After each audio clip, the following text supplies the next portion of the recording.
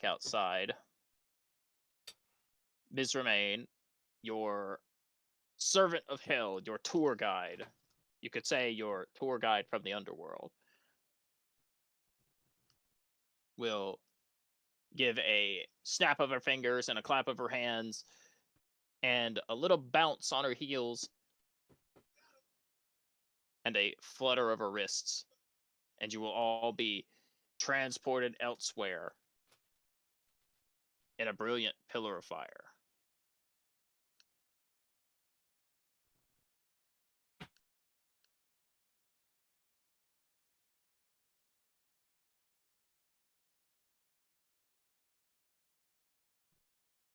You all emerge from the cascade of torrential flames in the upstairs area of what appears to be an alchemy store.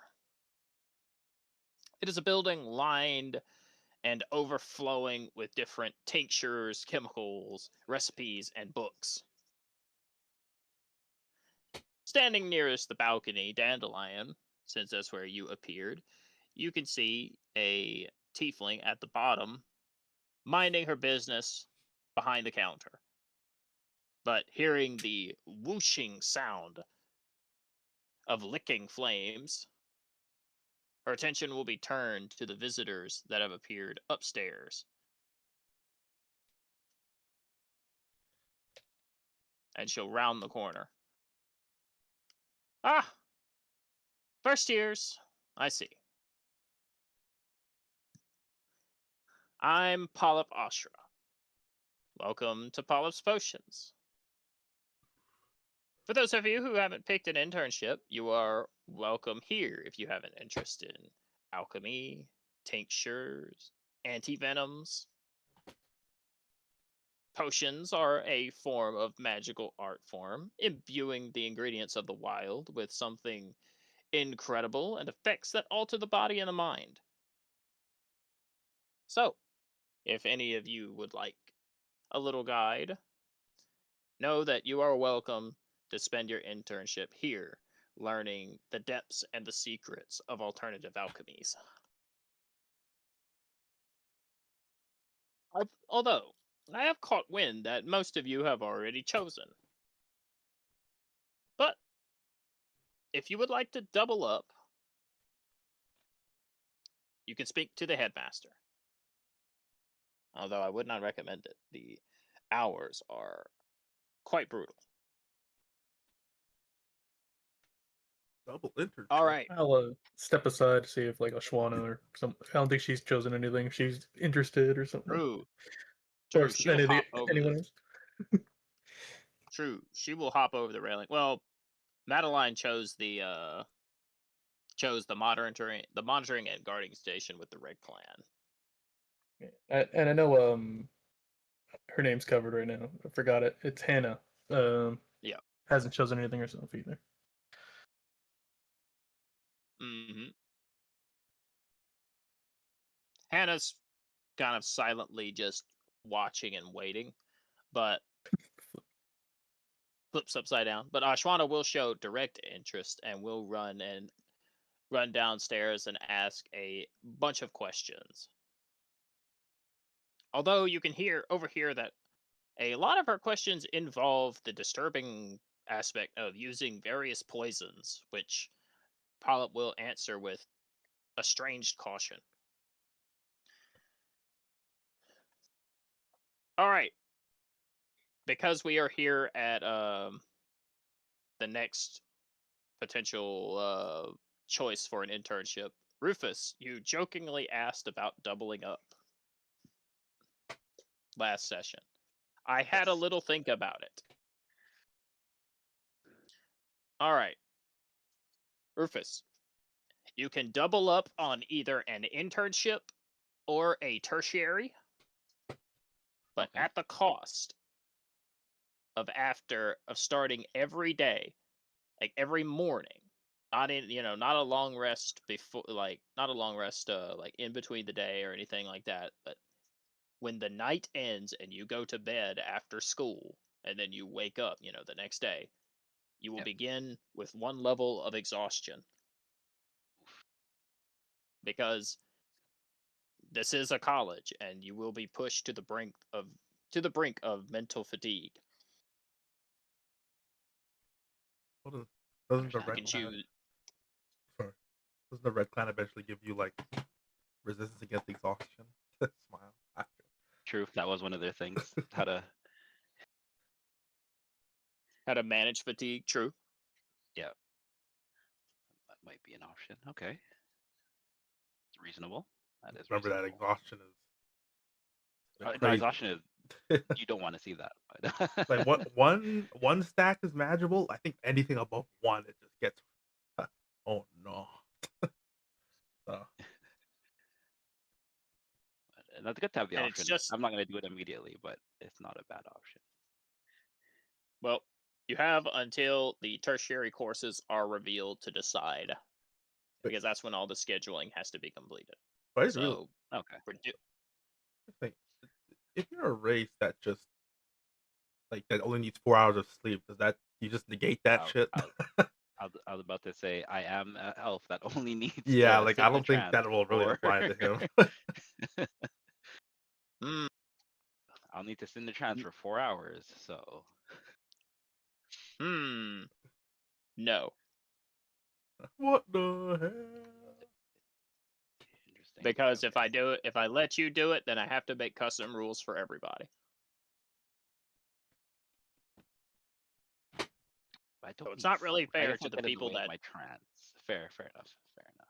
not fair to the people who don't have trans. Just be a high elf, Joe. No, that's fair. That is fair.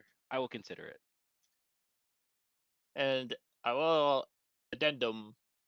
It is just to start the day. There's no, there's no going on. Maybe you go through the day and you get maybe you get some sort of boost or a Red Bull. Maybe you pick up a Red Bull from the school store and you feel better for a little while. Just cast a hate that spell is a on thing. myself every day. I mean, I was a college student. There was a time where I drank 2 Monsters every day. What the? Mood. As long as you don't have more than 3, you're fine. I was kind of really fucked up in college, so this is kind of drawing from some personal Oh. experience. I mean, I'm assuming brother fell asleep. Oh, there's Grim. Welcome, Grim. Better late than never. Better late than never. True. Also, Axel, you're muted if you were talking. How's that even possible? No, just making sure none of my background, if there's any background noise or anything. So just muting myself just in case. Gotcha. Sounds good. Well, I've already got your thing here, Grim. I was updating tokens. I didn't get everybody fully perfectly updated because I kind of forgot during the prepping for the session, but your token's good to go. I leveled you up, all that. Amazing. Thank you. And we are at Polyp's Potions, and I was just explaining the rules for doubling up on internships or tertiary courses if you wanted to. Might wanna, if you're like in the background, not like doing anything, maybe want to take a look at feats real quick. True, you do need a feat. Yeah, you get another feat at You level need a 6 feat because you're a or- fighter. Yeah, or an ability score increase. That too. You could go up to 16 int or 20 strength or whatever you want to do. Good stuff to look at in the background. Anyway, with the rules of doubling up explained and Polyp explaining her deal and Ashwana taking an interest in this particular internship, Ms. Rebane will bounce to the front of you all and come on. We have one place left to go. You there, the burly one. Come on. Attaboy. And with a hop and a skip and a 3, 2, 1, she will she will grab all of you and take you to your final internship opportunity. Another quick question about the double up. So is this going to be for Go the? for Is this basically for the rest of the campaign? You're just going to have permanent one exhaustion. That would basically happen. No, it's only when you go to bed and then wake up the next morning before your first class. But yes, it is like for the entire campaign, at least until there's like a school break or something like that. Like during a break period where there's like no classes or something like that, no, you will not be under the effects. But as long as, because there will be 2 break periods throughout this campaign, because we're gonna do like a couple of little time skips.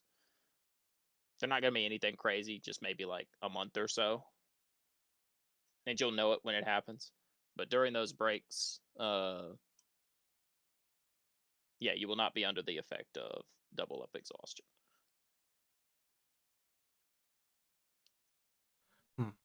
Can Okay. I do a one little thing before we teleport to the next room? Sure, what you want to do? I go up to our travel guide and say, because I have not, no, I ready with the thing that I've needed to do. Sorry, I forget the name. Wake me up when it is important or you need me, and I just go to sleep for the rest of the tour. Right. You just lay down on the floor and just go to sleep. She will pat. Yep. Ms. Romaine will pat you on the head like you were a sleeping puppy. We haven't even made it to the dorms yet. I had one. Oh well. I suppose if he wants to nap, I could just send him to the dorms now.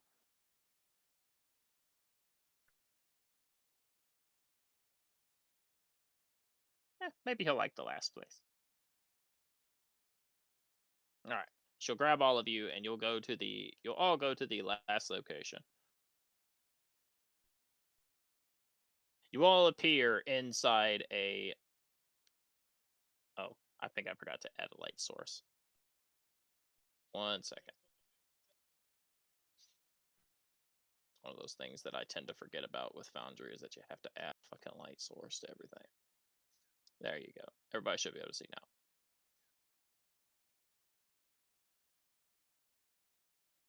All right. You all arrive in a blacksmithing shop, the school weapons store. I haven't been teleported yet. Wait, what? You haven't? Oh, I'm sorry. Also, there's no music. I don't know Oh, if I that was forgot. it's supposed to be music the whole time. Oh my god, I can hear it, but I forgot to add Kinku. There you go. Man, the Everybody should potions be good lab was now. kind of quiet. Professional DM. Anyway. There you go. There you go. You should be able to hear music now. Runs around. Rufus just sprints the fuck around. Just. Heard someone working on some tools in the back over there, and he had to go look. Don't trip over anything. Ms. Romaine will call out as Rufus Dashes just takes off. All right, Rufus. You see a short, stocky elf working on what appears to be a set of weapons over a forge. The notable skin tone immediately tells you that she's from the Underdark. Easily identifiable as a dark elf or a drow.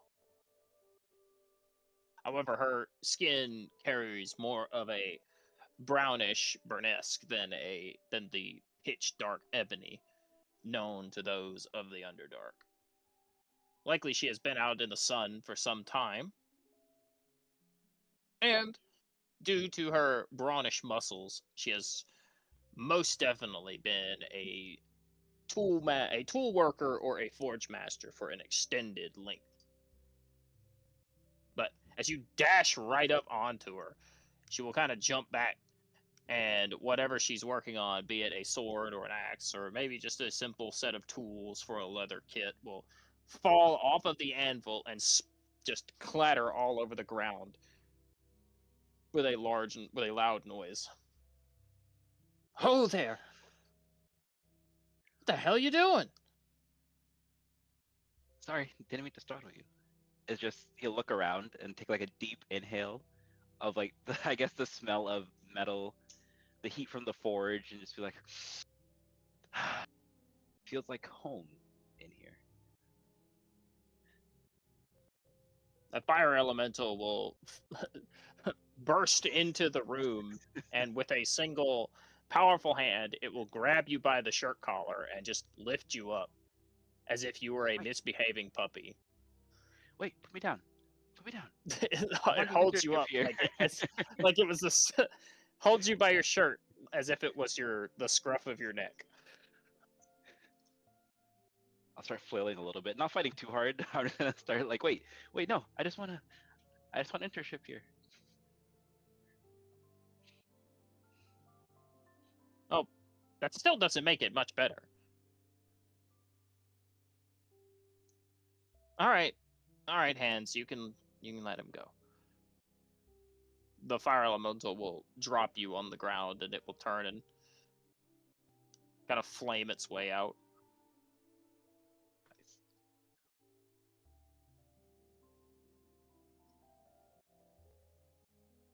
Sorry, miss. I'll look at her, looking for like a name tag or something.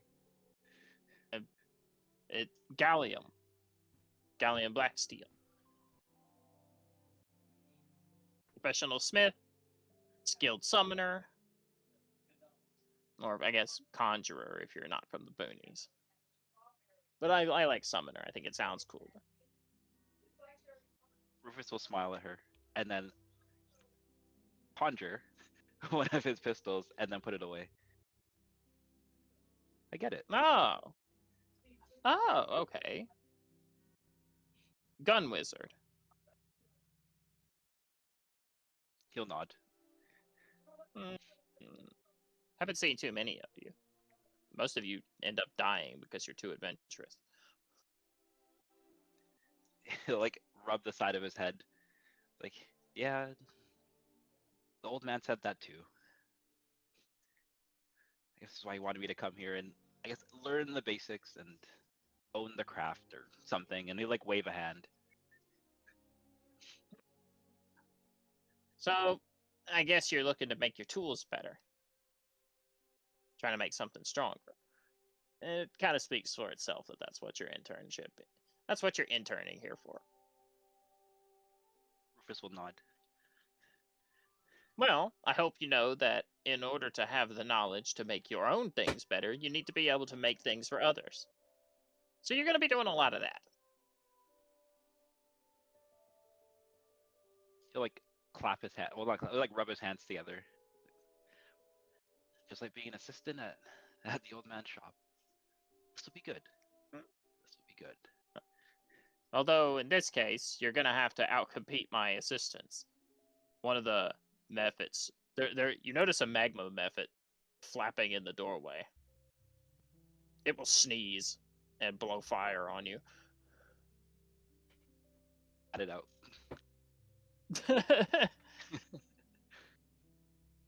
I see. Although I'm pretty sure it won't be as hard a task, at least if you have a little bit of knowledge. Summons can only do so much given their lack of a brain. Rufus will nod. All right. Well, how about a question? If your main goal is to learn how to power up your tools and make your little toys stronger, what's your long-term goal? Seems like a pretty short-term goal that you have right now. But what's the long-term goal? How will this internship benefit you by the end of the year? Rufus will, I guess, blush a little, not being prepared for that answer the question, or not being prepared to answer a question like that. But he'll like steel himself and say, "I'm looking for someone, and I think I need to be stronger to find them. Okay. Well, you're not going to learn much search magic here, so maybe. He'll interrupt. Like, I already know where I have a good idea of where they are, but getting to them is the problem. Well, this is the place if you want to know how to craft things to breach magical barriers. Nods enthusiastically. I just wanted to make sure you knew what you were getting into, since internships last a year. You need to have a year's worth of reasoning to be here. Rufus will say, if it takes a lifetime, it'll take a lifetime. No, it better not take a then- lifetime. You're not hanging out in my shop for the rest of your life. I'll smile at her and say, elves live long lives, don't we? Yeah, but we don't have long patience.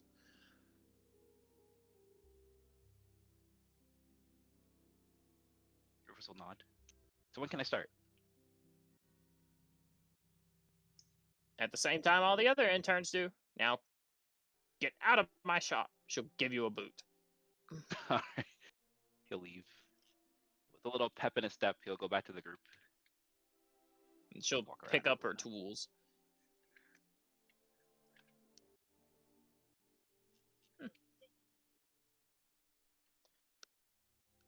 Get what you needed? Yeah, I'm happy. All right, kiddos. That concludes the internships. There's not much else to see or many places to go. I suppose next time I'll see you all is on tertiaries because we're going to do a little tertiary tour. But that's the end of our trip together. So for now, I think it's time for a little vacation to the dorms. The day's ending after all, and you all look exhausted. What, 2 courses, Archon Ball, internships? I imagine you can't take much more without your brains bursting. So, how about let's get you all a nice bed and a hot meal? And enjoy your stay. And this time she'll bounce off to the side. She'll thrust out a hand, and Grim will get floated to the other side of Dandelion. Also, I think I forgot. I think I forgot Madeline, unless she's underneath somebody. Hang on, check. Yeah, I think I just forgot her. I will need her, so let me grab Madeline right quick.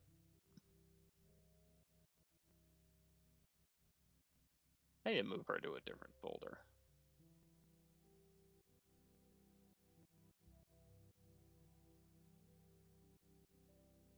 Plunk. Go. And Mizramain will send you all traveling to the next place without her. And you all be cast on to the first year dorms.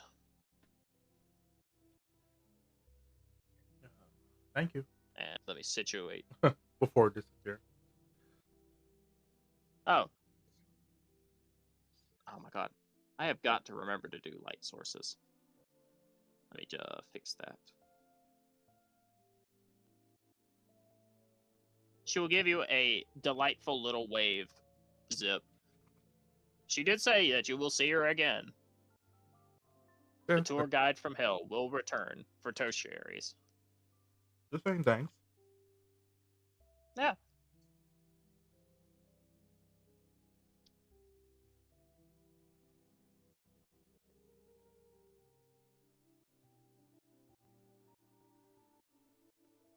You all arrive at the first year dorms. Standing amidst the opening hallways, which this again will be, I will add this to one of my own maps later for you to go here at any time, but this is just part of the introductory phase of the campaign, just showing you every place you can go and check out. But as you all snap into the dorm room, Oh, I believe. Wait, where's Dandelion? Hang on. Mine's Let just me at, mine's just show loading there back. somebody. Mine's just at 99%.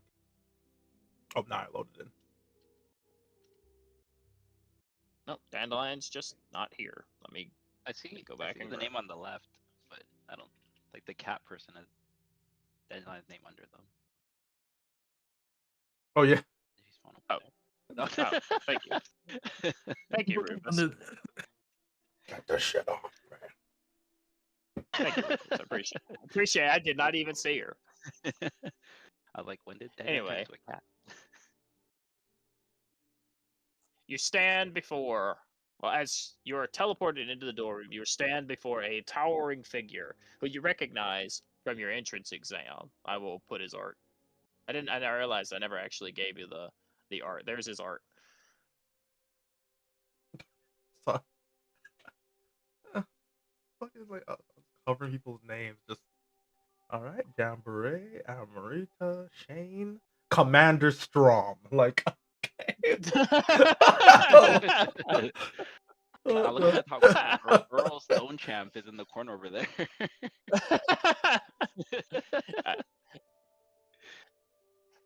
I mean, look. Did you look at his face? Like, True. Oh goodness. yeah, it's just Earl Stonechamp. Like, oh my god, this fucking token. Get that fucking one got overwritten. At least I fixed it, so I can just do that. Boom. There we go. All right. Credit to Ivy because this guy was Ivy's creation, but the entrance exam. But Bob the Vigil will greet all of you as you manifest into the dorm, and through his tower-like helmet and large form, you know that he is the If you're head of the speaking, I watch. can't hear you. Oh, wait, can nobody hear me? I could hear you. I can hear you. I can hear you. Yeah. I might just be you, Axel. Can you hear the rest of us? Axel? Can you hear me now? Hey.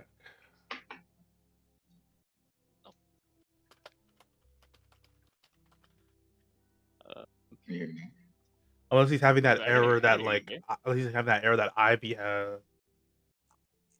Okay, I hear. I'm back. I hear everybody. Okay, never mind. Okay. All right, cool.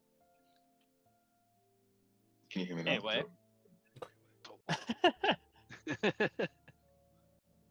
Bob the Vigil, the head of the watch on the Manjome grounds, will give you all a little wave with his smaller arm, or his smaller arms, and he will say from behind his helmet, "Hello, first years."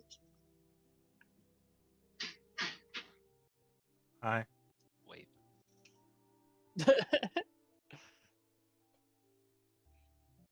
Are you arriving at the end of your internships? Nod. Yeah. Strong, silent ones, I see. It's a bit boring. I like a good conversation. It would do you first years to ask me how my day was. After, I think we're all kind of tired from the day. His head will lower in a stance of depression. As you hurt his feelings, Rufus, you will hear him audibly say, "Oh," and he'll get out of the way. I guess as I'm walking by, if you're here tomorrow, I'll talk then. Oh no, I don't want to talk to you now. You're mean.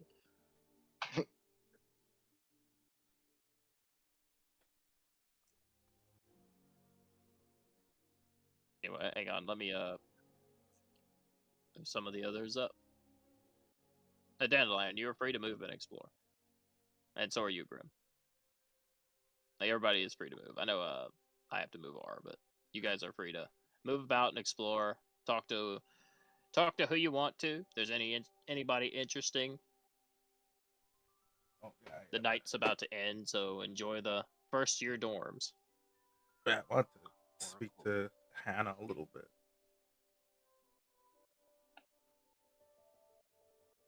She'll turn to you, Zip, as you kind of stand nearby and notice that you're kind of eyeing her a bit awkwardly. Here, let me move Madeline, because Madeline would kind of fan out and go off on her own.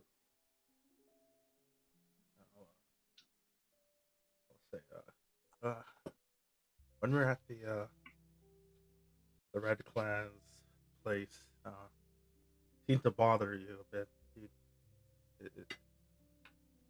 Is there some stuff that you don't that you know that maybe we weren't told? Oh, you noticed that? I didn't think anybody really paid attention. Yeah, I saw. It's personal, but I guess I don't really mind telling you. It was nothing that happened to me. It's just, I don't know, something I've always stuck with. The Red Clan imprisoned my mentor, the one who taught me magic when I was younger. I learned how to sew from my parents and made my own robes and stuff using the leather workings that they taught me, but a I got lost in the woods in a forest near my village, and a man found me. He treated me with a lot of kindness and showed me magic. That was how I began to learn. But the Red Clan arrested him and took him away. I never saw him again after that.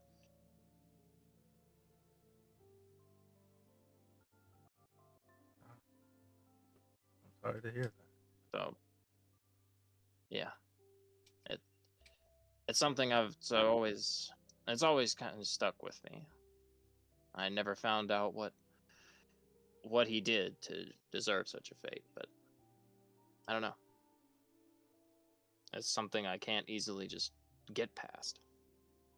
Seeing him just makes me angry. I didn't want to say something that I might regret or go asking around, because if they're on campus and they find out I'm asking around about someone that they may think is a criminal, then, you know, what if they arrest me next? That makes sense. All right.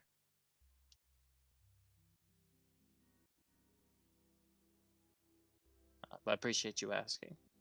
I just watch them. They're I don't know. I want to say they're corrupt, but I don't really know them. All I can tell you is what I saw when I was little, and it was them dragging my mentor off.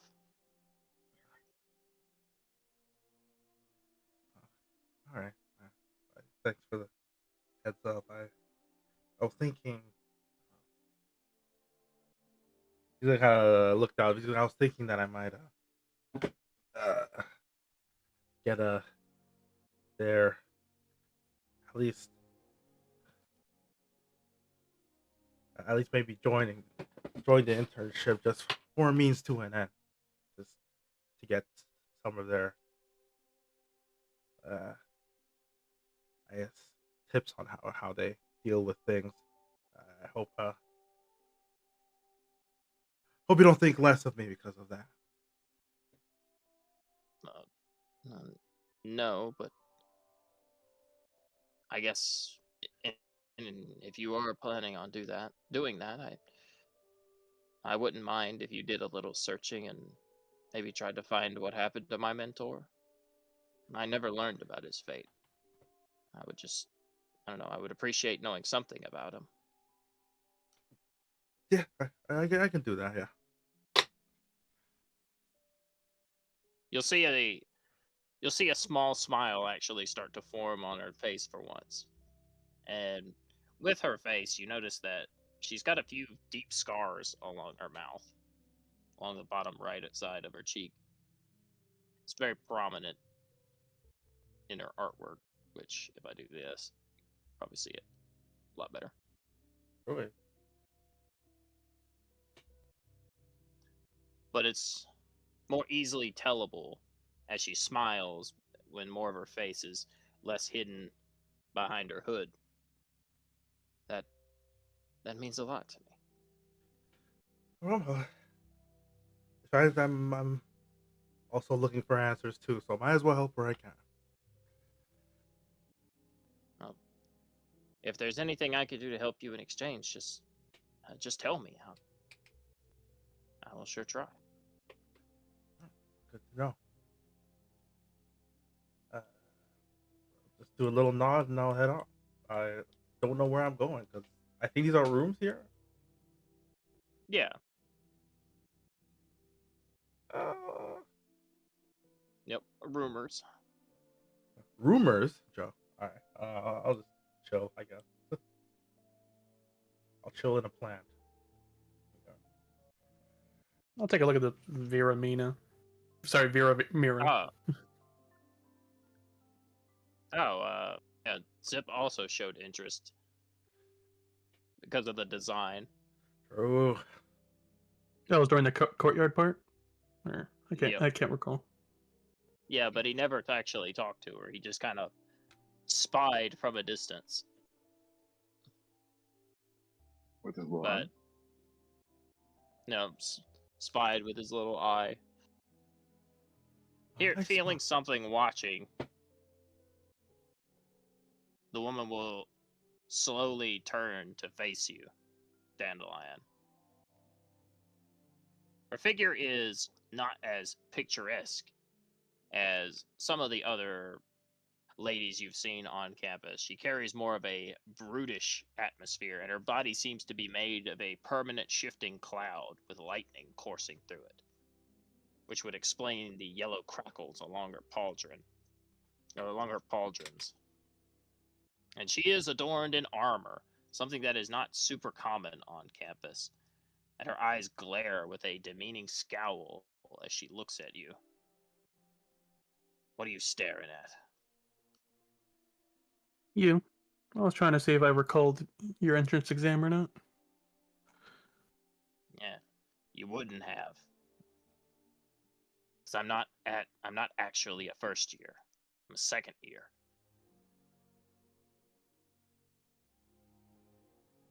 Well, are you gonna make me ask why? What? Why I'm in the dorms? Curiosity's sake.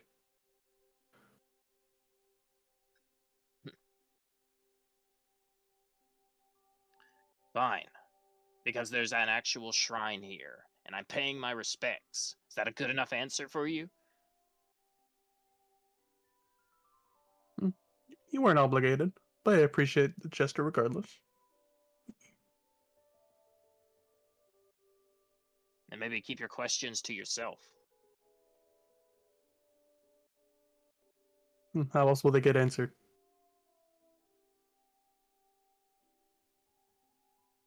No, maybe the next time you ask me, you might get a fist as your answer instead of a worded.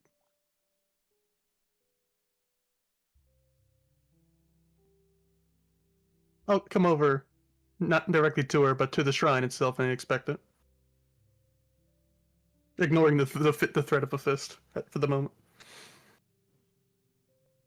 She'll turn her attention, she'll step away from you and she'll, as she moves closer to Rufus, she'll say, "What are you looking at, punk?" Rufus will look up confused as he's just staring at a chessboard, playing a game with himself. I'll see if I can identify what the shrine is for exactly. Okay. Turn back and continue playing chess against himself. Make me a religion check. Oof. Alright. I'll how much of that do I have? We keep long range. Okay, I have 2 of these. I'm gonna lucky it.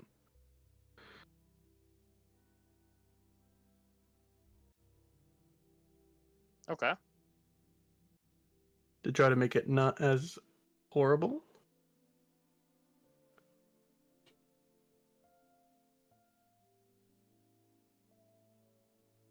Oh. All right. 1 second. Getting the I'm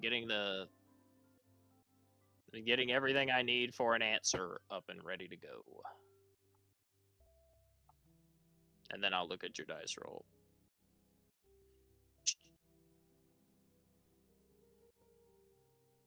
All right. Okay. Let me see what you got. Oh, okay. Never mind. 19. That's pretty good. I'll be know it's a 20. Yeah, it's casual 20. Dandelion, you know that this is it is a fireplace, but it has been modified into a shrine to the god Alael, the god of dreams. Yo. Also, the god of love. I'll that can you repeat that for me, please? I didn't think I got it right. I'll just type it like this. Alael, the god of dreams. He is the lover of the god of nightmares. Together, they represent two sides of the same coin.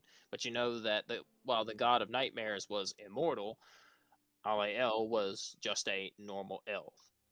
A normal elf, but through their marriage, he transcended into a demigodhood. Essentially became the equivalent of a godbound, or something like that. He was a demigod. But they also became separated at some point. They went through a nasty divorce, as it were. And while you don't know why directly she is worshiping him, why she is paying respects, you can make an assumption that if she were to be paying respects to the god of dreams, then evidently she probably lost someone who died in their sleep.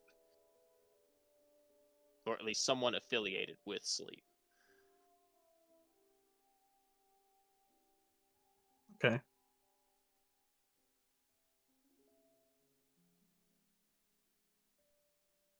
And that's all. I'm just gonna leave it there. I'll gaze at the shrine for a few moments before glancing over.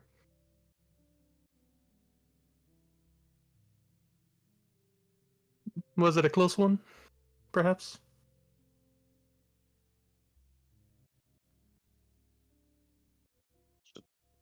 She'll turn back, still with a bit of aggression. I don't remember asking you.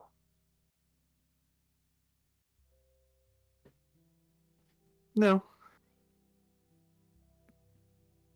But I do know grief when I see it. We all have it in some ways, shapes, and forms, and our ways of coping through it.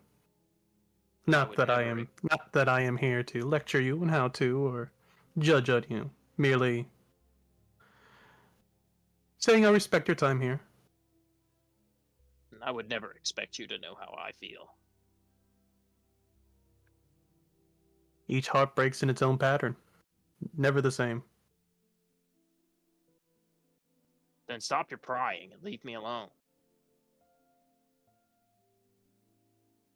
If you know well enough that you can't understand, then just let me to it.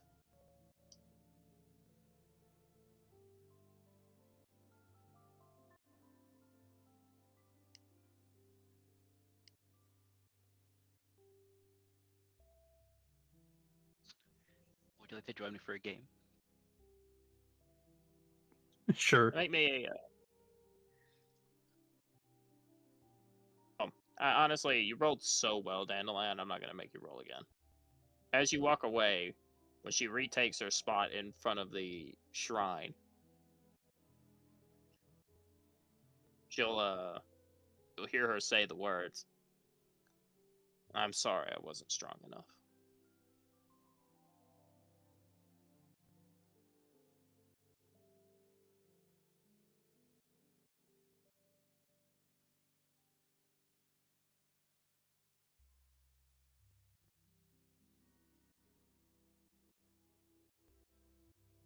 All right. While Rufus and Dandelion play chess, Grim, did you want to do anything? Say anything? Talk to anyone?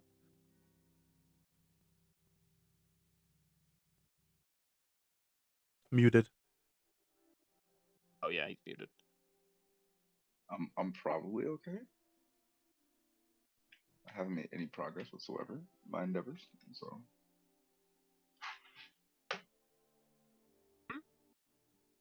Oh, you were looking for the you are looking for Winville's wicked works. Perhaps it was a good time to ask about that, if you wanted to. if Because I'm that not is one of mistaken, your endeavors. she wanted me to give something up. She wanted me to ally with her or something or other, which is why I didn't fully commit last time I talked to her. I'm not Can't mistaken. remember. I think she asked a favor. Yeah, she wanted me to do something, and I was like, I'll think about it. Demonic person is so that's all chill. That's why I was gonna Fair wait enough. till if we go back to like I already have my intention. You know what I'm gonna do. Well, now that the day is ending, you are more than welcome to explore the library. Oh, Damn. Let's go. Oh, let's go. Well, Nope, I'm not cheating. Oh no, damn it! I didn't Cheating? cheat. Sorry, go on, Grim. Sorry, go ahead. Nah, there's not that much going on. yeah, Grim. If at any point you wanted to explore the library, you are now more than welcome to. Now that you are out of classes and you're on campus grounds, you can do your own investigation. It's wizard's chest. I mean, dragon's chest. Is you? All right. Since Grim is kind of just wandering around right now, is there anybody you wanted to talk to? Anybody that looks interesting, or are you fine just hanging out? Yeah, I'm still sleeping, so I Oh, kick true. up. Yeah, I kick up, look around, and be like, "Yo, what's going on? Where are we? What are we doing now? Why did nobody else wake me up after we traveled? And it looks like we're finished doing the other thing we were doing." Man wakes up in the middle of the dorms, just. Well, Discombobulated. as you kind of wake up suddenly, or you realize that it appears you are in the middle of the floor amidst the school dorms. Your tour being over, and now freely able to explore and wander around. Or if you wanted to just go to bed, you actually have a bed now.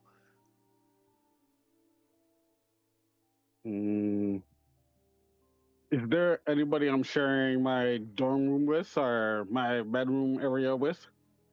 Yes, you would be sharing it with Rufus and Grim and Zip. Okay. I head to over to where what is it? Ashwana? Mm. Well, I can move myself there. And say, She'll "Oh look yes, surprised. I remember you from our team up. What is going on over here and who are these people?" Oh, you're right. I was kind of just moving you behind us with some water. I thought you were dead. No, just bored of doing what we were doing. I already made my decision, so why not take a nap? Fair enough, I guess. Well, this is Oracle. Oracle is a diviner. She can read the future, or at least try to, using bubbles. I believe one of our friends already talked to her. And That is Jamboree. She's the enchantment instructor for this year. Nice to meet you, Jamboree and Oracle. Oracle, you interest me because you could possibly see the future. Is it possible that you could help me with an endeavor that I have? A floating pufferfish will stare intensely at you, Or. He has a little hat on his head. Here. I'll put his art up for you. Ah, Yeah. He gives you an intense stare.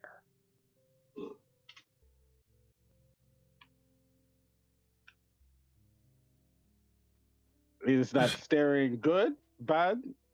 Is there words we can communicate, please? Well, all right. Since you have incited the words of Bloober, he will say, "What you doing up here, Nya?" I wanted to say hi to the person I was teaming up with, but I also hear you could see the future, and that could possibly help me with something that I need help with. What you need your future read for up here, Nya? You eating up people's time? You like being No, invaluable? I need to see who is the person that I need to be following in my future endeavors. Like my leader, master, whatever they choose to be called. But I just need to figure out who that person is, and maybe you can help me. Well, I can't help you, Nah. I'm just a talking pufferfish. Like, can't you see the future? No, you've got to be talking to the mage down there. I'm just trying to ask why you need your future read. Which means, which, You were just use talking to your it was Oracle, the one you were asking. He just kind of directed the conversation away.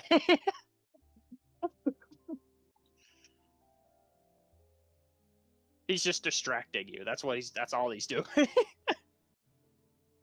man out here. If you can help me, say yes. If you can't, you're just wasting my time. This is very important to me. If there's something I need to do to make you see my future, that I will do it. I can try. Oracle Thank will you. take out their long bubble wand. It's difficult to tell what gender they are, considering they have a very strange appearance. Their body is not particularly normal in the general sense. They almost appear feminine, but have more of the tall stature and facial structure of a man. It makes it very difficult to tell. And their voice feels like a blending of both genders together. But they will answer your question, R, and it will say, "Hold out your hands."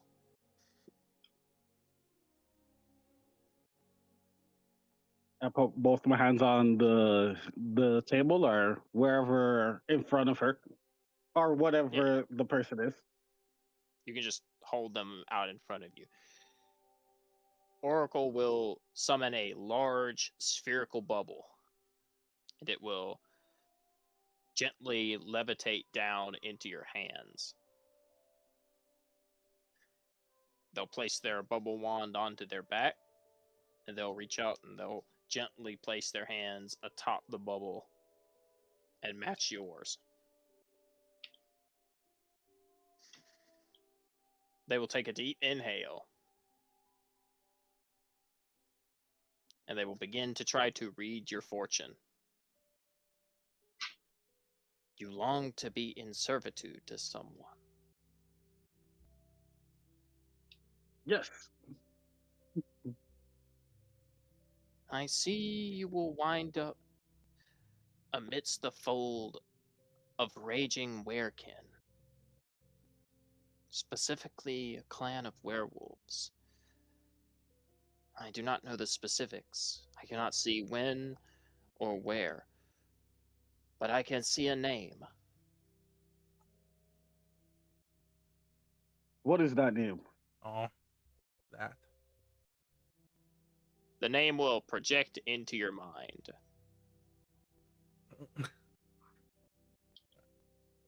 That As you shit. see a bestial barbarian in a faraway land fighting amidst swamp and trees, carrying the curse of the werewolves as he fights off the endless darkness and the shadows. He bears not the regality of a king, but the power of a tribal leader, and the iron will to uphold anything he sets his mind to. Yo, That name is yo.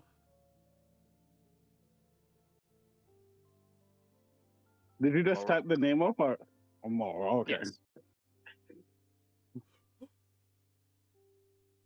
Morocco. Interesting name, Morocco. By any chance, do you know anybody of name Morocco? Any of you?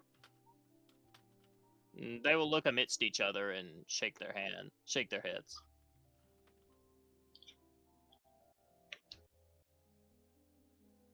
I Morocco? think what's your name? What's your name? What's your name? What's your name? What's your You name? said Marowak. He said Oracle. I think Oracle and Aswano for introducing me. And who was the one who was annoying me again? Was that This Jamboree? is this is Blooper, the pufferfish. That was the guy that Blueberry? was annoying you. Yeah, Blooper, that's his name. I do not know why you were around, but I did get my answer. I don't know why you're around this area, so I'm gonna leave. Please don't bother me again. I don't know why you were around. What you doing here? Why do you Boy, even exist? boy, if you don't stop, I am going to throw you as far as I possibly can. I'd like to see I you try. already explained why I'm here. Unless you know who Morok is, I ain't got nothing else to do with you. No, I don't know. I don't know nobody by the name of Moreau. That guy sounds like a weakling. You are the only weakling I've ever met in my life. Goodbye. All right, I'll just you walk away. He's just rage baiting you. And it's working. That's funny. All right. Anything else you wanted to do, or anybody you wanted to talk to? Mm,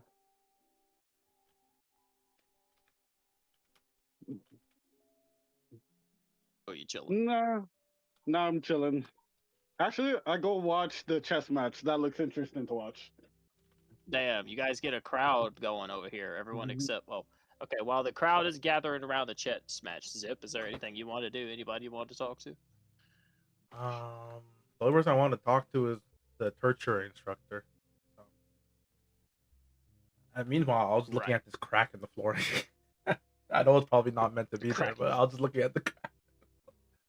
Oh, What yeah. caused That's that? that's just part of them. Actually gave Alright. some campus lore to that half joke. Joke. Alright. Nah, there's no like super secret lore. All right, okay. No, someone just fell. So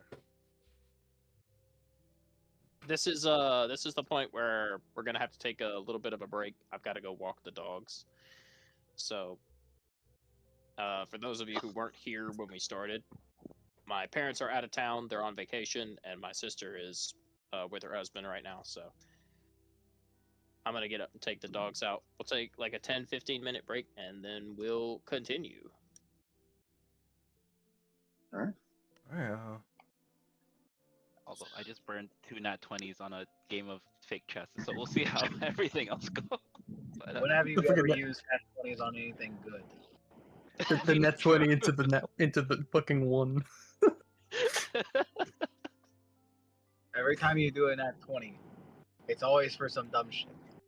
It's always it's either for aura farming or like doing the most useless fucking thing ever. Yeah, like winning at Dragon Chess. Winning at Dragon Chess is a good endeavor. Oh, nice. Then it was worth it. Oh, man. I don't know. I remember beating we were beating the fuck out of Braxton's Dragon Chess cleric lady or whatever. I think it was a tie. I can't actually remember who won it. I don't remember. I was the one who ran it. I don't remember the fuck happened in that random little side chest match. What the hell? What do you mean? It wasn't Like, put it, wasn't a major there plot was a point or person to talk anything. somewhere?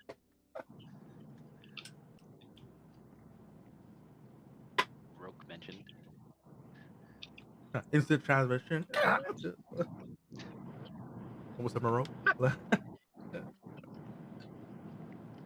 Instant transmission. It's like the fucking Beetlejuice thing. You say it enough times.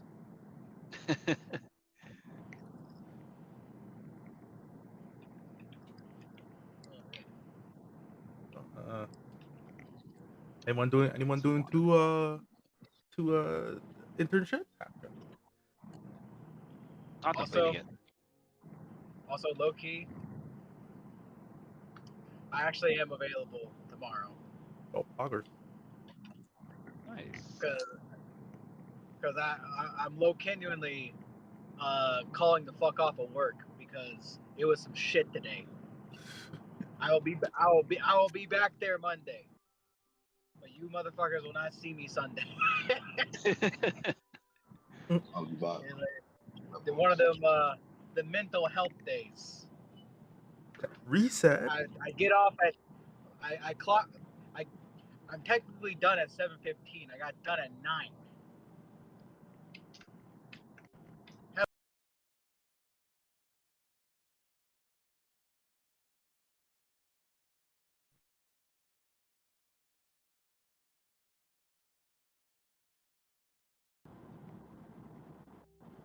Anyway,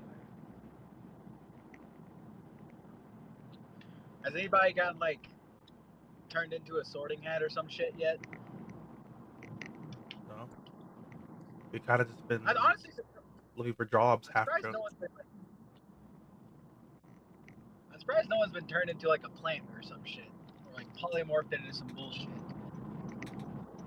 No, we're just looking for jobs at the moment. So Damn, the employment arc. actually though.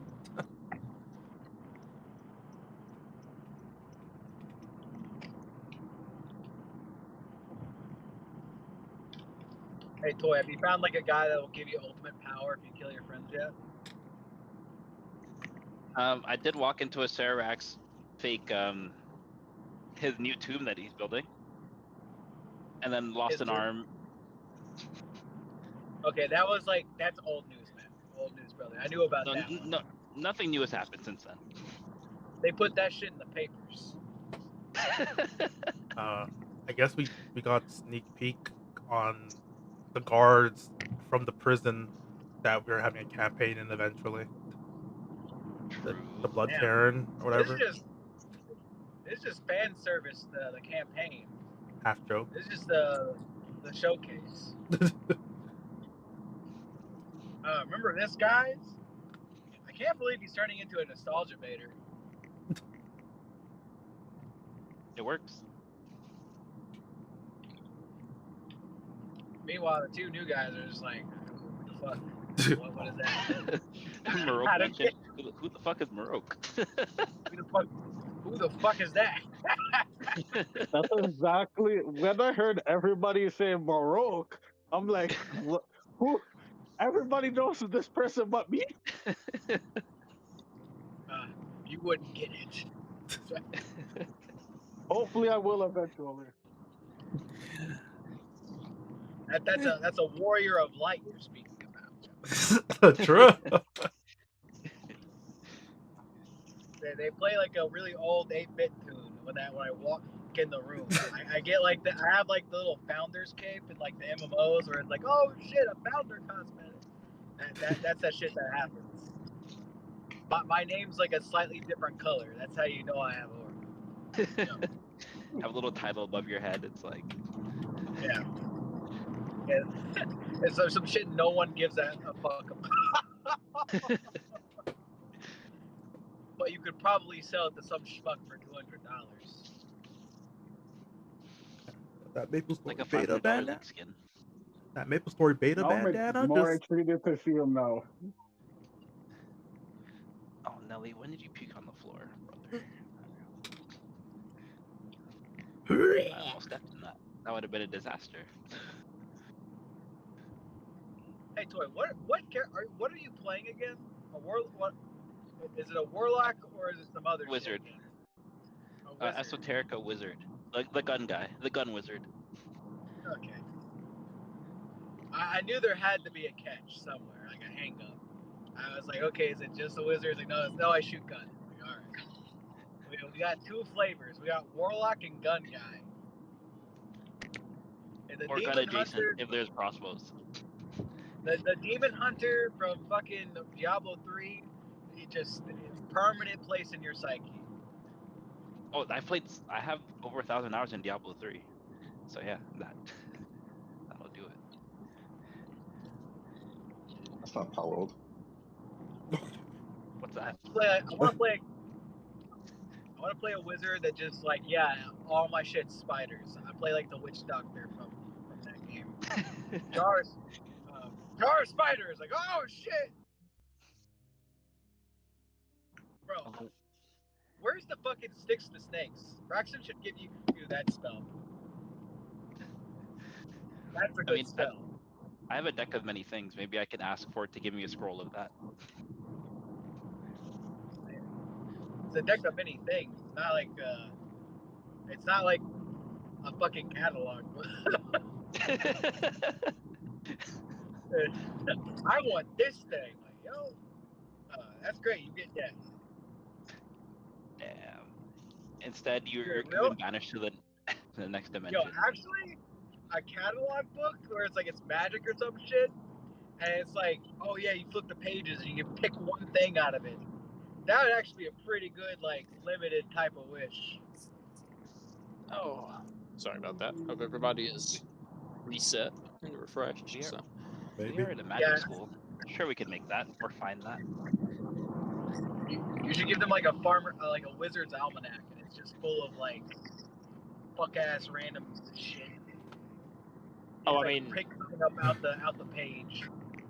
Rupert has the deck of many things. He just won't use it. Oh, dude, what? Hear me out. It's full of scratch and sip cantrips. Like you scratch that shit and you get your face melted by acid splash.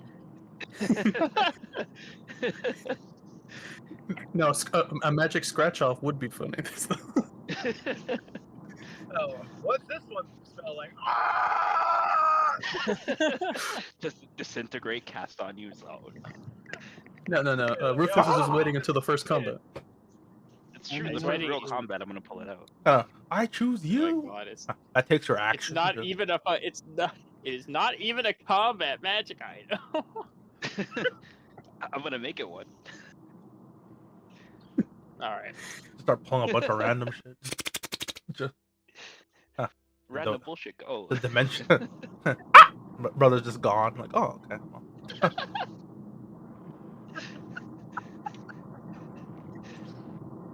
Imagine bubble wrap, but it's all magic missiles. You like squeeze the whole roll, and it just. Okay, bro. We have to continue. All right. Not if it's a bubble wrap. With the chess match ending, who won? I lost twice. Okay. I rolled 2 nat 1s in that entire thing, and I rolled like 3 times. All right. Rufus. You don't gain anything. but the satisfaction that you beat your classmate. Nice. It's the first thing he's won at since he's gotten to the school. So You I get the can't believe I feeling deep lost. down. You get the feeling deep down. This is where your luck starts to really turn around. You gained the lucky And feat. as Yo, be actually insane. and as I mean, he has an inspiration. true. I can't give him another one. Anyway, as the night comes to a close, or as the day, your first day comes to a close, and everything starts to settle down, you can all retire to your dorms. Split, of course, between male and female.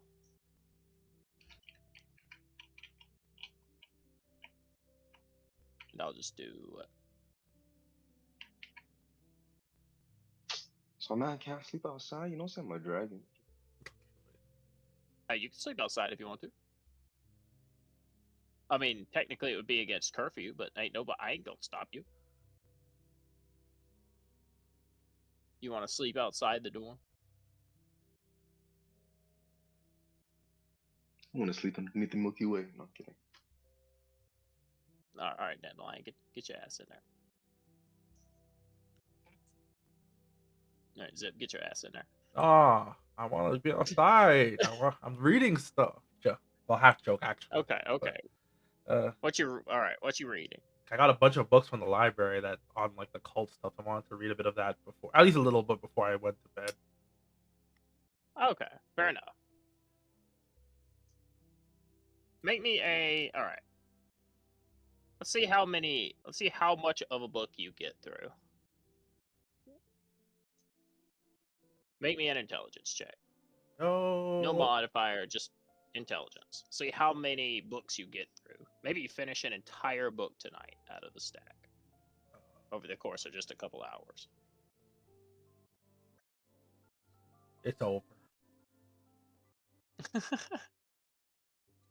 You get about halfway through one before you feel sleep start to overcome you. It's been a long day. You haven't really had much time to rest since the entrance exam, but you still managed to get about halfway through one of them. Despite the array of cult knowledge listed deep within the contents of the weathered tomes, you do not find any information related to what exactly you're looking for.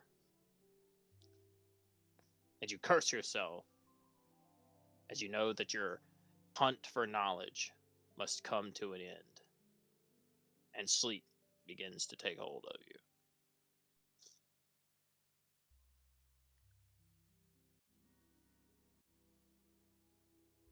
All right, I'm going to go ahead and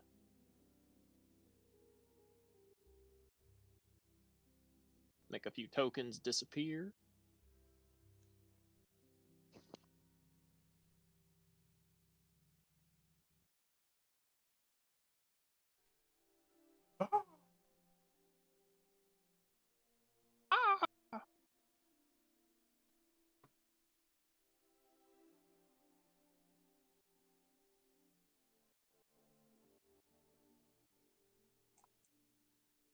I realize those are tiny ass tables and tiny ass chairs.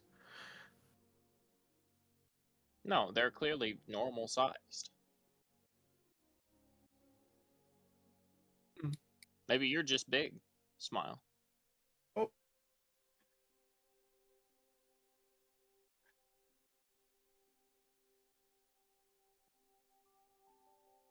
All right. You hear the sound of the door opening as someone comes to bed late. Go ahead and turn that off a little bit.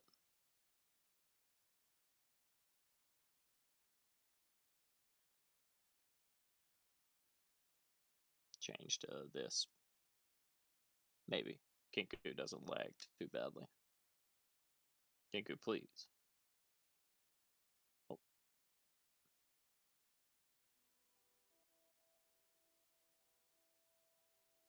Perfect.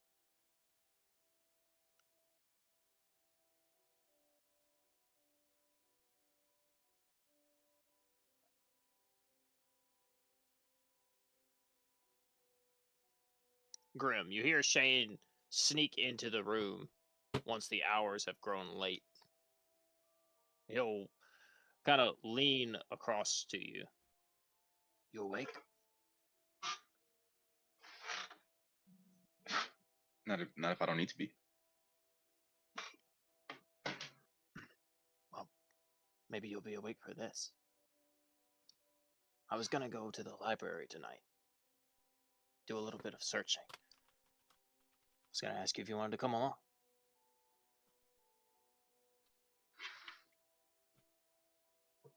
Okay, well, wait. Sure, why not? See what's happening.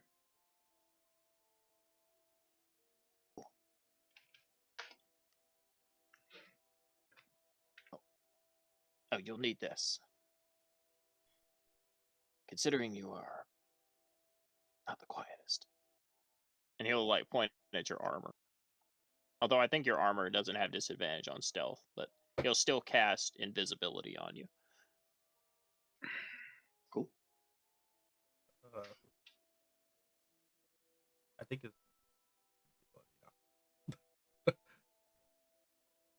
Oh, I'm trying to find it.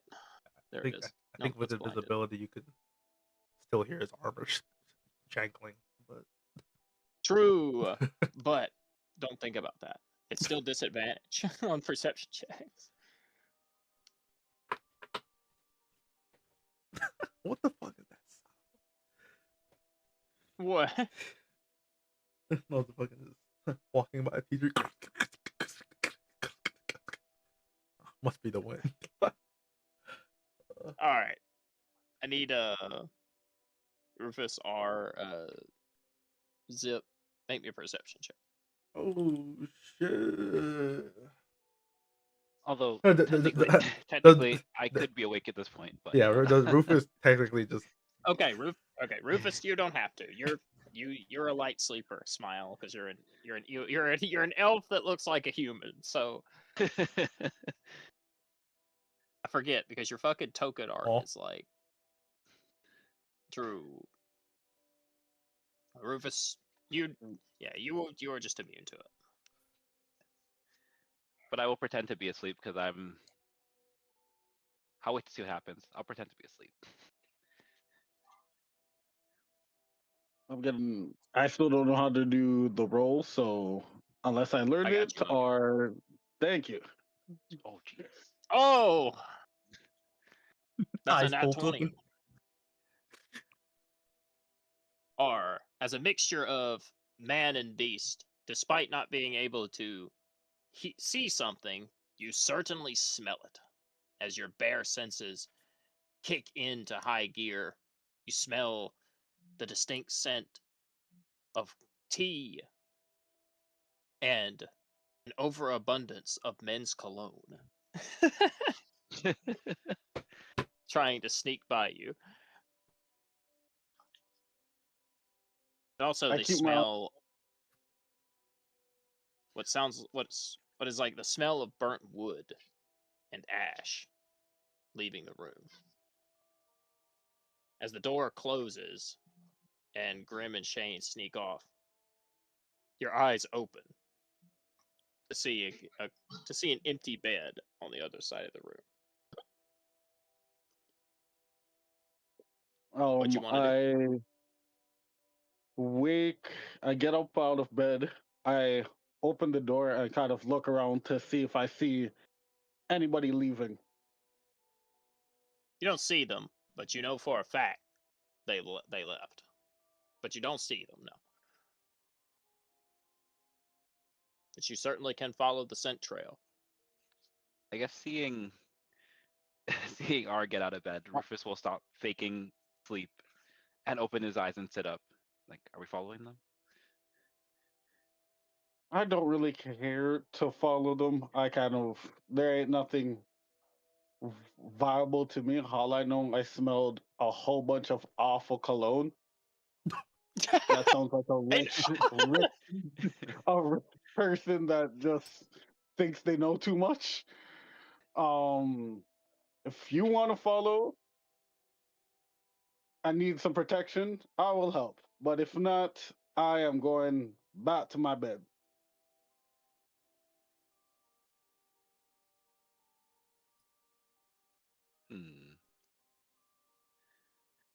there is a curfew. Do you want to get in trouble day one? Hey, I already got beat up by one person today. I'm not trying to fight another, even though I love to fight. You never know where adventure may call. I'll slowly get out of bed and like look into the common area and see if I can anyone out there. You don't see anything, but you certainly heard it as it was leaving. Uh, I mean, you are a I'll wizard. glance. You have a vast knowledge of spells. I will glance back. I want to go, but I'm not. I'm not stealthy enough to go alone. Okay. I mean, R said he'd protect you if you needed protection. I do like how it's just gonna leave Zip asleep. I'm looking back, contemplating waking him up too. He's like the guy, like the anti-mage. It's like, nah, we don't need him. The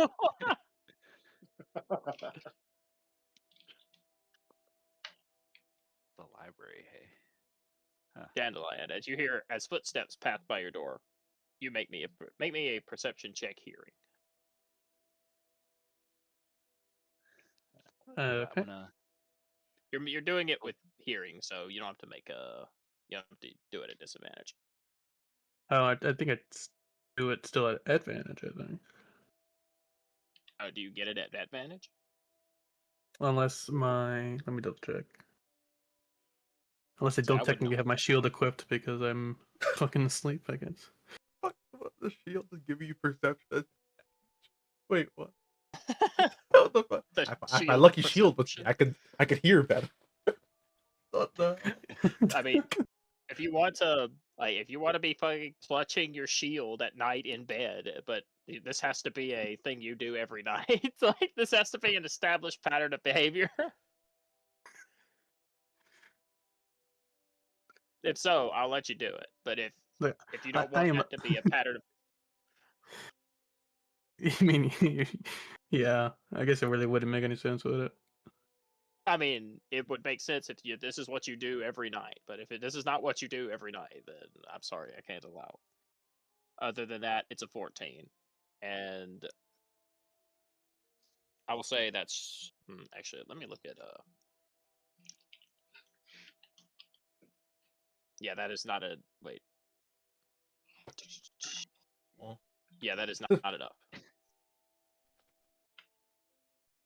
There's equipment bias. Tap tap tap tap. Rufus, just talk, bro. You have a mic. I think Grim went to the library or something like that. Do you want to follow him?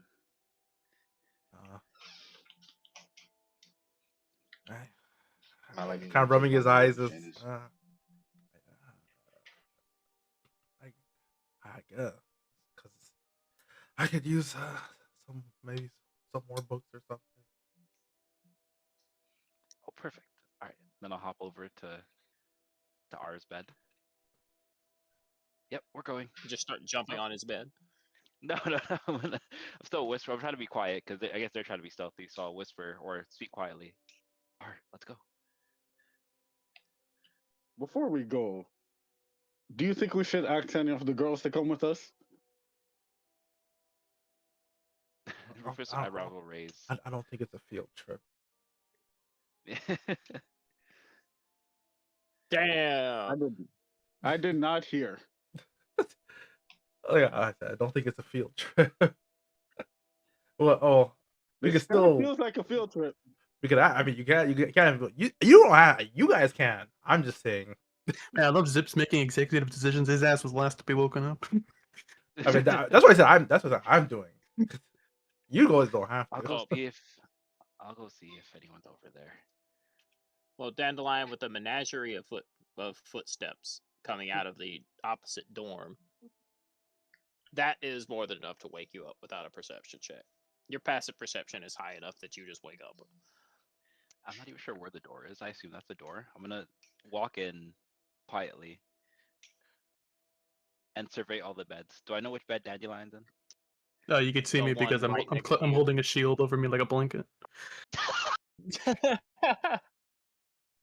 You can see her pretending to be asleep, clutching a shield like a blanket. Tap tap tap tap tap. No, I'm kidding. Hey, we're heading to the library. Do you want to come? The library. Why are we going at this hour? Rufus will shrug. Grim and some other student. They left in I guess under a spell, maybe? Very secretly. So now I'm just curious, you know? All right. Oh, perfect. Team. He'll pause for a second, thinking if we had a team name during the team entrance exam. Let's go. And I'll just. God, what That team name's gonna sound very stupid when we're seniors. We'll think of a new one when we get older, or when we get there, I guess. When we get older. Man's like That's an first adult year team. at Hogwarts, brain. Everybody's like 8 years old. We're gonna I'm just gonna use copy that. everybody's token. Use that disguise disguise self. self. Okay. What you making yourself look like? One of the generico students. Okay. There you go. I'll Like that one, yeah. there you go. And The way to paste that perfect. up. Yeah, I can do that. Yeah. Hello, fellow student.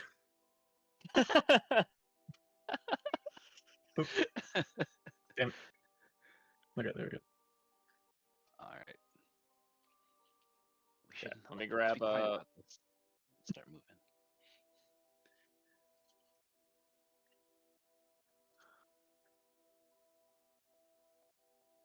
I'll copy you all and move you. All right.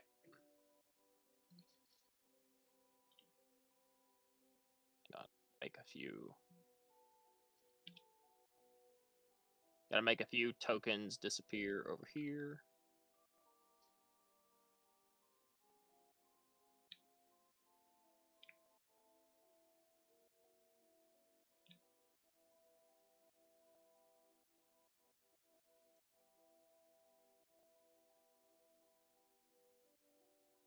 Let's see, where is the yeah, I know. I'm working on it, Grim. I got you in a sec. No. There we go.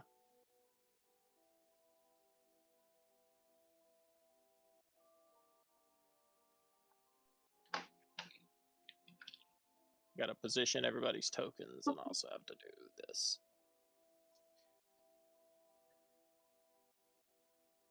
Light source maxing.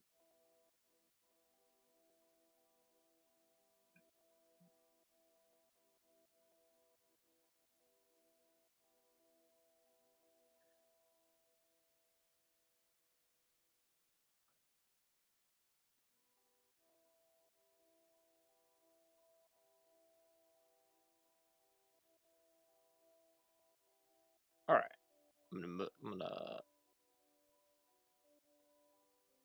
All right, all your tokens are here just so you can see, but everybody else is following behind.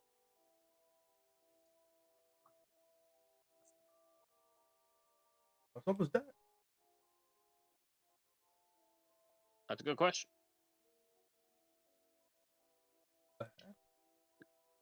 Grim, can you see your token? I can.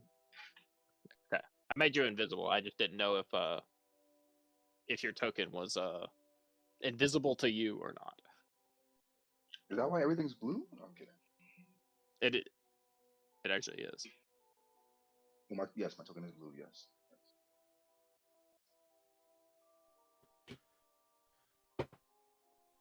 Anyway, as you make it to the library, the short spell of invisibility wears off, and you arrive. Your first contact with the library, Grim, the Benjome's beholden hall of knowledge, possessing the contents of mages throughout centuries, millennias, all cataloged here, with rows upon rows of books. And even then, as you look up to the sky, you see that the library seems to expand on endlessly up above. It climbs to an unfathomable height, with levitating bookshelves that shift and move themselves about as if through sheer automation. Enchantment magic coursing through this place. It is a building that was made by both a mixture of of careful handcrafted stonesmanship and interwoven with magic throughout the very fabric of the cement that holds it up. On the ground, you notice, directly over here, what appears to be an automaton of some kind. A mechanical being run off clockwork and steam, although it appears that its functioning hours have reached its limit, and it is currently in a state of rest. Some of the other ones move around.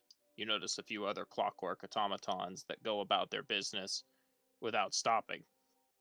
Likely more fully automated machinery that merely do their tasks and are in constant repair or enchantment to prevent them from never tiring or breaking.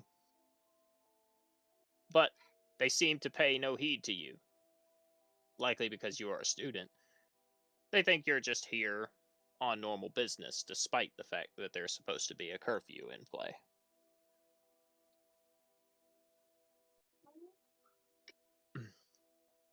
Shane will speak to you, Grim, as the two of you enter. I thought so. I figured that if we came here, any eyes would be asleep, and the normal workers, the machines, they wouldn't identify us because they don't know what a curfew is. They don't have that sort of system built into them. What an oversight. Conjuration magic makes it hard to change something really quickly. They would probably have to all be dispelled and re-enchanted. An oversight. Yeah, pretty much.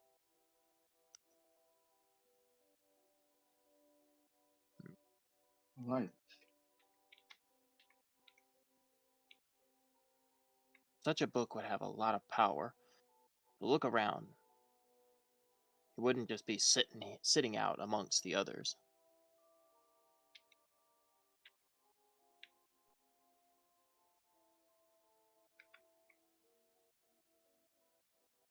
Grim, you walk Perception into the check. fireplace. Perception. All right.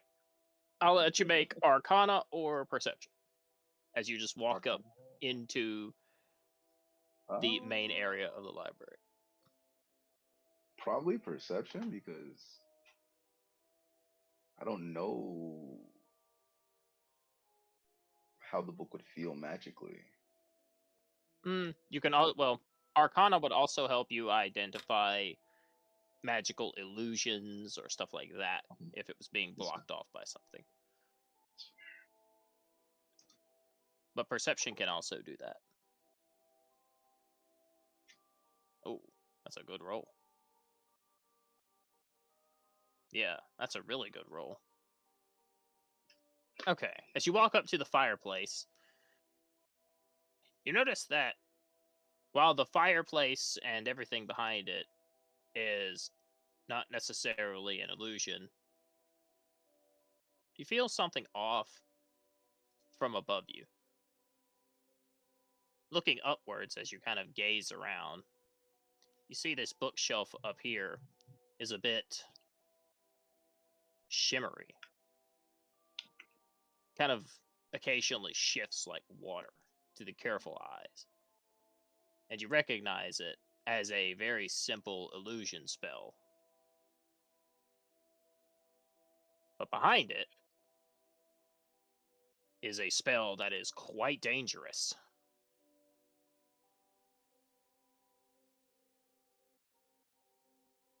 As you look at the bookshelf and you kind of wave your hand and dispel the illusion a little bit, you kind of look past it. You see a chamber on the other side. It is a short hallway that leads into a room with a magnificent round table. But dare you not step forward any further, because you recognize that along the ground, just roughly at waist height, is the spell Prismatic Wall.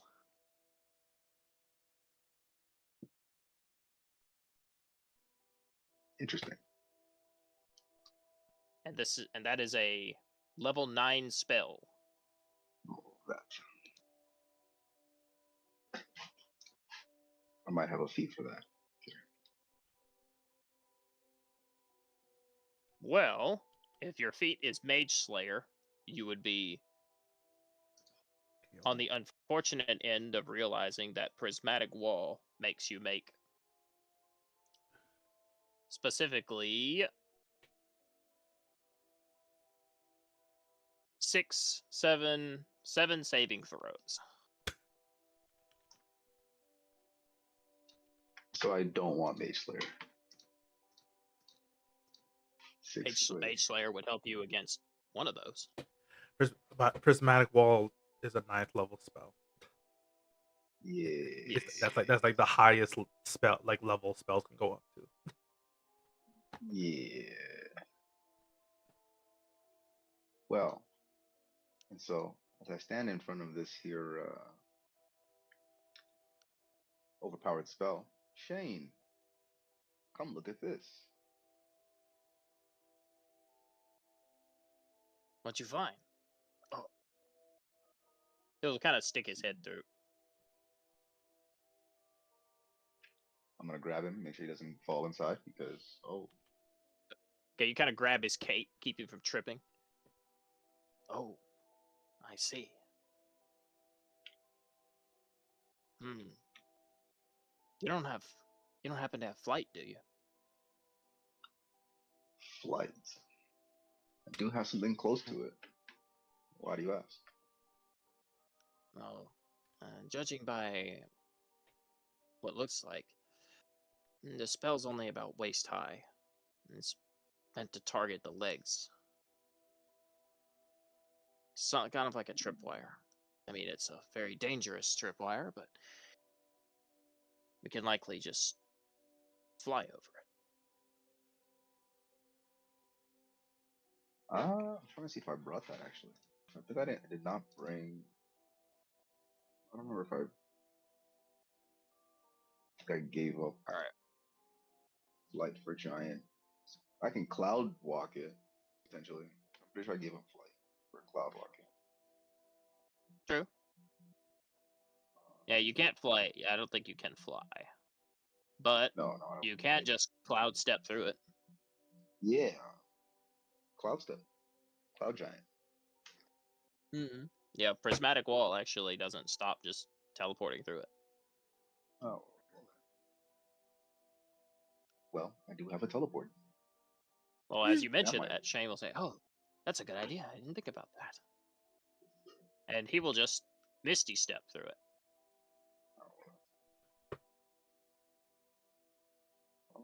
Cloud giant, teleport. I will Hey. move. I'll move the two of you to the next map very briefly, and the rest of you officially arrive. I think they went top left. No, I'm joking. All right, I'll come inside, I guess.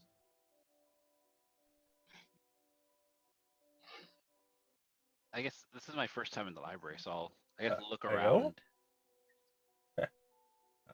Rolls back into the corner, like.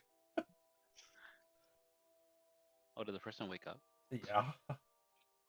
Oh, That is not a person. Robot wakes up. oh, I see. Gear shift librarian.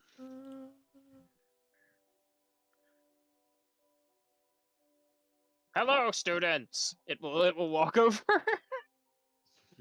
alerted by the sounds of several footsteps entering the library. No roll for stealth. Damn. True. Okay.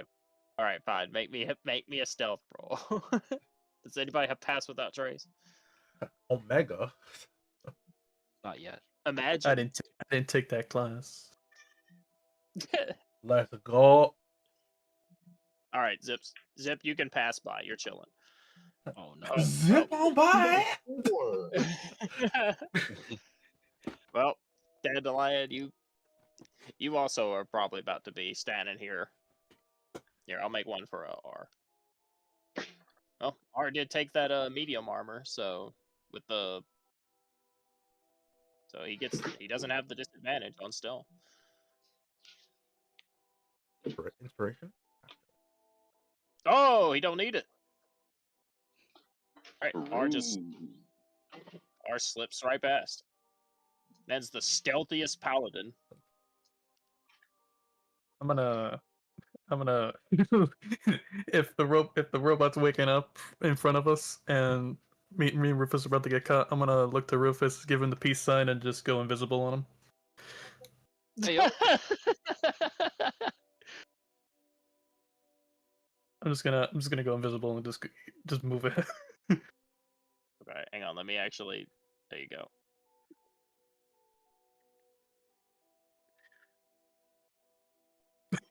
Measuring how fast you can go. I'm just gonna. Greetings, students. Misty step through. The Rufus Welcome. will be surprised and pause, stare. Here, I got you.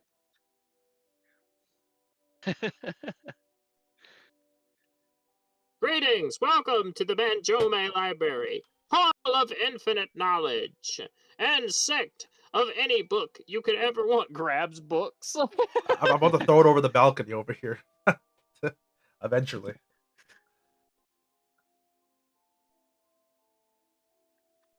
Hi.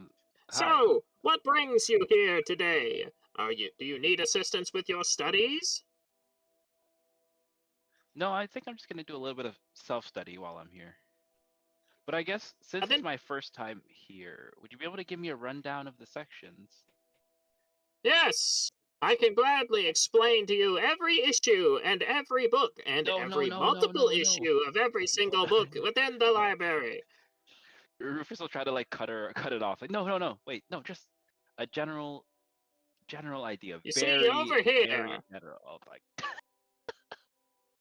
Over here, we will start with the section A. There are specifically, not counting the ones above us, and Rufus, he will, well, not he, it will point upwards, and you see the same thing Grim saw with the levitating walls and walls of books that cascade seemingly endlessly into, the sky.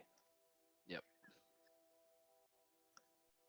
Specifically, there is 110,342 A-issue tomes within this holding. Rufus will nod. That's impressive, yes. So let us start. Let us start with Aaron's Abacus of Many Numbers. Rufus' eyes will roll back. And he will begin to give you a run. He will begin the librarian will begin to read out a rough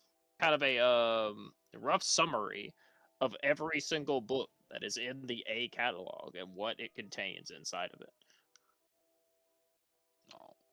Can I try throwing some books down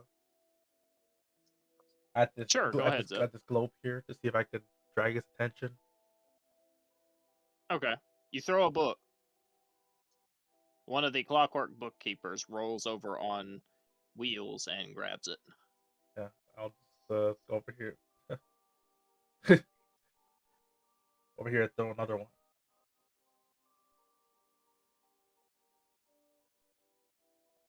Okay, this clockwork sorter will walk over here and grab it. I think it doesn't care that it just doesn't care that there's things being thrown around.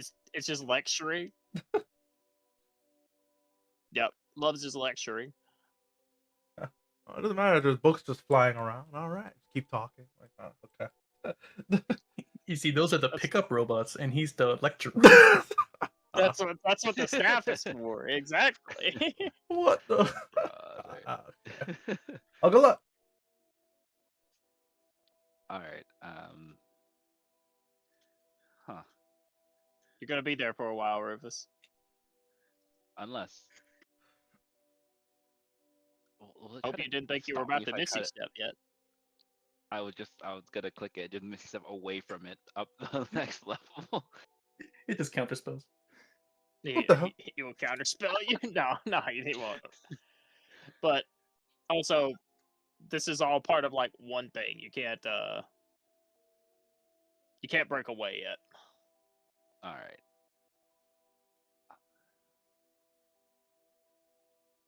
I will sit and All right. listen as it bombards me with information. True. You completely ignore it and don't absorb any of it.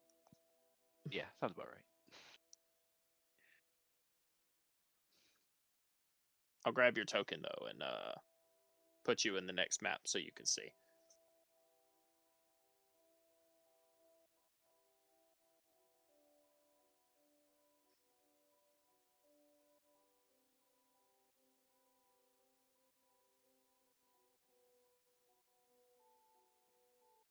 I'll grab oh, I did not mean to grab one of the clockwork robots.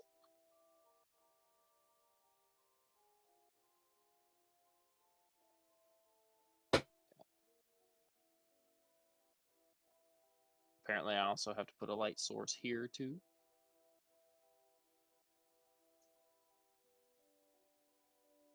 I'm glad that that's quick.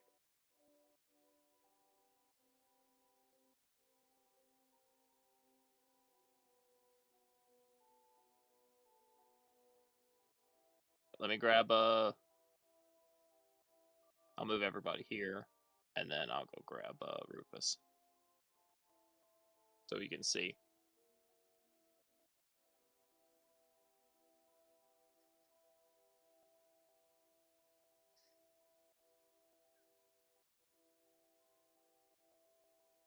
There you go, Rufus. I'm going to leave the surprise on you for fun.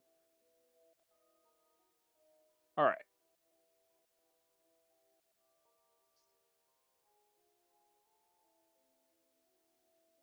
Grim, as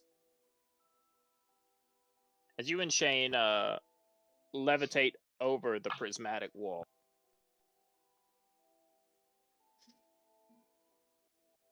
the two of you arrive in what appears to be a secret chamber with a large round map table in the center.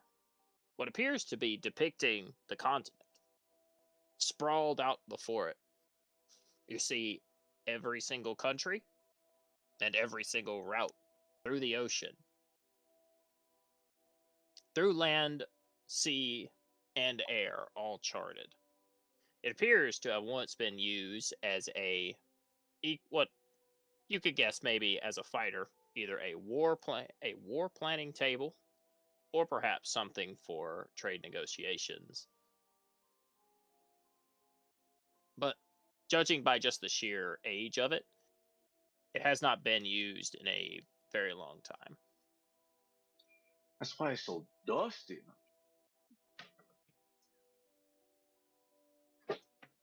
Likely when the college was maybe in its infancy or maybe much smaller.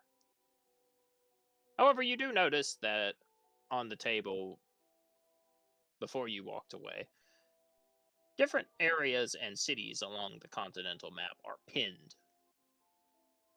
Although what those pins mean, it's difficult to tell.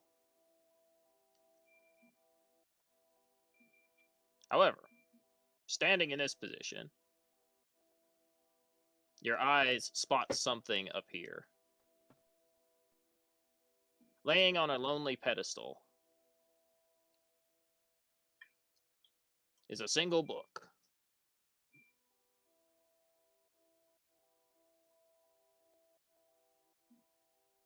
It bears no Shame. markings.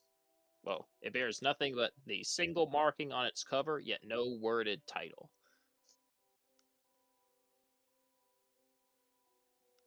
What'd you find? Don't touch it. But it might be a clue, if not what we're looking for. Arcana check. All right, go for it.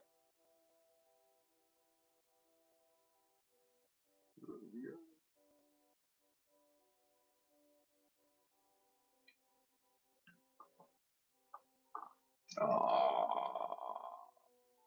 There's enough to know that this, while not the complete rendition, is a bundle of pages belonging to Wenville's Wicked Works, which is why there is no cover. Simply inscribed with a placeholder and a crest atop. Although, Grim, this crest you recognize specifically is a symbol used to mark as a protective ward on books that contain curses or hidden power. Oh. I'm not Shane. I'm not sure if this is the book we're looking for, but I think might be a good idea to bring this along with us, assuming there's no traps or anything associated with it. What do you think? If you feel anything, checks for traps.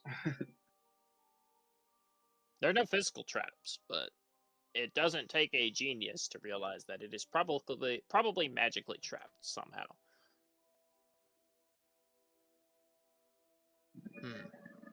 It appears to be a bunch of pages, but it is not the complete thing. But this proves that it does exist. Huh. Okay. Should we take it? Yes, but it's going to be difficult to touch it. I could cast Dispel Magic on it, but I don't know where. If it's trapped, I don't know where the spell originates from. I do not want to risk dispelling the book and removing whatever it contains inside of it. I hadn't thought Otherwise, of it that. will become useless.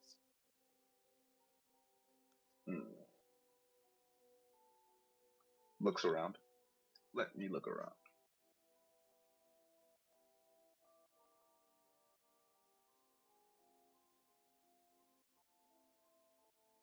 What about this fireplace?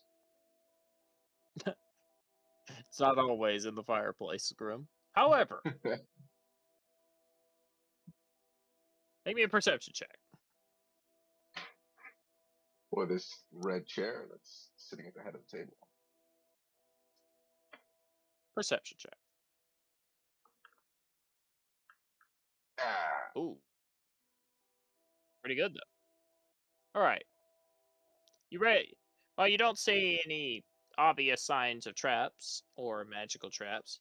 You do notice that the head of this deer, one of its eyes points directly forward, and inside one of its eyes, or I guess replacing one of its eyes, is a gemstone instead of a normal eye.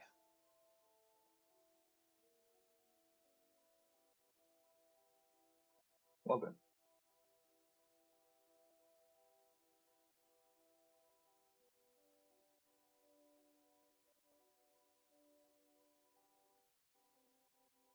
I see you measuring stuff. Are you good? Yeah, I'm just kind of pointing the direction that the eye was looking at. Like following the eye of the embedded gem eye of the deer, it points directly towards where the book is. All right. I'm gonna go.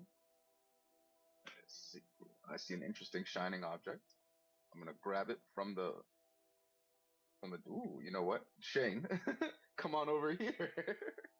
Right, check Okay, this eye out. he'll walk. What do you think of this here gleaming gem? Do you think it has any significance? No. Well, I know mages often use gems as focuses for spells or as material components.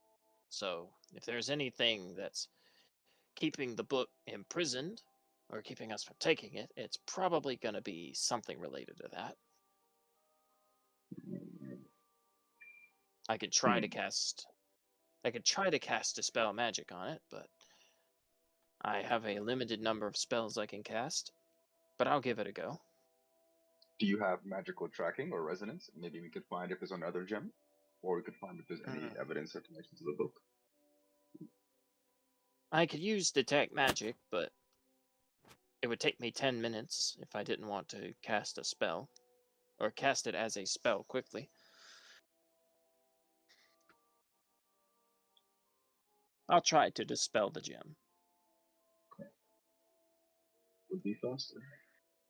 I trust your intuition. After all, you agreed to help me, so I should trust your intuition. And it will cast dispel magic on the gem. You see what looks to be a small hex symbol appear on the gem before it shatters into pieces. Looks like you were right. There was something on that. Not sure what it was, but it's gone now. Perfect. So now, do you think? Now I'm gonna reach for the gem. Okay. You reach it out and you take it, and it is a... Alright, Grim. As you take the gem, you don't have to make a saving throw or anything like that, but Okay. I will need you to make... What? I will need you to make me an investigation check as you take the gem to see if you see something.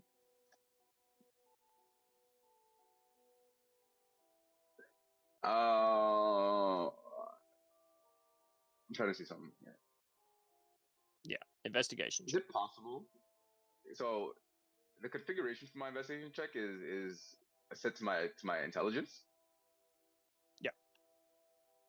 Could I possibly It set it is. to something higher, or just automatically intelligence? Tactical roll. It's automatically intelligent. Okay, Yeah, you can okay. add tactical mind though. You don't only get one of those from. You know, you gotta be. What? You know. I think I'm You only more get than one. one. I only get one of those. Oh. Do I have tactical mind? No. Yeah. Oh, you got two how many? uses of it left. It has how many? I got two. Okay. Yeah. Okay. All right. Tactical Oh, mind. no, Oh don't no, even no, need it. damn. Don't even need it. He didn't even roll the d10, so he doesn't even need it. All right. As you take the gem, looking deep within it, you realize that it is a diamond. A pretty standard casting gem. A lot of mages use diamonds for things like Revivify or high-level resurrection spells or this, that, and the other due to their purity. But this one contains something inside of it. Looking closer, holding it up to your monocle. It has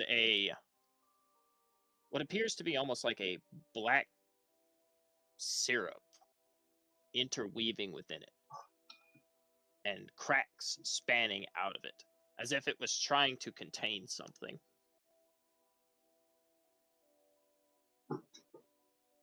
A cursed object. Okay.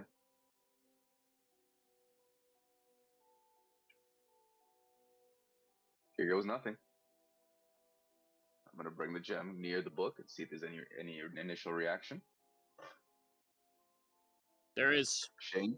no reaction, but Dandelion, Zip, and Ari, the three of you arrive. Ugh. And Shane will reach out his hands tentatively and he will grip the pages with both of them and he'll say, "Finally. Oh no. I've been waiting so long."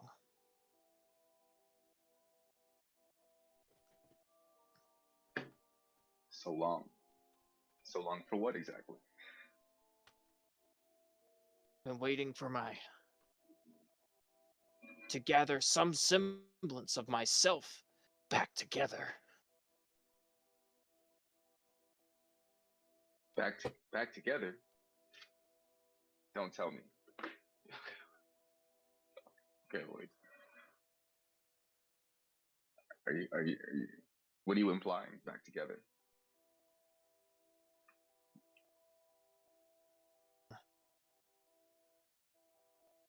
I lost myself in the nightmares for so long that now I finally see a semblance of the light again. I have you to thank for it, friend.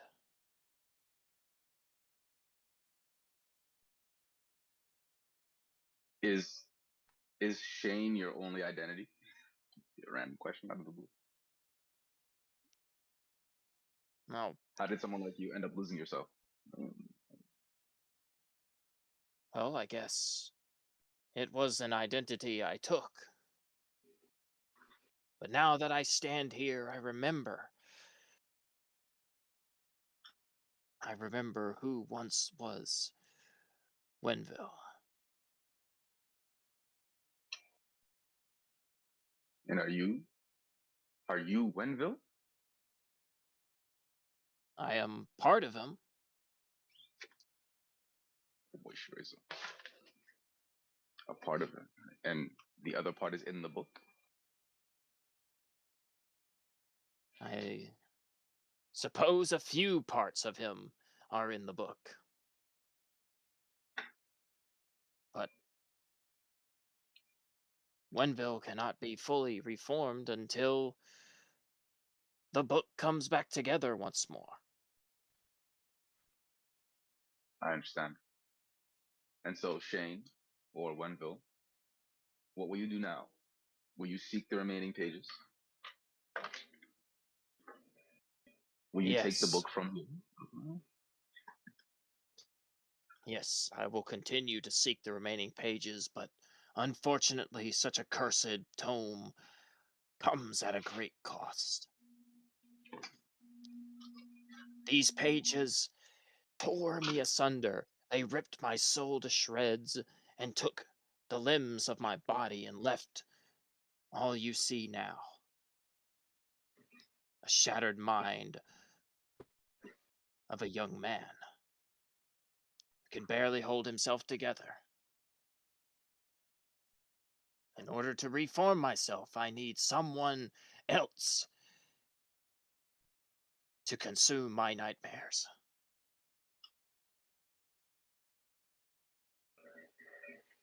And and who would that someone else be? Why, you, of course, my friend. You promised to help me. So it is with you I entrust the horrors of which I dreamt for so long, so that I may finally be renewed and I can sleep at peace.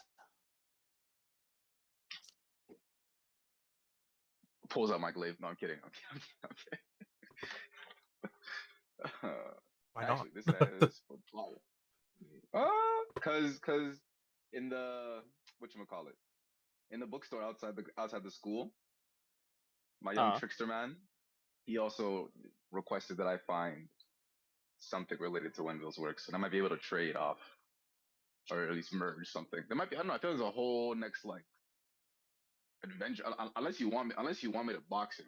I'm, Oh I'm yeah, thinking like, oh, I might be able to he, like, he's trying to. might be able to weave this. Bro's trying to make you. Bro's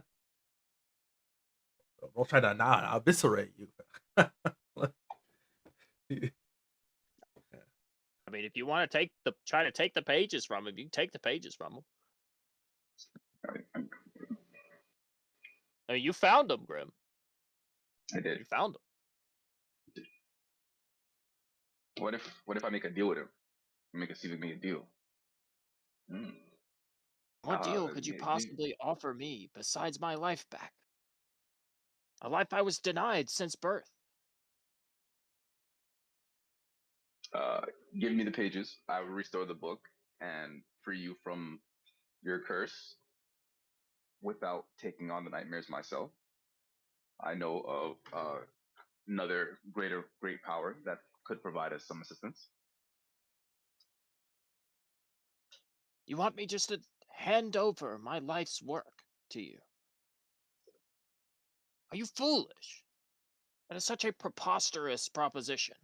It's even more preposterous for you to expect me to hand over my life just so you can sleep.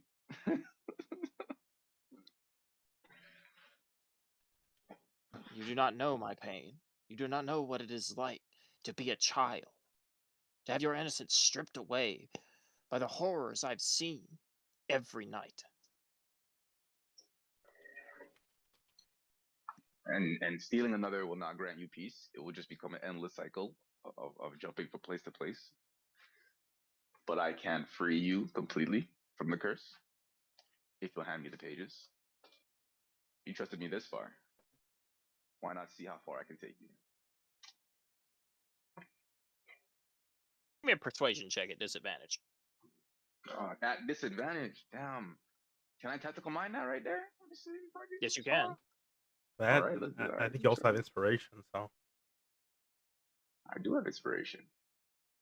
that I don't know how to use that, but I have it. basically you'll just neutralize the roll, basically. Yeah.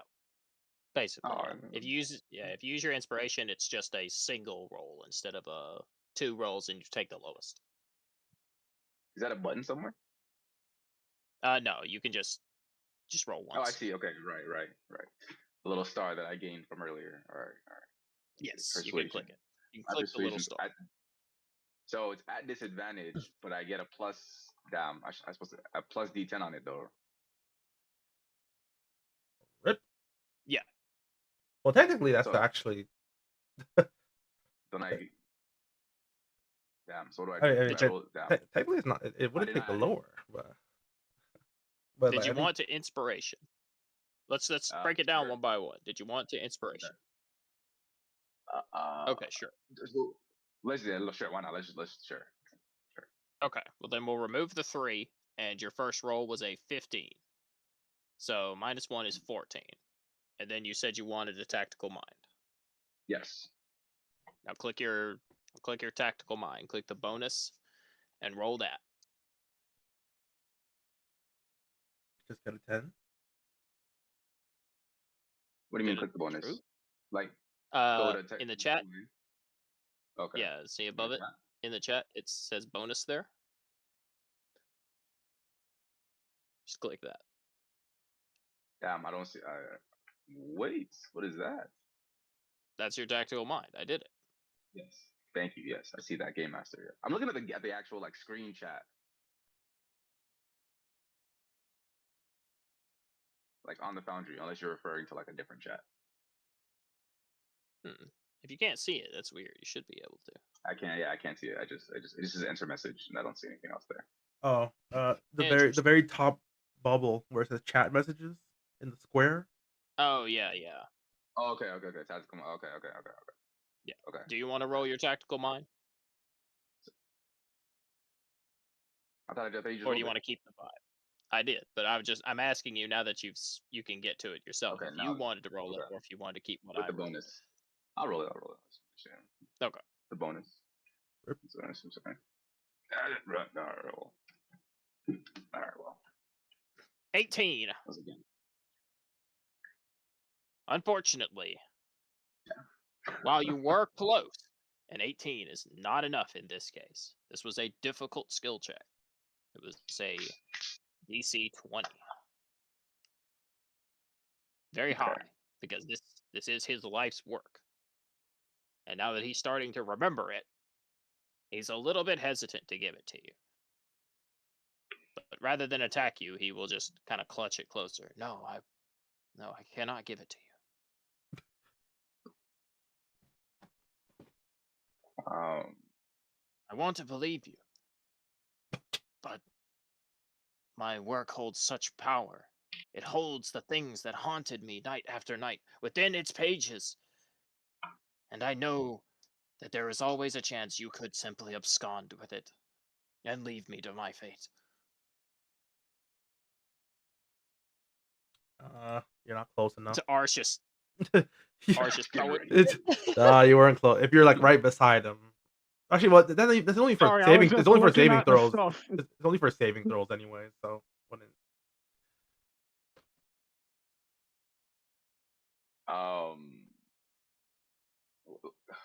I'm not quite sure. So what do you intend to do, Shane? Do you intend to leave this place? Do you intend to trap me now? If you will not take my place, then I will find someone who will. Or I will have to force them. And he won't give me the book. Damn. So it's come to this. I can't allow you to endanger others.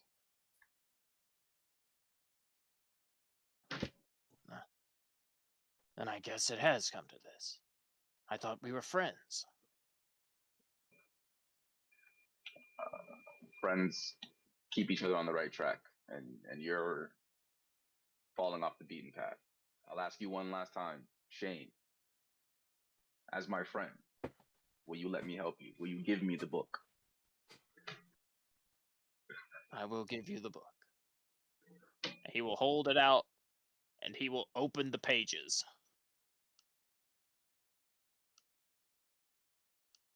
And as the pages open, he will disappear.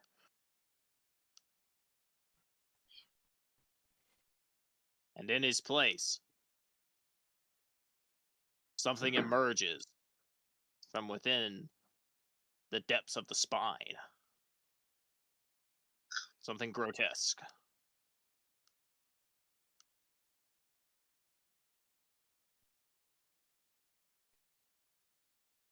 Hang on.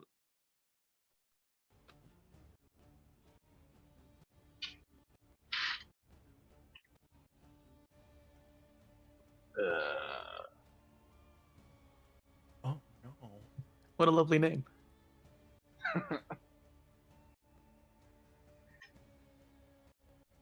All Alright.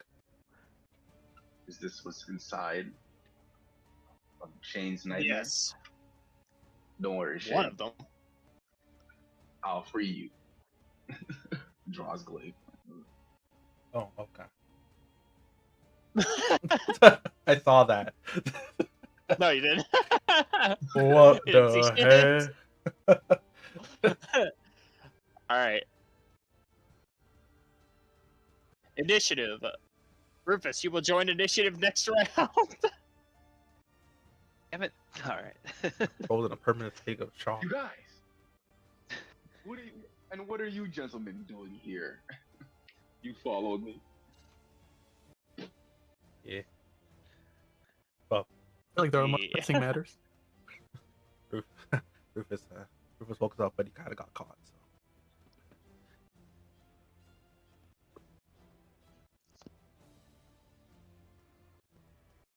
So.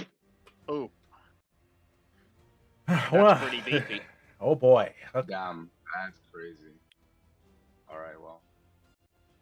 Oh, it's not over, Grim. This is not the only one. Oh, that's all right. What the Oh, next one? good. Grim's eaten, though. Okay. All right. All right. I will not be outdone. Just You keep that conversation and do something first. I'm kidding. All right. I'll Working see you another guys nat 20. next I was year. about to say. Something swims beneath the ground like a shark, before with titanic jaws emerging from beneath. As one of the pages falls astray, a great beast of magnanimous size appears from it. It's a yellow page. Don't read it. What the hell? Rip that in half.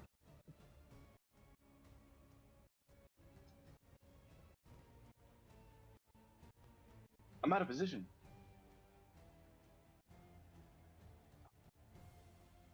This one has a -1 to initiative, but it has initiative proficiency.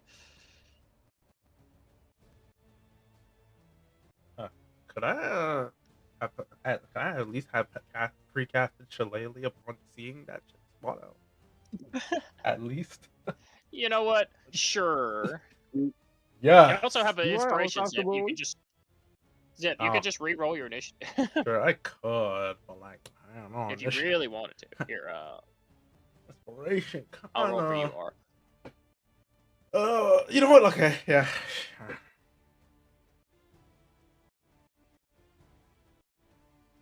Actually, nah, I'm gonna keep my initiative. It's fine. I'm still gonna get that shillelagh. He's keeping it. Dandelion. All right, Dandelion got a 13, and I'll go ahead and do this one.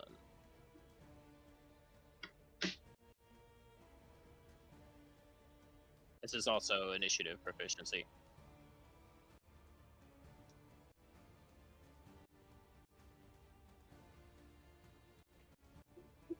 I don't see the job on. That's because you're not supposed to. But here, I'll let you see it.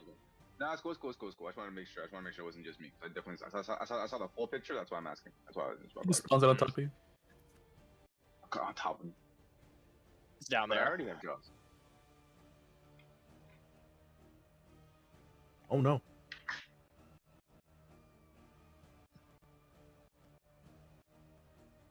All right. Rufus, go ahead and roll initiative for me. Even though you're not technically here yet. Not 20 from the other room? I knew it. I Imagine.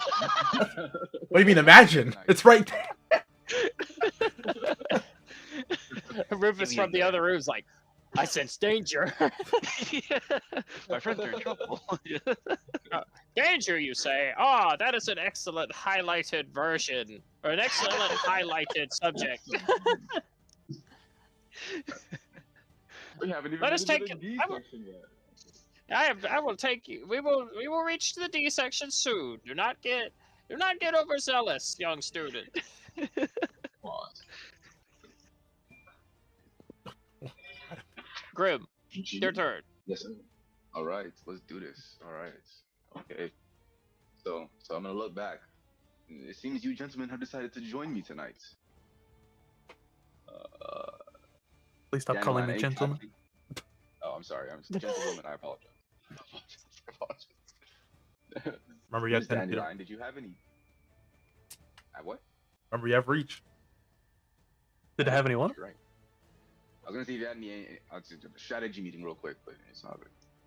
I don't think I brought any summons with me, so I'm just gonna be summoning, I suppose.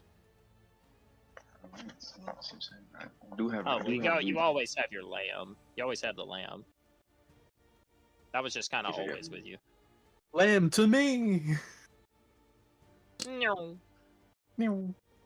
No. All right. I have many weapons here, but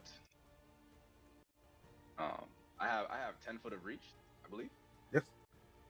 Yes, you do. That's 20 feet right there.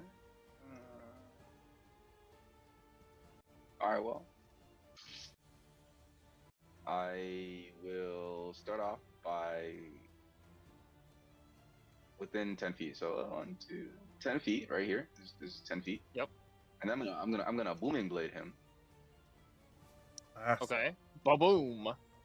Make an attack roll. I'm looking for it. Oh no. It should still be on what you just clicked in the chat, I believe. No.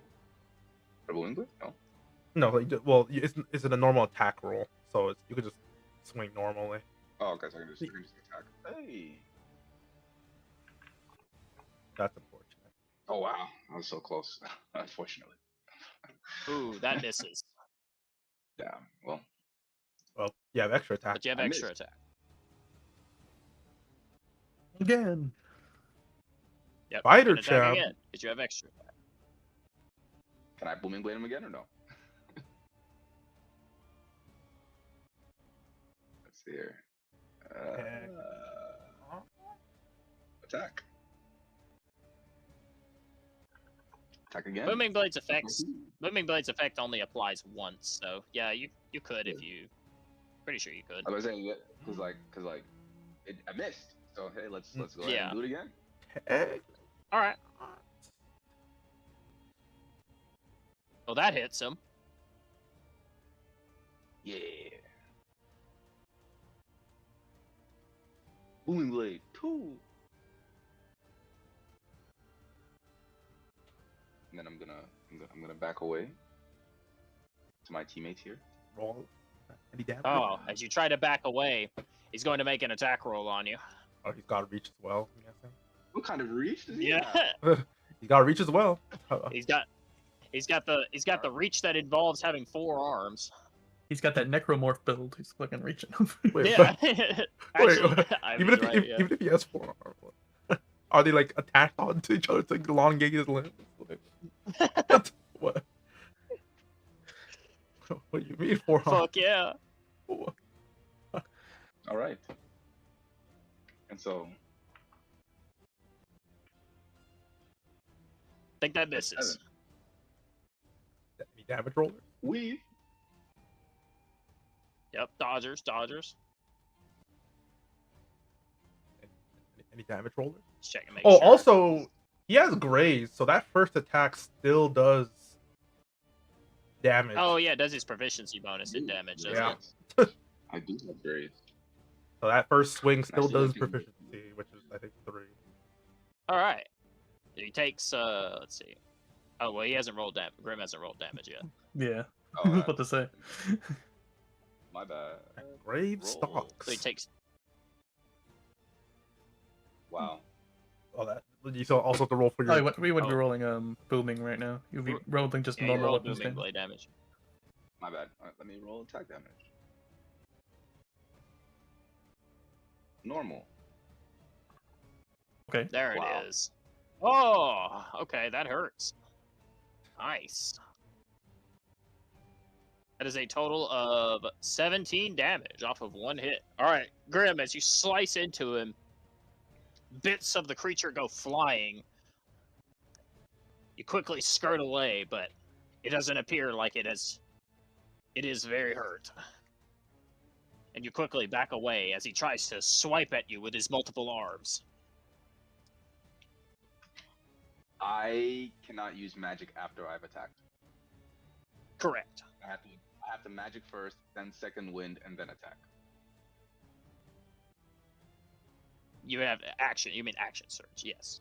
Yeah, action surge. I'm sorry. I said that. Yes. All right. Yes. All right. Well, with that being said, that should be good. I'm gonna go ahead and end my turn. Cool. His turn. Dandelion, get behind All right. Why'd you bring the aggro here? me. Right. Side down. Move.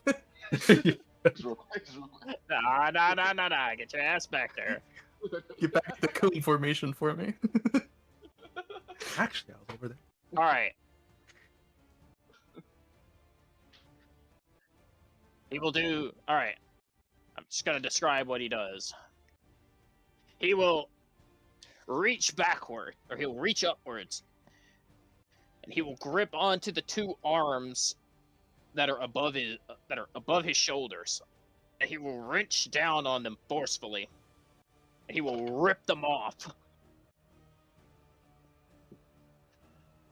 You can hear the sound of viscera and gore spilling down from its body, splattering the floor as its muscular structure tenses and folds. It will arc backwards and it will throw its arm at you like a javelin, Grim. All right.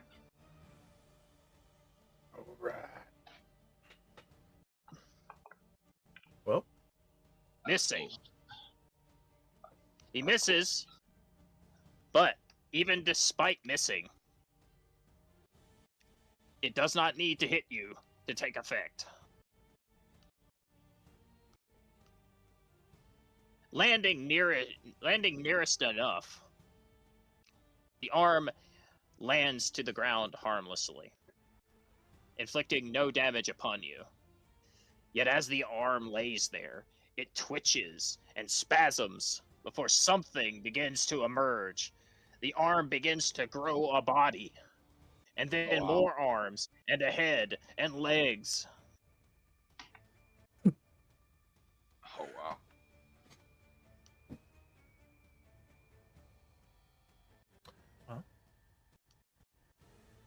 and it will throw its other arm at Dandelion at long range. And At these guys have disadvantage. less main body, right? That is... Dandelion, does a 19 hit you? Yeah.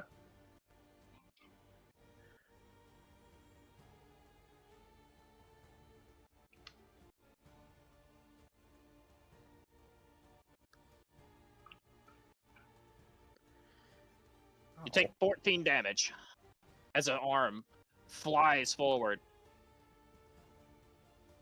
striking you square in the chest, the fingers pointed outwards like blades.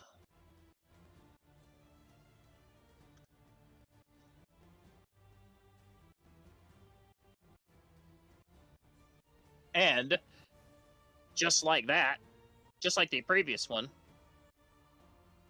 this limb also grows a body with its arm inside of you. And as it creates a full form, you are grappled. What the heck? Hold on. As it wrenches its fingers into you, taking hold of you with its entire form.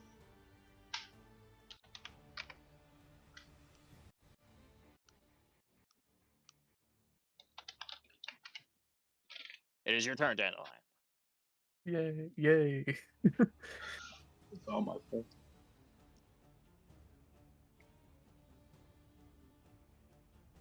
Also, I need to roll some numbers.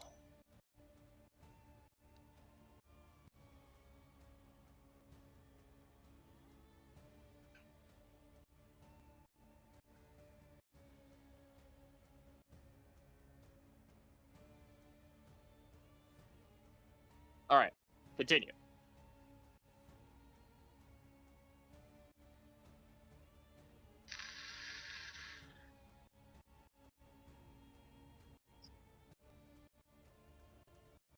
Gotcha.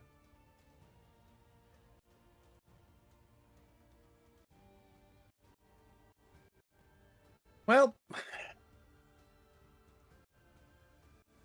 going invisible doesn't necessarily get you out of a grapple, does it? No, it doesn't. He still got a hold of you. Yeah.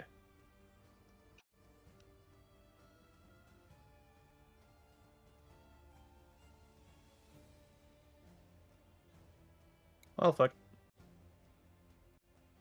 I can still cast, right? Yes, you can. You are grappled, but you can still speak. Your speed is just 0. Conjure Alright. animals. I conjure the swarm. Heed my call, Okay, herd. put it down. I don't have control of it. You have. Oh, I'm gonna have to get you in so you can fix that. No, I mean, like, I'm just not the DM. Like, I can't. Like, unless you give me permanent DM powers, I can't put in the summon myself. One second, I'll fix it in a second. That I can do. Alright. Okay.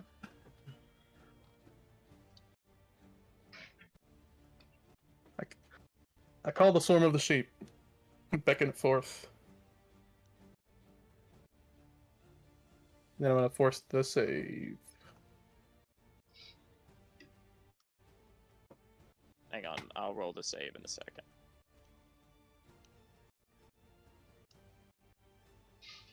There we go. Just applying HP. Alright.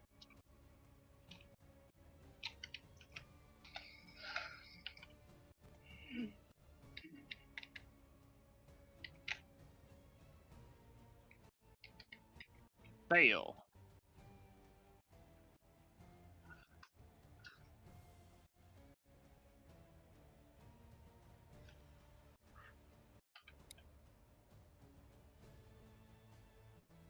Fail.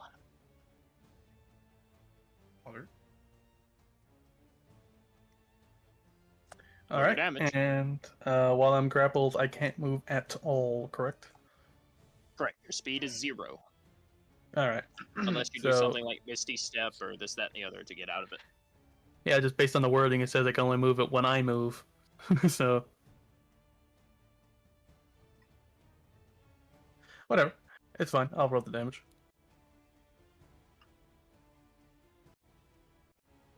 Oof.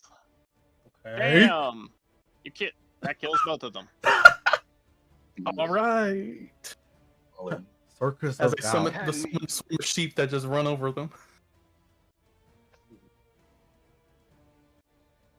The herd of sheep just storm over them, stomping all over the place, and they are eventually just completely trampled under hoof. All right, and since they're dead, I will now move and then bring the herd forth.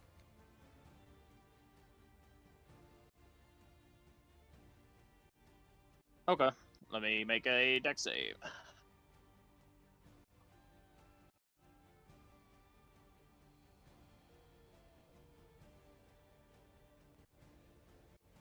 I Damage didn't see it. Did he pass or fail? Yeah, he passed. He rolled 15. Sorry. His thing didn't show for me. I didn't scroll down for some reason. I'm an idiot. All right.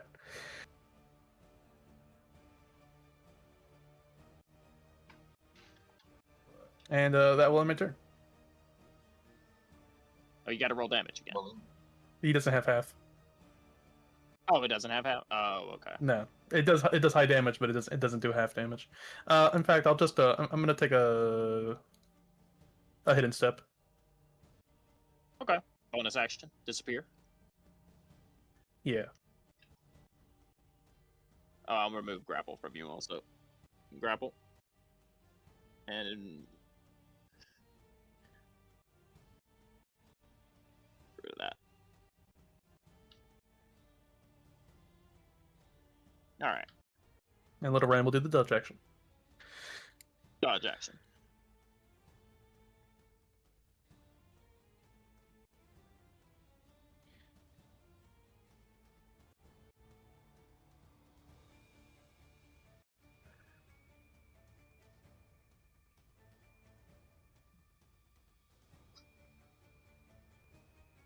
Zip, you can't see it, but you can hear something moving around. It encroaches behind you from a position of stealth. Why? Striking you from behind. It attacks with advantage. What the creeper? Oh, here, I'll give you the close up of that one. That's a good one. I like this one.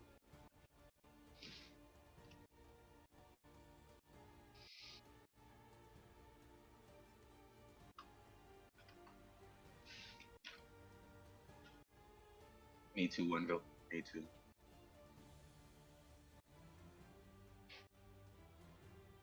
All right. 2d20s plus 9. I'll just do the thingy. So 25. Do the thingy. Alright. As kind of his eyes will kind of the corner of his eyes. He'll just quickly put up his hands and put threads behind him. Does that make your AC a 25? Shield spell. Wait, 25. Shields plus Oh, 5. it's a plus. Oh shit! I thought it was 60. Oh, because they had the freaking modifiers on it. Oh. Yeah. Wait, plus 9? What the fuck? Yes, sir. Oh. Plus 9. No, I do not. Oh, I'm sorry. No, you are right. I'm sorry. I'm adding the d20s together. It's 12 plus 9, so 21. I think. Yeah, that meets you. Yeah, that still meets you with shield. That just meets. Sad. Well, just in case, I'm gonna still use it. Just in case there's follow up. So. Just in case. What the? 17 damage. Ow. You feel a cryptid hand grip onto your shoulder, and as you attempt to weave threads to block it, before your threads can appear, a long wrist blade comes right through the side of your shoulder, piercing part of you. All right. All right.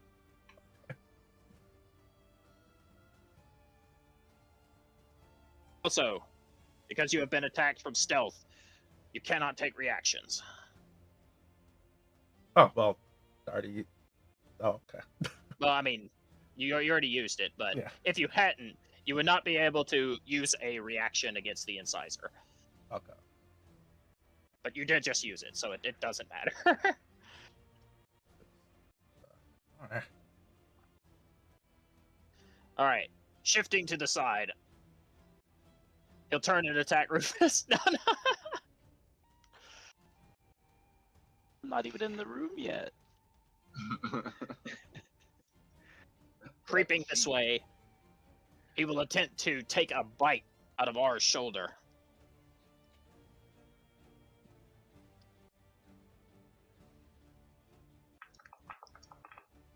Oh, not one. That's a miss.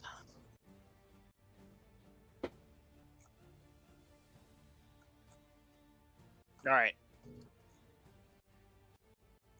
Or he tries to take a bite out of your shoulder from behind, but you throw up your shield, making him bite onto it instead of you. You manage to wrench him off of you, but not before. The creature hunkers down low to the ground, and it begins to blend itself in with the environment. Its body beginning to take the shape and color, or the structuring and color of the wood.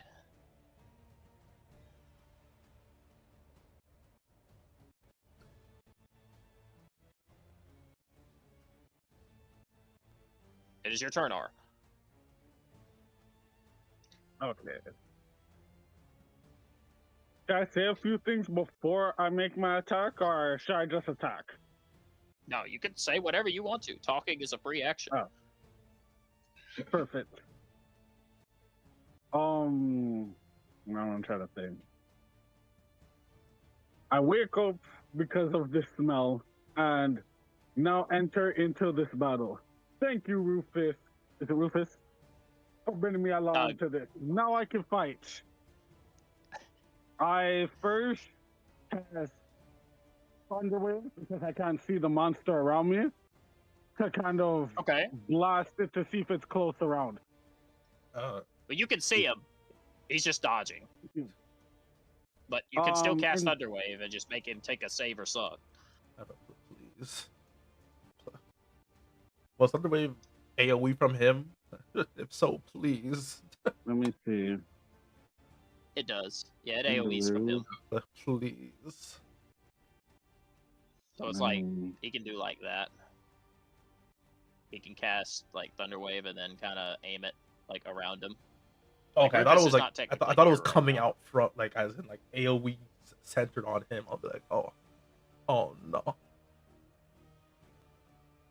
It does center on him, but he can still aim it.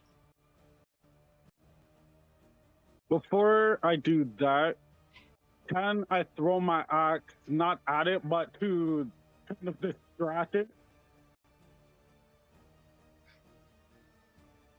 You cannot throw your axe and cast a spell in the same turn.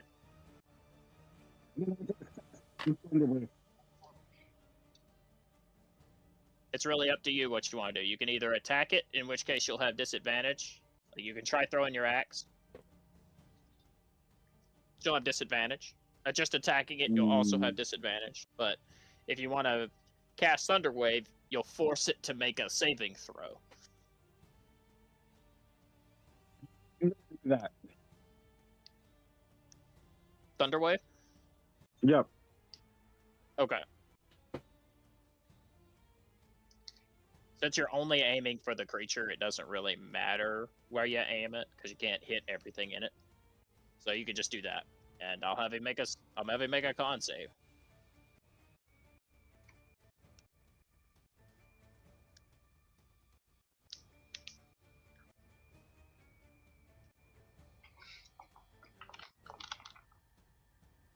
Alright, fail.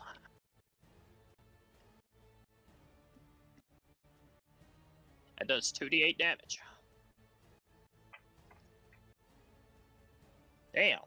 And 14 damage. Okay. That's a good roll. You do 14 damage, and as you blow the creature back and it slams against the wall, you break its camouflage status. As the forceful movement impacts it quite viciously, and its body turns to a more visible color. Well played, R. Would you like to move, or do you want to stand here in its face? I would like to move. Do I still know where like the cologne of the guy is smelling from the strongest? Oh, the cologne was Magnus. That was Grim. Yeah. Wait, the cologne was from Grim? Yeah, the cologne was from Grim. Oh, I thought it was the other guy. No. No, because Grim's fancy, so he would definitely use some expensive cologne. What a T. Okay.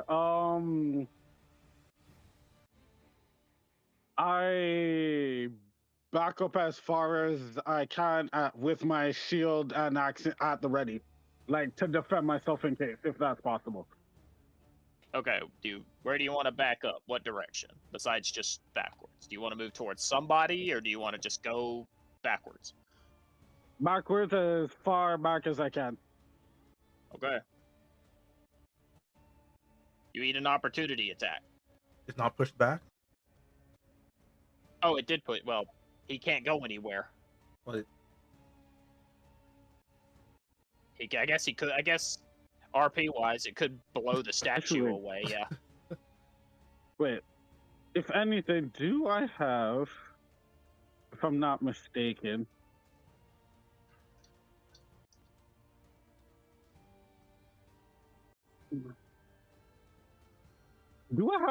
I have extra attack, so couldn't I make another attack? You use the magic. So magic action and attack action are two different things. You can't use extra attack Yeah. You after used, using the magic action. You used a spell. Okay. Okay.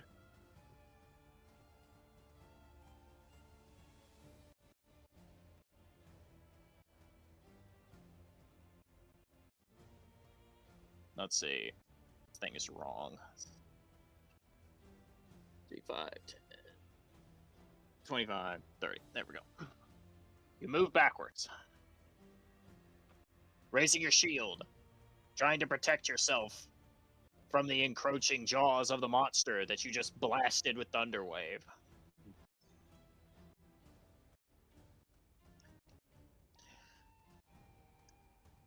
Little did you know, you inadvertently stumbled right into the jaws of another, although you couldn't see it.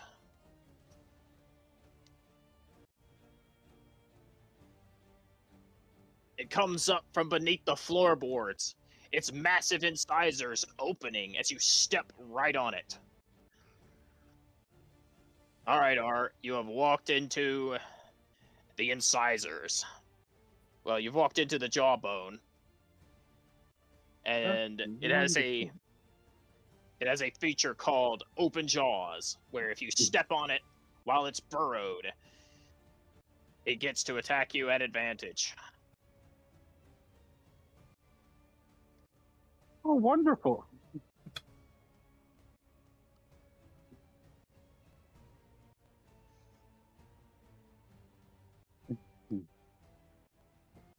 It also gains a bonus mod. Oh, that is the wrong dice.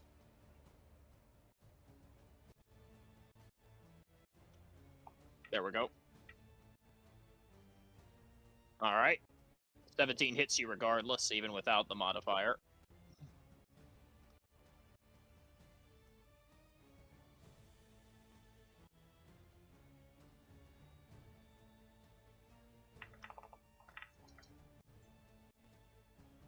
You take 25 damage.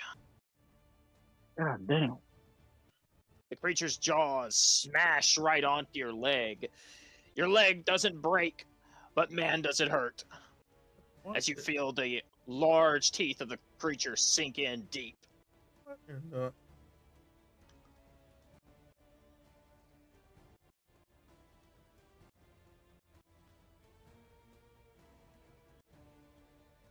And that was a reaction.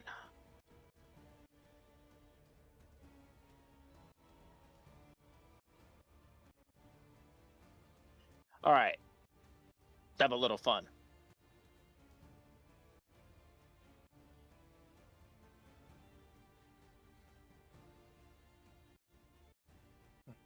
When you run to like the fucking end game content or early, like, okay. It's kind of. All right, R. The beast will jump over you. You can see the thing that's attached to the side of it. Whatever is riding the kind of side saddle onto the creature, its eyeball will stare at you before it glances over, looking at where your party is collected. And it will leap 25 feet. Not the bullet jump. Do you have Polearm Master, Grim? I do. You could you could stab the fuck out of it for doing that. True, you can. What's it called? Reaction or what's it called? Yeah, reaction.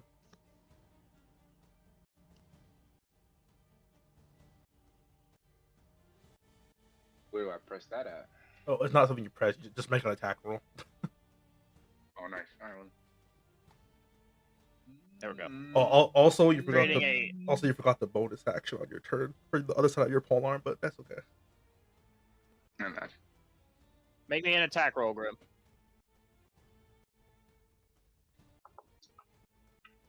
Oh, still 3 damage. Viscers, but 3 damage anyway. The beast smashes down, its entire body crashing onto the floor next to both Grim, and Zip. I need both of you to make me a strength save.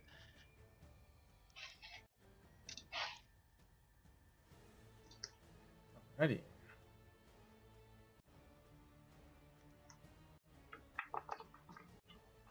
Ooh, that's 20. Rip. All right, Grim, you stay standing and don't take any damage. Zip, you fall prone.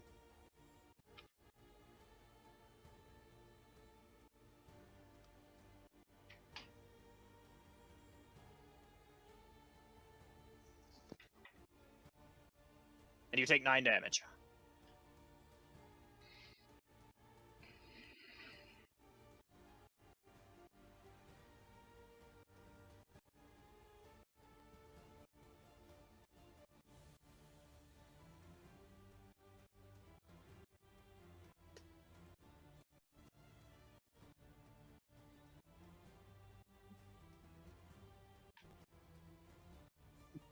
Let me get rid of that circle. And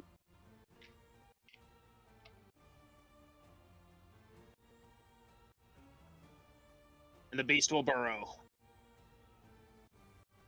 Will smash up and chew the floorboards as its body turns into something akin to a black ink seeping within the cracks of the wood. And that.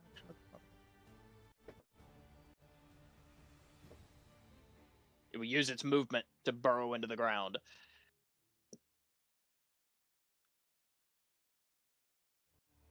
Zip. Was that in 10 feet of the sheep? Let me see. I guess it is, isn't it? Yeah, looks like it. I guess it's a dex save, isn't it? Mm-hmm. Well, Zip can still make his turn while I'm rolling. 17. He doesn't care. Bam. Stand up. And all right. Cool.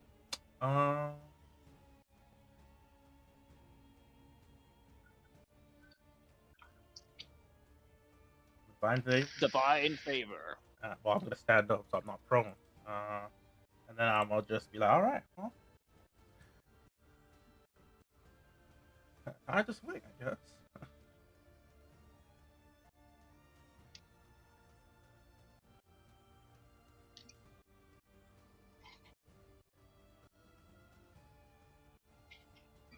Lace.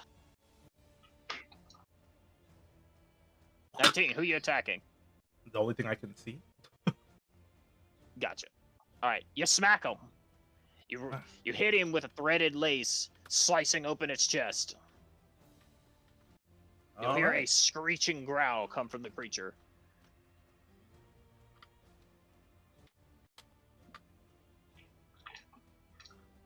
Low rolls.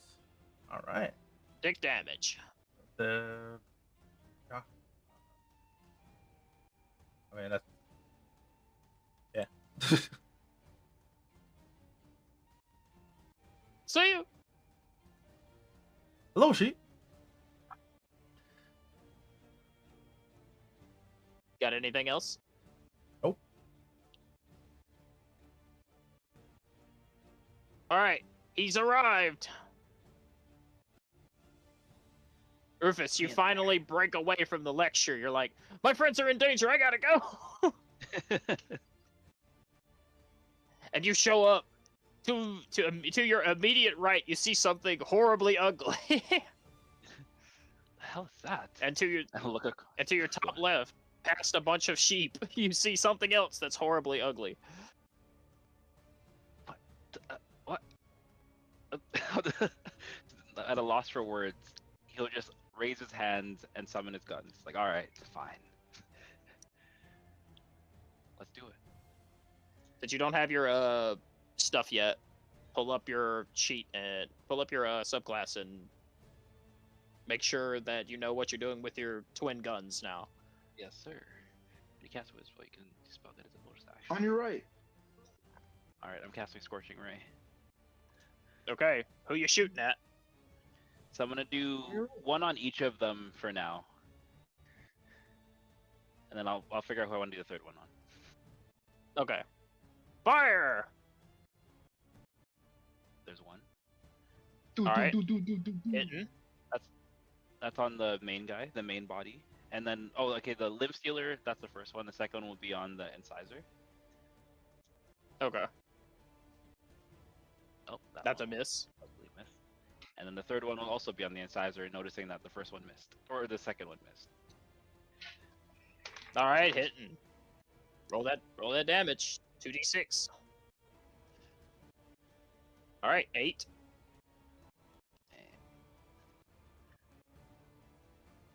And 4. And then I can use my spell gun as a bonus action. So my bonus action, I'm going to shoot my spell gun. Okay, shoot. And I'm also going to shoot at the Incisor.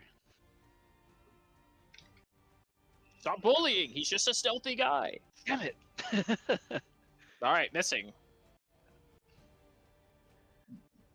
And there's everyone spread out.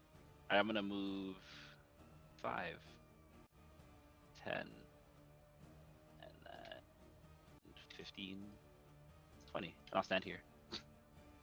Alright, standers. And that's my turn. Bonus action. Action, bonus action. Yeah, that's it. Grim, you can feel a rumbling beneath your feet.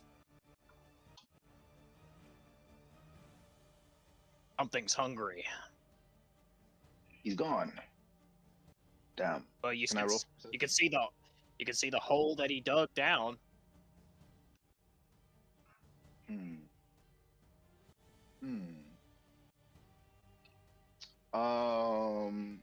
We're not gonna know where he went, but I can see the hole he dug down. What if I shoot magic down the hole?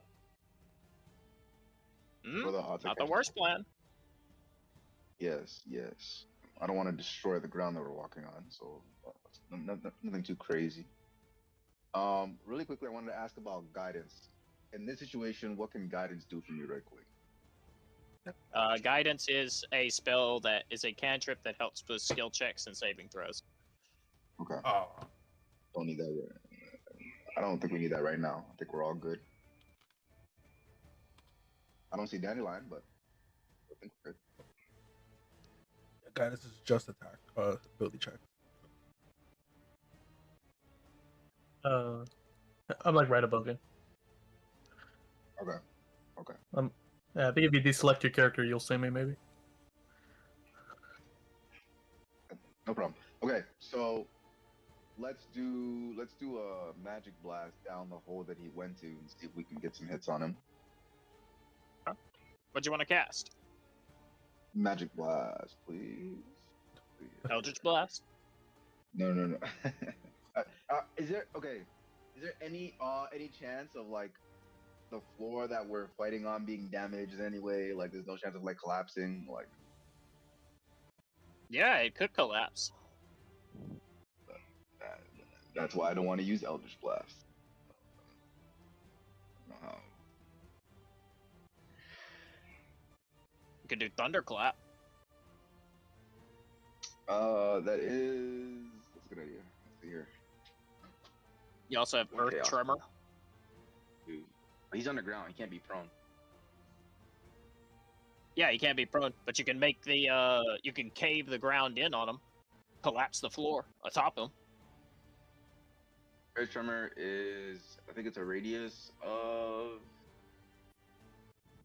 let me see, 5 feet range. So Deshaun, you're out of my range, right? Make sure. You are. Out of Yeah, my you- range. All right. Dandelion's in range. Oh damn. Oh, never mind. Well, that is true. Never mind. Well, So no it's thunderclap. it's an emanation, so he can put it outwards like from him, like he can aim it outwards like that. Okay. So it doesn't have to like. Okay.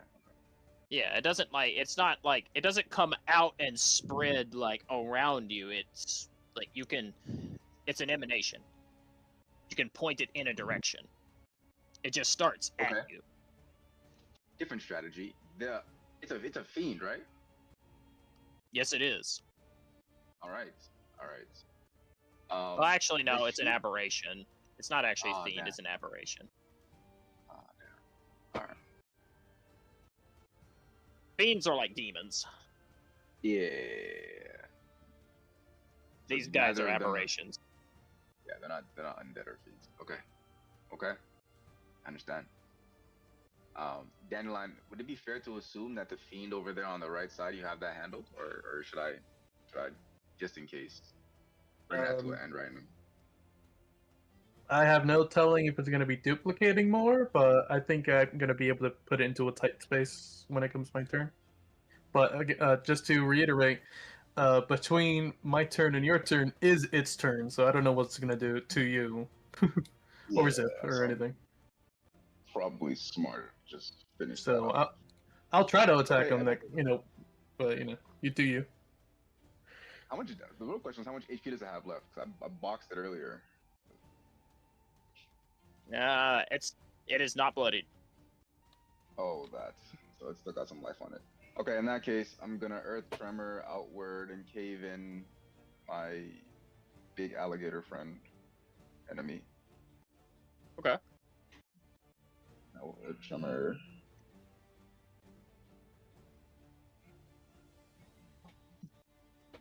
Well, Well, the main thing is that let's see. What is Earth Tremor? It says it's a radius, so is it just a place you can? Oh no, it is That's an a radius. emanation. okay. Okay. I'll just say, even if it like book rules, it's supposed to hit Dandelion. I'm just gonna ignore it. I'm just going to have the thing roll a dex save because I don't want to get bogged down in book rules right now. Yes. It takes 1 damage, but more importantly, you collapse the floor on top of it.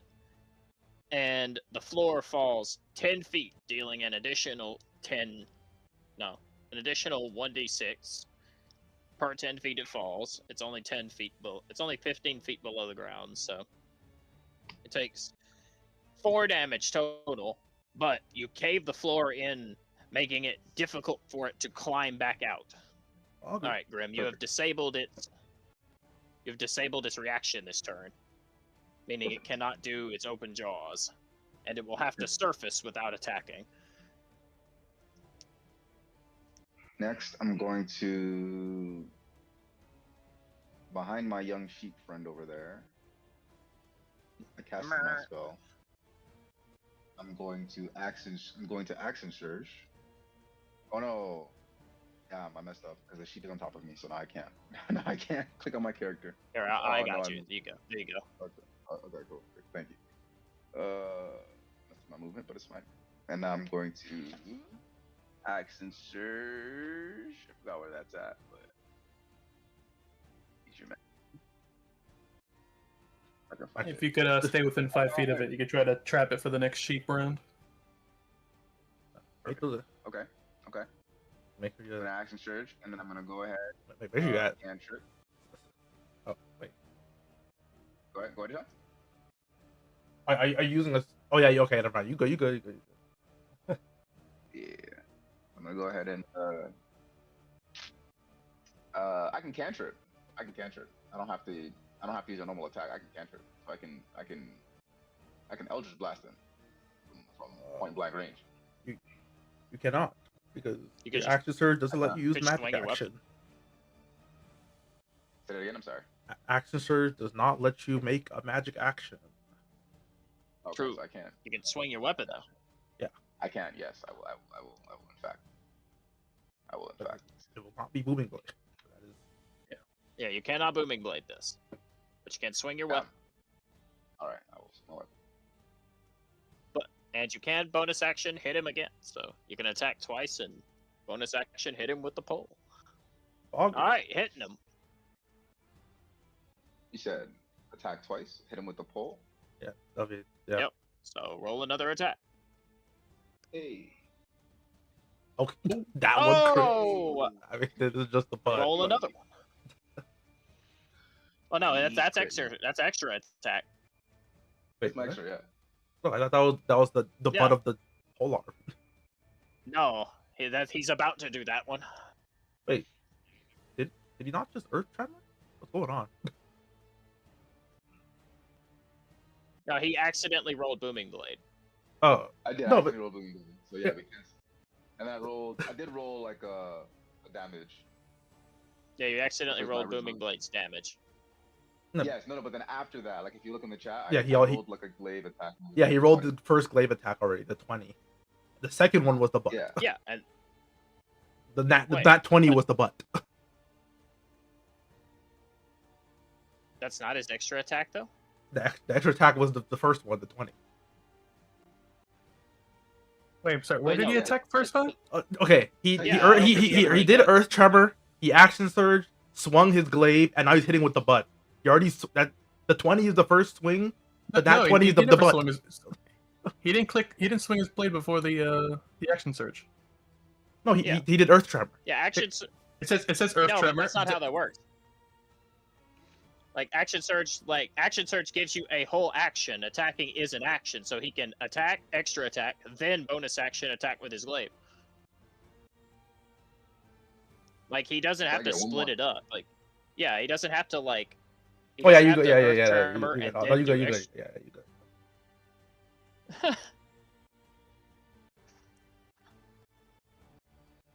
And one more for That the roll. misses. Plus graze.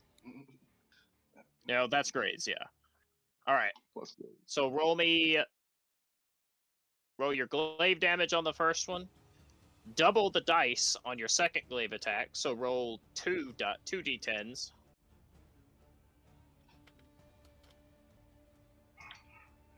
Roll 2d10. Yeah, roll 2d10s plus your mod. Just add a d10 to the damage roll. I think a glaive is a d10.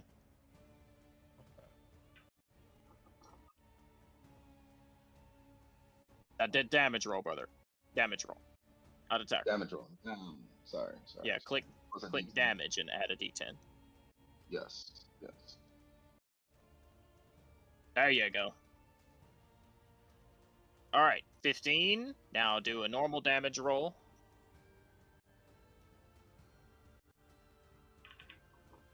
That's an attack roll.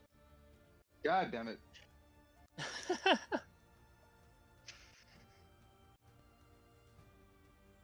Oof, low roll. Yeah, alright, so that's 20 damage so far, and then graze. So 23. You did 23 damage to him. Alright, you earth tremor. You collapse the ground on him. You sprint over to the limb stealer, and you begin swinging. You spin your glaive. You spin in a circle, just slash, slash, and you come around, nicking him with the back end of the glaive. With a forceful multi-attack stroke, you put him into a wounded state as he crumples forward, his body looking weakened. He's not close to death, but he is below half. I don't have any bonuses. You used your bonus action for the Yeah, I did that. third attack. All right, and then so I'll probably. I'm good right here, and I'll end my turn. Could you, pretty please, stand directly next to him so he doesn't move away? Right here. And that way he can't be. He's Well, not doing some ranged attacks. Yeah, he does have reach. So even if he You're right. Okay. All right. Trap card and my turn. As he is quickly surrounded by both Grim and the sheep, he will bonus action disengage. Well, He will jump onto the table, and he will Naruto run across the table. anyone have Sentinel? Hello, Rufus.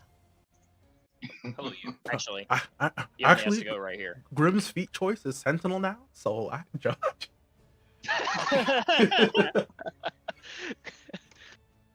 As a matter of fact.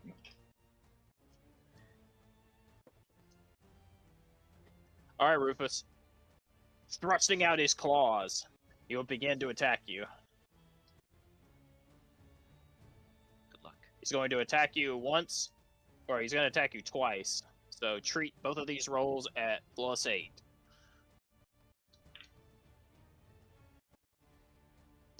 That is 18 and 17. Those both hit. All right.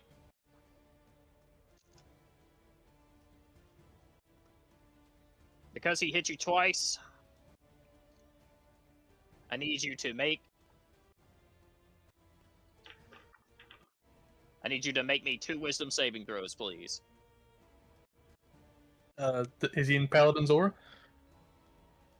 Yes, I think. No.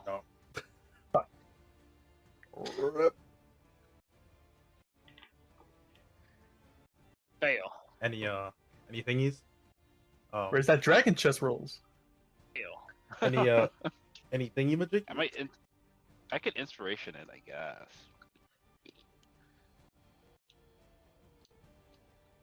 Yeah, sure. I'll inspire. Wait. I mean, you can only inspiration one of them, right? Yeah. Which one is the worst effect, Mr. DM? They're the same. They both do the same thing. Oh, Are they trying to charm me? No. Okay. Then I'll save my inspiration. I'll just hold this. All your right. mind shatters. Like, ah. Rufus, you have 8 HP. As he dashes across the table, thrusting his hands out, they seem to reach across the table as if they were made of rubber, and he digs them into your body as he begins clawing at your innards. Definitely ran into that end game content when you're under leveled. Like, what the hell? All right. Begins. You feel as if your intestines are being ripped out, yet no, your body suffers no actual wounds. Looking down, you see that you're completely unharmed, but it is a horrible feeling. He encapsulates his attack by reaching forward and gripping onto your arms. Since you failed both saves, well, it only does the effect once. He grips onto your arms, and with a horrifying pull, he takes off one of your arms. Just completely removes it from your body. Not again. And where your arm used to be is merely a black hole. You know the like in a gory, like when anime gets censored? Yeah. And instead of like actually showing the gore, it's just a black shadow. Yeah, that's That's what your arm looks like. God damn it. And he attaches your arm to his back. No way. Alrighty. We can get it back. Alright, we just gonna sew that back on. What the hell? We can reattach it. We can disinfect it.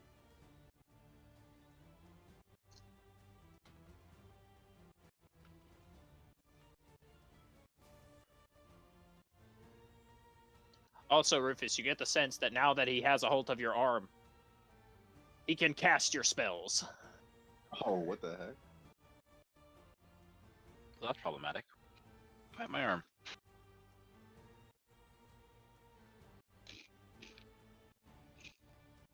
Dandelion. Help. All right. Start of my turn. I cease being invisible because that's when it ends. All right. We're going to Get his arm back. get his arm back. We're gonna put down Marcus. Yeah, let me grab Marcus.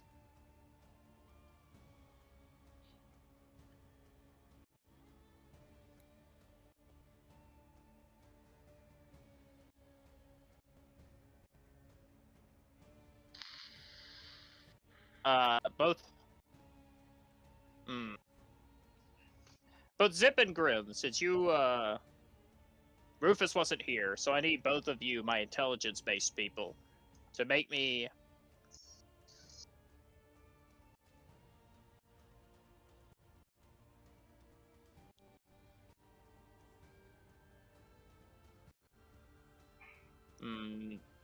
I guess Arcana would make the most sense here.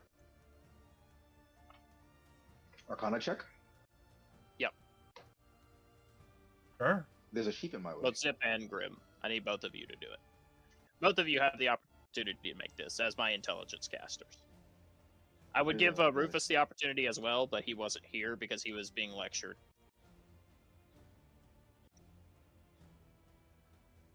$23. Go ahead and make me one as well, Grim.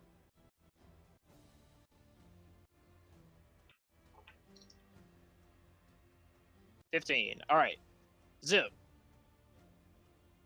You saw that when the young tiefling man backed away and opened the book, the pages fell from it. You know that that book was magical. That's the only thing that could make sense of why these things were produced. Grim, I would say a 15 is enough for you because you already have experience with some of this since this was what you got into. So both of you come to the realization together that perhaps if these creatures came from the pages that landed on the floor, maybe damaging those pages would do damage to them as well. Of course, it would harm the book if you were to try to put the book back together, but it might be more effective than just trying to hit them head on.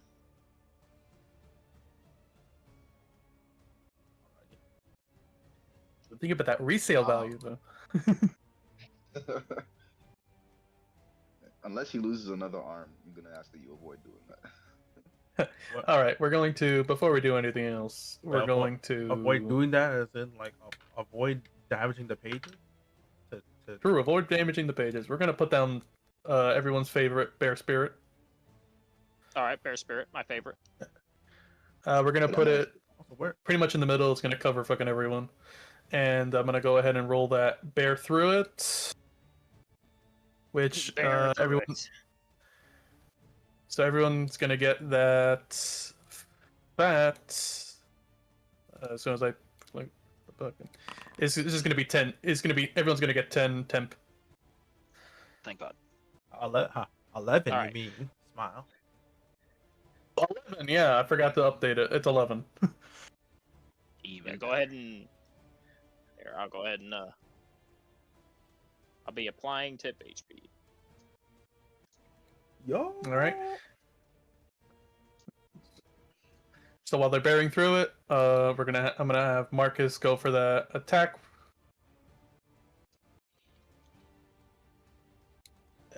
18. Imagine that hits. Okay. Yeah, that does.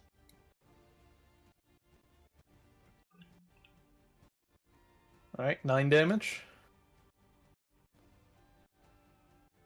9 damage.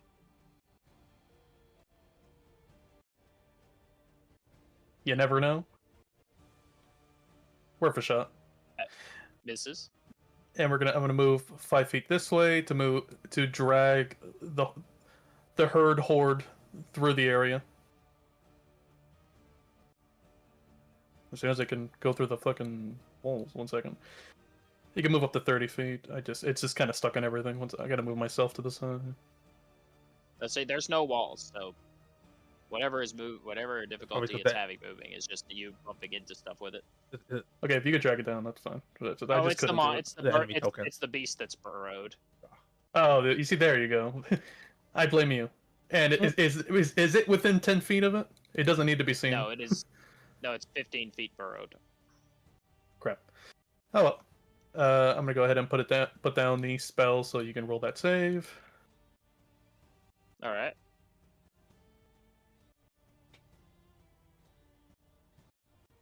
Alrighty. Dex save. Auger. Failing.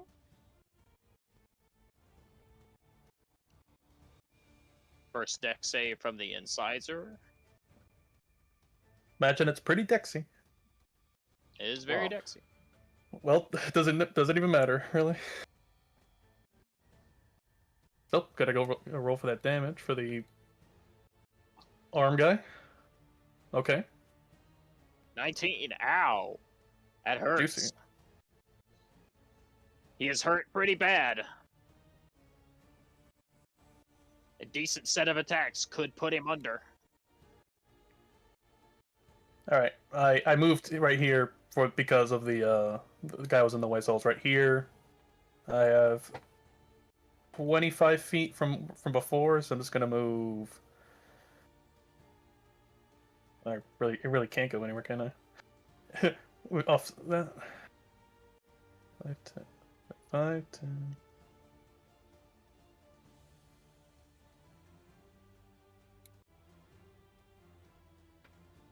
Nah. Like right there. I'll be here.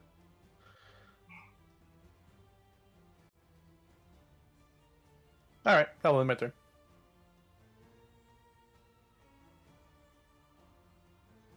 Alright.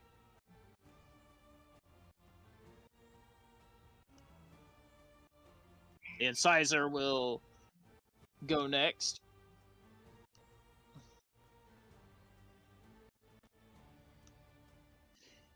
It will use its bonus action to fade away, becoming one with the environment, turning invisible.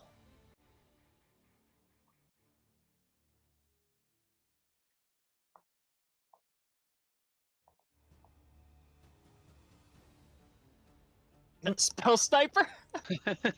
I see it. No I'm kidding. I wish. Hey. R. From its position, it will leap while being invisible 35 feet, making a single attack roll against you with advantage. It's the only thing it will do on its turn. Because it was invisible, it gets a +1. So it makes it 9.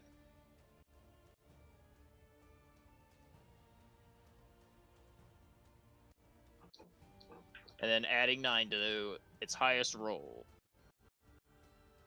18. That's just enough to hit you. Yeah, that meets you, actually. That meets your AC. Its entire body will slam down on you. Okay, it already made the dex save. I was just checking the range. This spell's worded weirdly. It will slam down on you from the skies, Ars. It leaps into the air, flying across the room while invisible before uncloaking right in front of you like a hunter from Left 4 Dead. It'll tackle you to the ground, its blade embedded in your chest, and the two of you will slide 15 feet this way.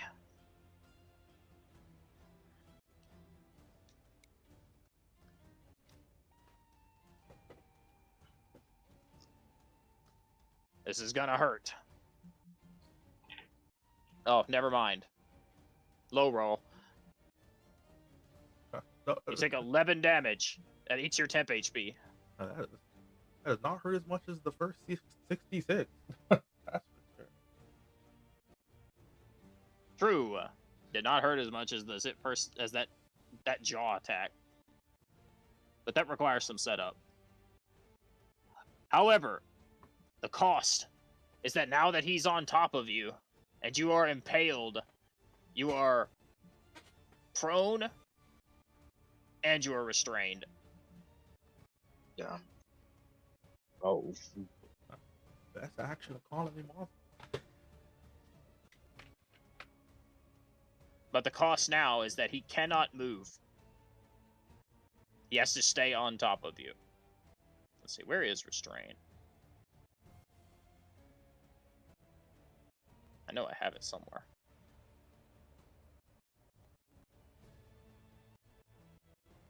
There it is.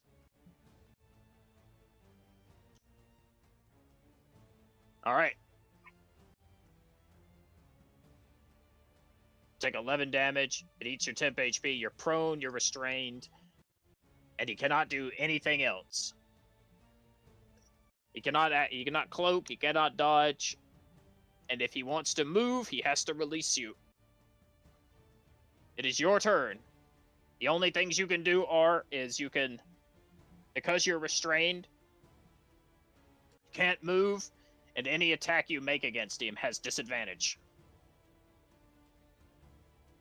You can try to throw him off. But that also takes your action.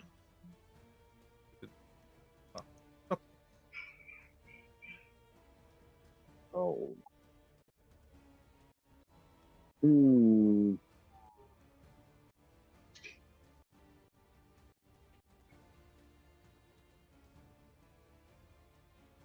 Does anybody have any suggestions?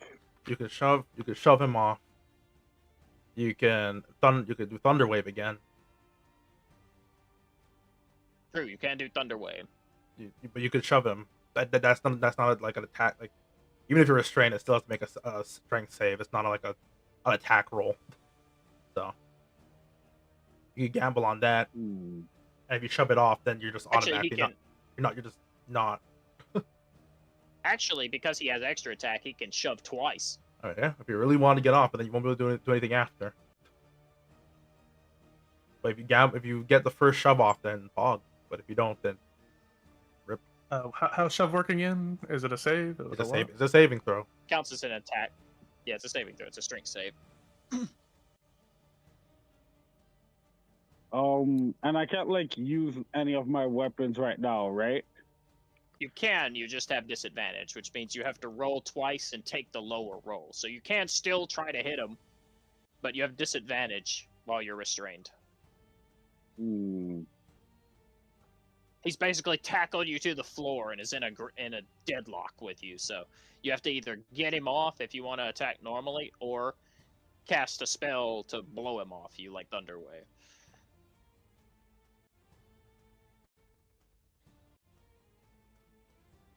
Oh, wait.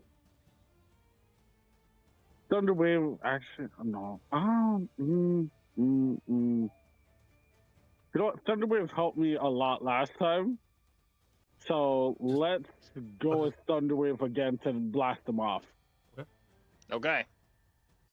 It worked last time, but you gotta hope he doesn't pass his save. Yeah. Because if he passes his save, he won't be going anywhere. Did you want to cast it at level 1 or 2? Actually,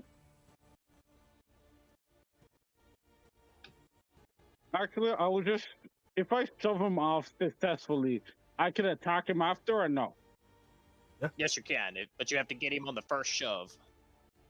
Okay, I will try to. I will shove him off. Okay. Strength save. So, he has a -1 to strength. He's a full dex build. But during this state where he has you planted on the ground, he gets advantage on any attempt to throw him off you that isn't forced. So he still has a high chance. He still has a chance of failing, but he gets to roll twice.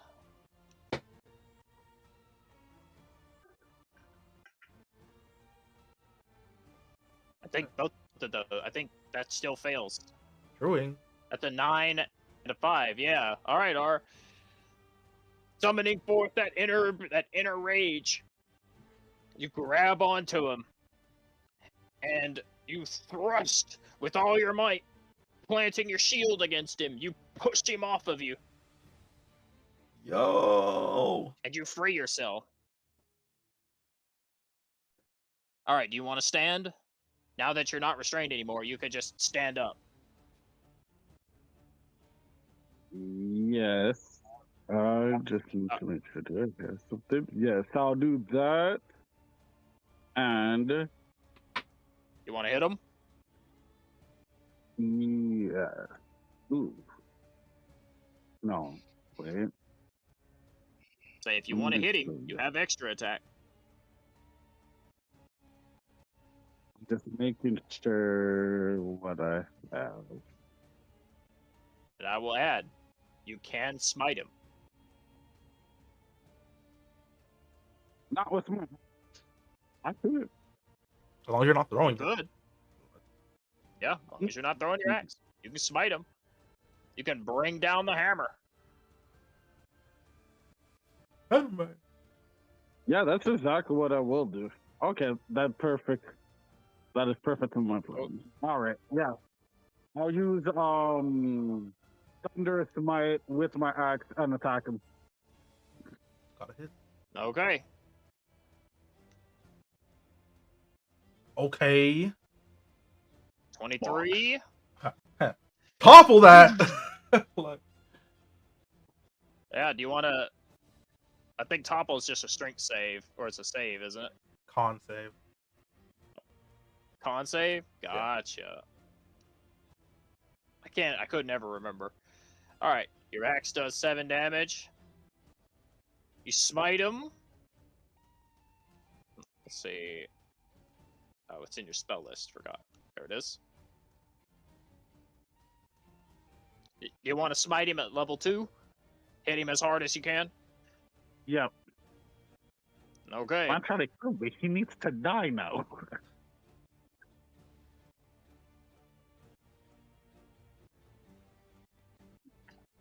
That's 15 damage. And... He has to make a save. He has to make a save to avoid being pushed.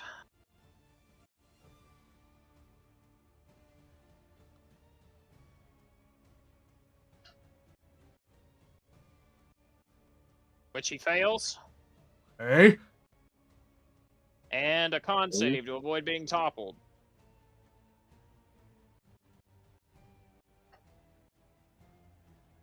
Which he also fails. So he's shoved 10 feet away from you. By the force of a thunder strike, he falls prone. And as you crash down on him with all your might, he is bloodied. Standing up victoriously. All right, you used half your movement to stand up. Do you want to chase him? Or do you want to? Would you like to back up or something like whatever you want to do, really? You can follow up while he's prone though, and just chase him. Just keep an eye on, keep a body on him. Yeah. Would I be standing on top of him because I use topple or no? No, you wouldn't be standing on top of him, but he is prone. Okay. He's knocked over. So if somebody wanted to follow up on him, like Grim, and beat the shit out of him, They would have advantage. Mind if I do? Yeah, I'll do that to make sure he's. Man was holding me down for almost with my life in his hands. Now I got his life in my hands. Truly. Exactly. In my foot, actually. All right. The jawbone.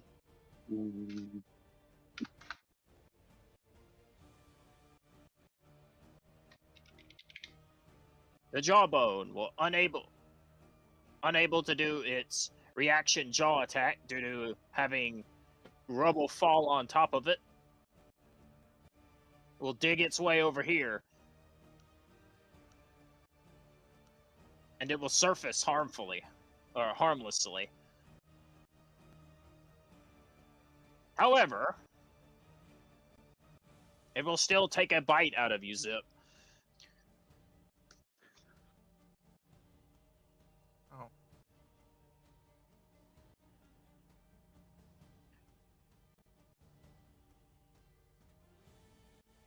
Except I don't think it will be. That's a miss, right? I have to shield again. Oh, he's shielding. Okay. It met your AC. I thought that missed. Its large jaws will lunge forth, snapping onto your barrier, tearing at your threads. Also, you need to reveal it. So, unironically, you better be glad that that's not a fucking spell. Oh, wait. It is a spell. A bite is a spell? Well, I don't know. I don't know if I'd count that as a spell. It's more of like just a feature. It just says it's shield. It says you're casting shield, but I don't know. I don't feel like that's a spell for this case. The only reason I'm mentioning that is because the eyeball can counter spell. Oh, the eyeball that Grim has in his pocket? No, the eyeball that's riding the beast. Oh, I didn't even see that. Oh, the counter. Okay, so what the hell? Okay, never gonna have that talk out. Okay, all right, good. What talk? Go ahead.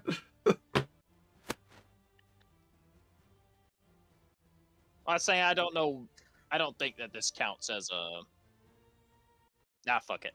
It says you're casting shield. I'm gonna run it how it is. Yeah. The eyeball will counterspell you. With a threatening red glare, it will dispel your barriers. And as the jaws lunge forth, it will give a crushing snap onto you. But it will do less damage because it's not attacking from the ground. The counterspelling crocodile. Fuck me, I guess. True. I mean, it's a party of mages. Sure. Also a nightmare. It's also a nightmare. A mage's nightmare. So. the mage's nightmare. It's a magic countering alligator. That is in fact a mage's nightmare. That'll do it.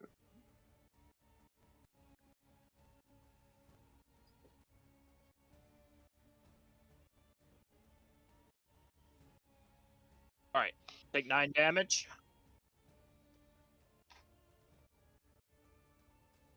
It will attack you with a claw.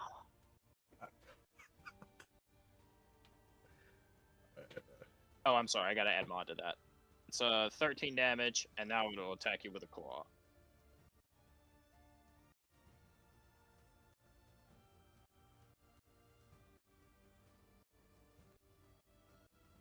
Alright, eats your temp HP, dealing 2 points through.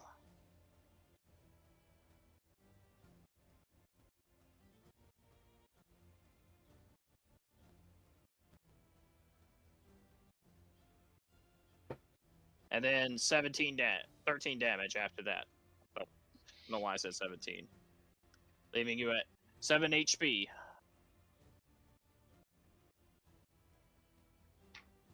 It'll Damn, turn its already attention to Grim. already action searched too. Letting y'all know ahead of time now, my character's about to leave. So Stop. I'm letting y'all know that ahead of time from now. Well, it's your turn. He's gonna just look as fucking bleeding out of his mind, and he's gonna be like, "Well, I'm not. He goes, I'm not dying here." He's fucking leaving. I gotta get out of here. Nah, fam. One AOE spell real quick on your way out. And I go, ah. It's counterspelled again. I mean, there's a counter spell in Crocodile, so it's just like Nah, heal one man. Heal. Nah, heal one. I don't man have a real quick. heals. Counter Use your- spell is a reaction though. I'll just fucking. Uh, I know it can't. I'm saying it can't counterspell again. let me see something.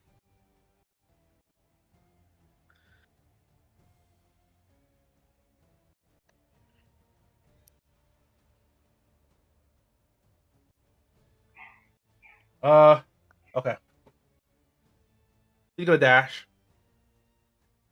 Dashing through the snow. 70 feet of movement. You gonna. You said Rufus is also low. Yes. 8 HP plus the 11 temp HP. Yeah. I'm gonna just wish. Before I grab, I'm gonna say, "Are you staying here?" Yes, we'll see. I'll see it through to the end. I need my arm back. With his one arm missing. And need my arm back. That's my champion right there. That's my goat. That's my goat right there. Look at him go. Can I not take the dash action? I technically only moved 30 feet. Gotcha. I guess we should aim for the pages. Yeah. But the resale value. It's okay. When my turn comes around, I will do a thing. Here, I'll if we're considering attacking the pages, I'll put the pages on the map. I'll just put I them think as a those should little have been 5-foot there square. from the start, but yeah. Nah, fam, I'm not trying to save his soul, fam. He's been suffering, dog. Free him. Look, from his suffering they're by almost burning all the dead pages. too. You know. You don't know what kind of reward awaits the end. It might be a new arm. It could be a boat. The Family Guy reference.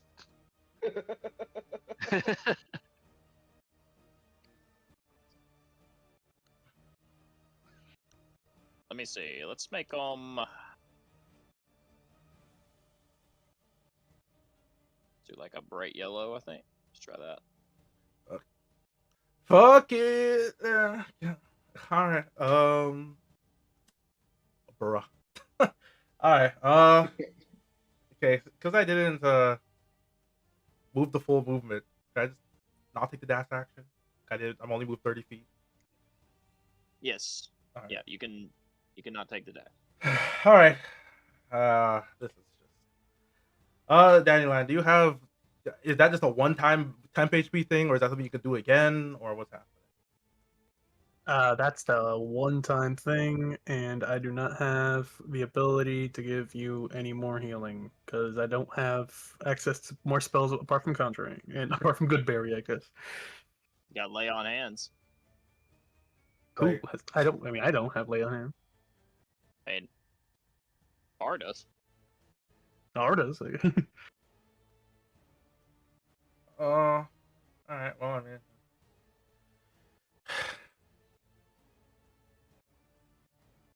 he's just gonna sigh.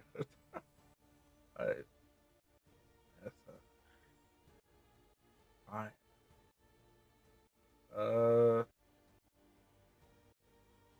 I'm assuming the page is like right there. Yes. Okay. I put them around where the monsters each individually spawned, because they came from the pages. But I didn't want to put the pages actually down until the party was collectively sure that they wanted to attack the pages. I just thought you were waiting for the check to see that they were like magical. Well, I was also waiting. I mean, I didn't put them down initially because I wanted to reveal them through an intelligence check or through a Arcana check, but also I wanted to make sure they were actually going to be, attacked before I put them on the map. Because otherwise it'd just be little zones that kind of creating clutter. I'm gonna slash at this thing first. All right, do it.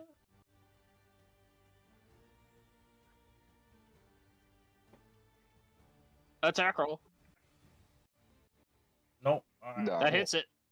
That hits it? Okay. Oh. It's a piece of paper. Alright, well, It's a piece of paper.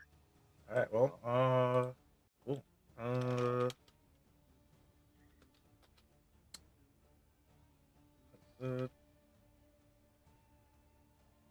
I didn't realize that. I didn't realize on my very first song, I didn't add mod. Cool. Add an additional damage dice. So add an extra D10 and another D4. Oh no, add 2 more D4. Alright. And then if whatever it is, I'm also gonna use my fucking weapon's passive dispelling. Just in case. Add another D10.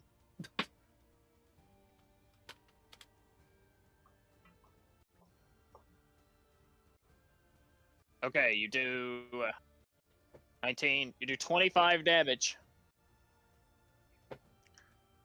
Alright, that is enough.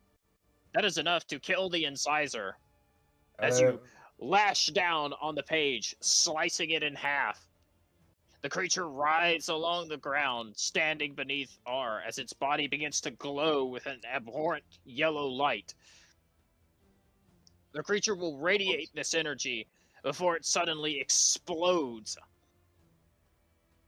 And then splattering black gore onto R's body and armor. And then I'm a bonus action for my origin feat, and I'm gonna Sacred Flame that page up there. Okay, this one up here. It can't make a dex save. So go ahead and roll damage. Augers. I thought you killed the incisor. What about the... What if...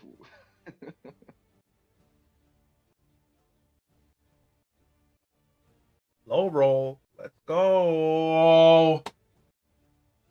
4. Add 2 more D8s. Because it's a piece of paper. Any hit on the pages automatically counts as a crit. Let's go. 7 damage. Alright, it is not dead. It is barely alive, though. As you strike the page, and the limb stealer reels backwards from the strike. Horrific beams glowing from its body as it tries to hide its wounds. Got anything else in the tank, Zip? No. Okay. Rufus, it has your hand. Give it back. Hold on, let me measure something real quick. Hold on, I gotta measure something. Damn it, can I? There it is.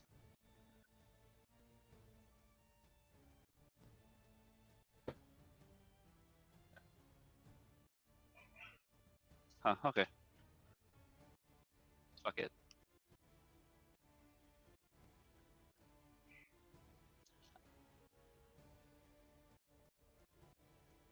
Ah. Oh. Oh. Oh. There's that. Oh. Okay. Roll, roll 16d6 and then 16d6. Actually, they're you're about to get they're expelled. weak to fire. So roll 16d6 and then double that.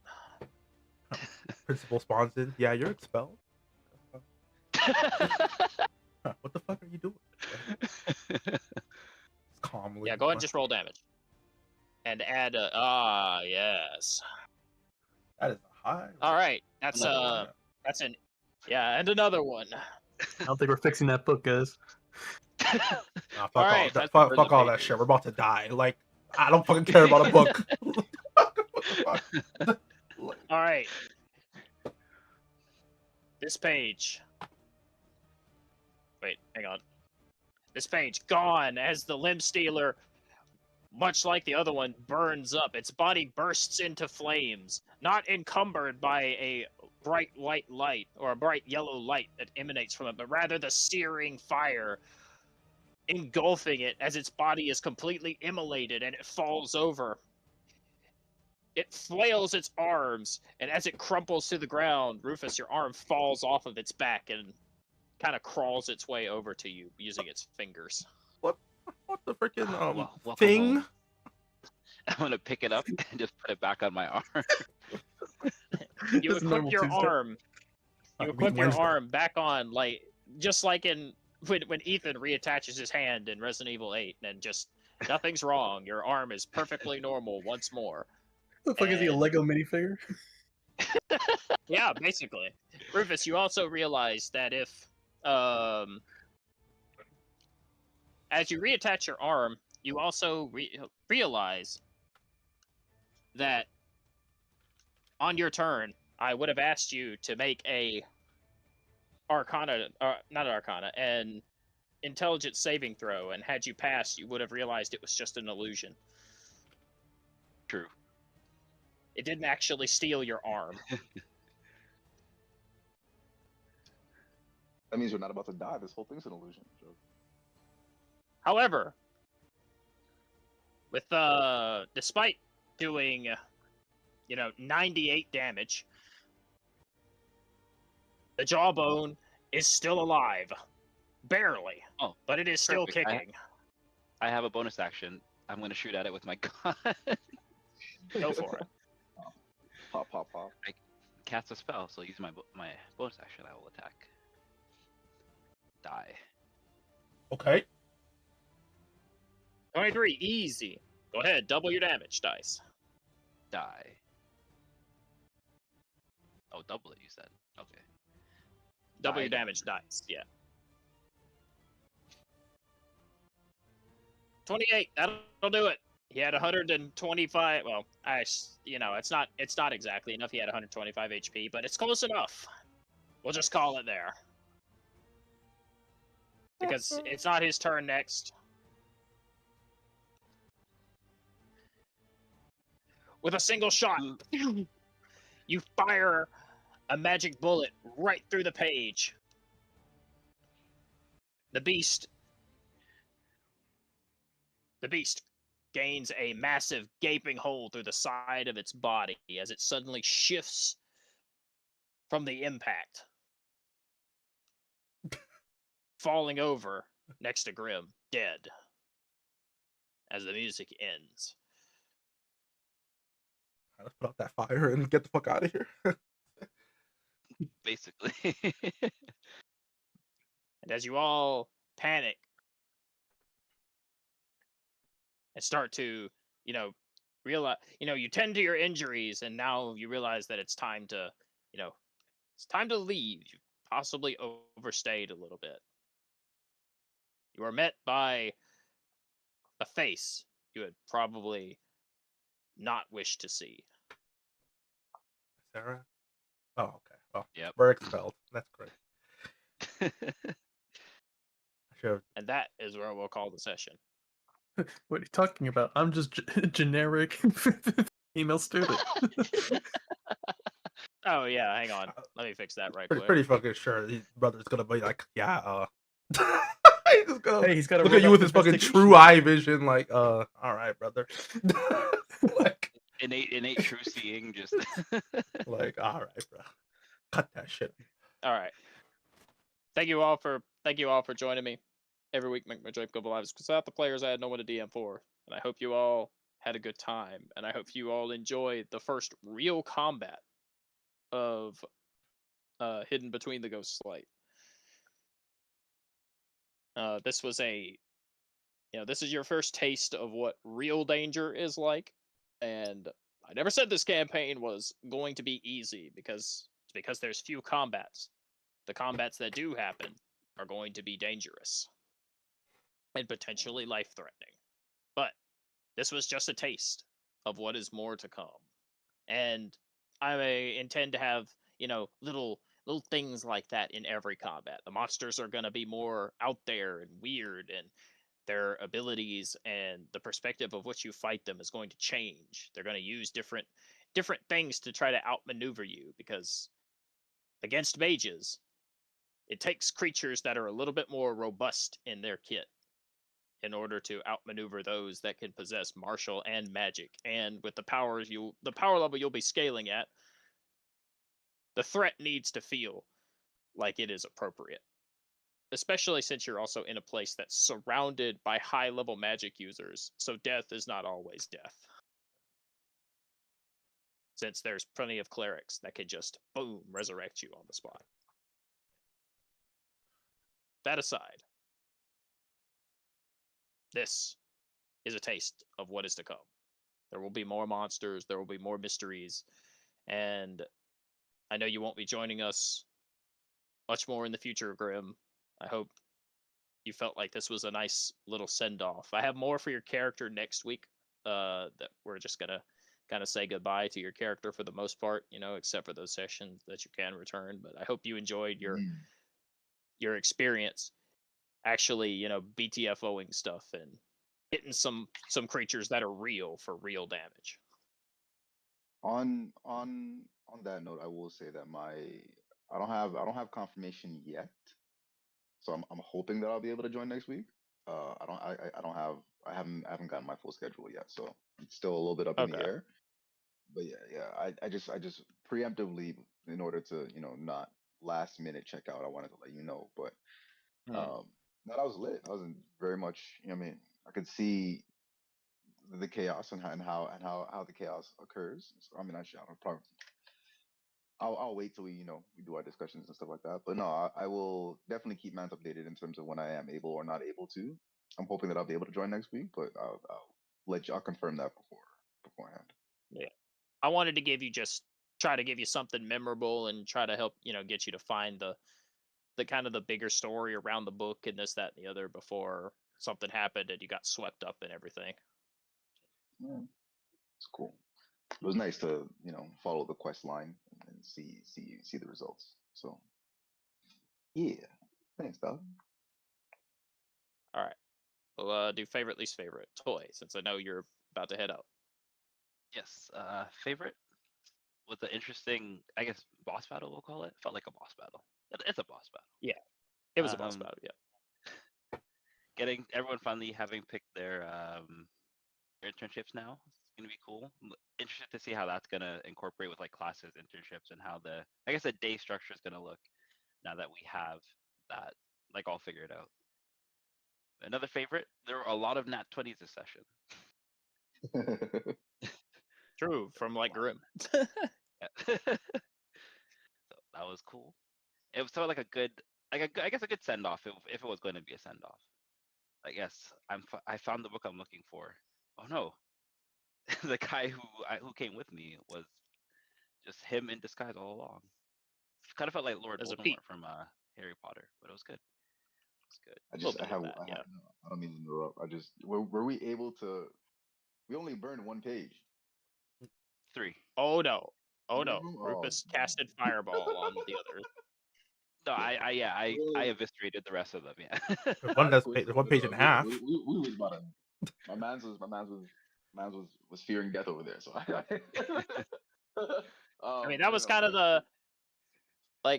the gimmick of the fight. These guys were like probably a couple CR levels above you. They were pretty strong, especially the big the jawbone.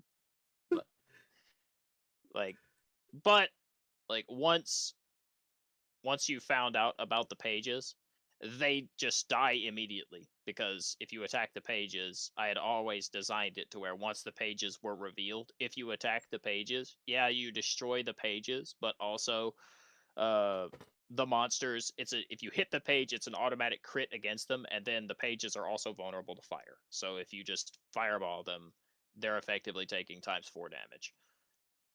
So we made it out with yeah, one page. You made it out with the cover. The- Well, okay. That's too harsh. That's too harsh. Okay. So Grim, you made it out with some of the pages and the cover, but a few of the pages got scattered, and that's where the monster came from. I didn't really describe it as well as I should have, but you have some of the pages together, and some of them, fell out of the book, and that's where the creatures came from. Cool. So you didn't lose every page. I should have described it better. If I had that's 100% my fault. If I had described it better, you probably would have been, more confident in just destroying these few. But and I will take that L. But other than that, I was very happy with this combat. Sorry, Antoine, I didn't mean to interrupt. Yeah, I'm sorry, Toy. Do I have any least favorites? No real least favorites.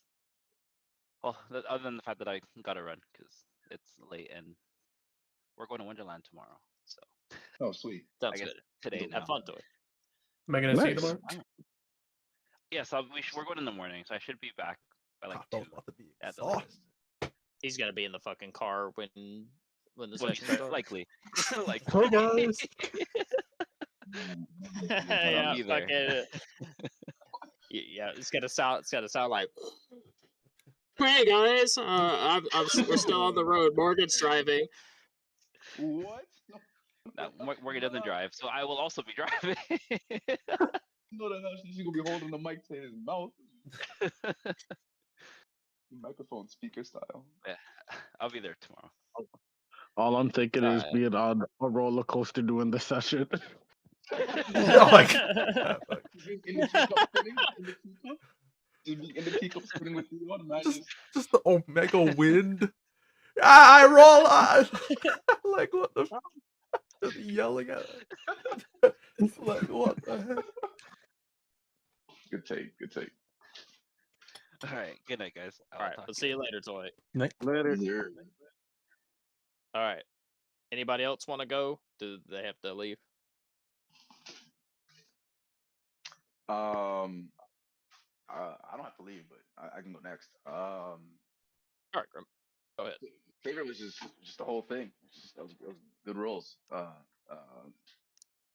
Combat was definitely entertaining. That was, finally got to pull out my glaive. It was good. I don't really have any least favorites.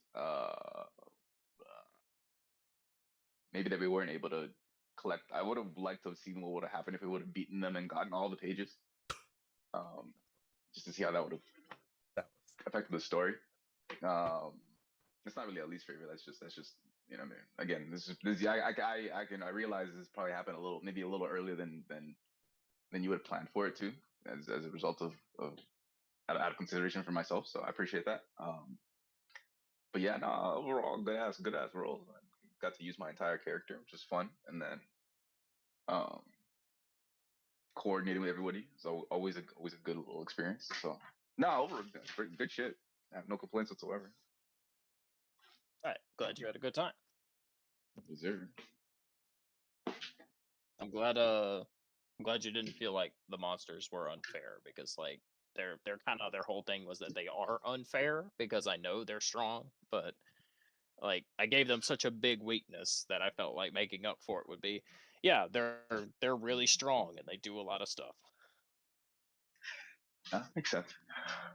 It's got to be a trade-off. Not mad at all. But I don't know. I like their gimmicks. I thought their gimmicks was fun. I really wanted to.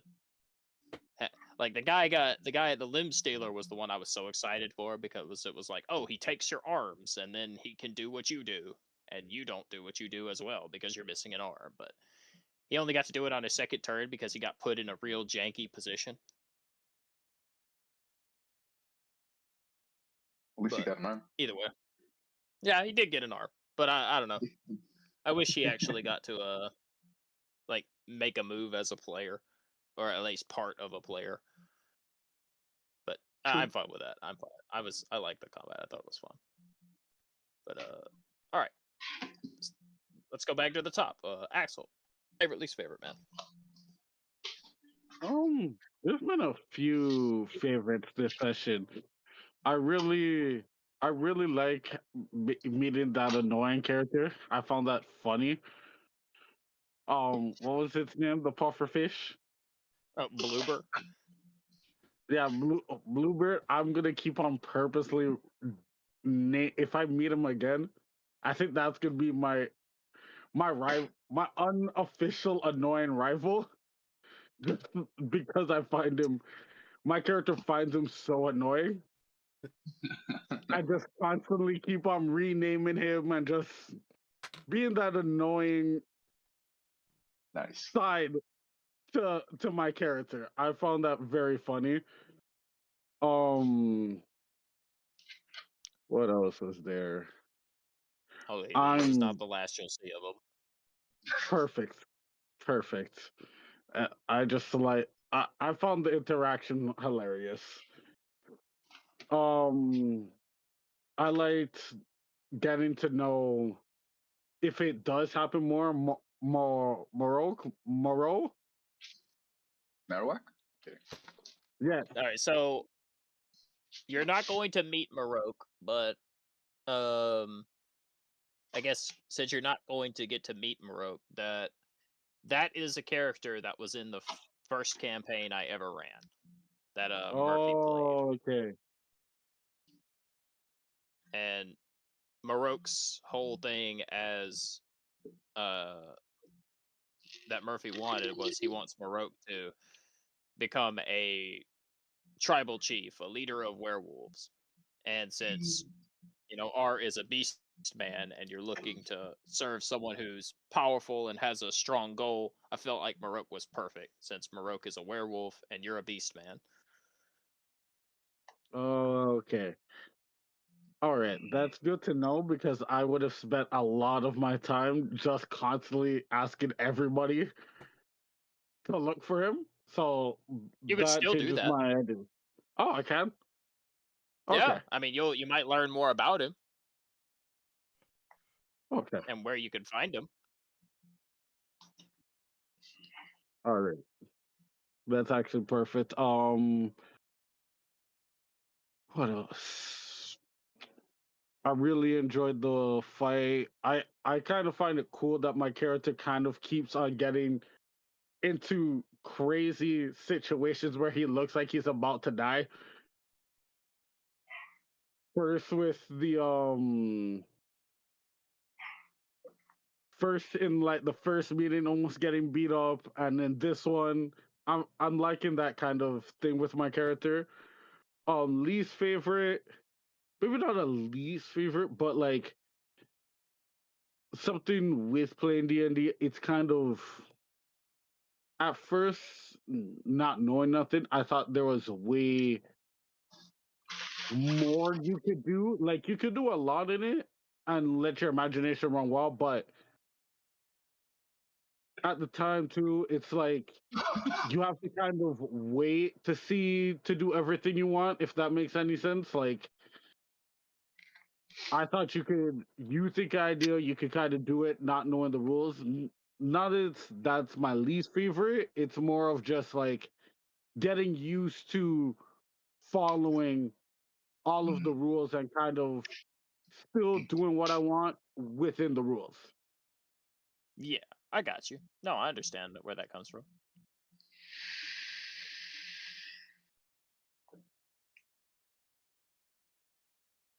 That is it for me.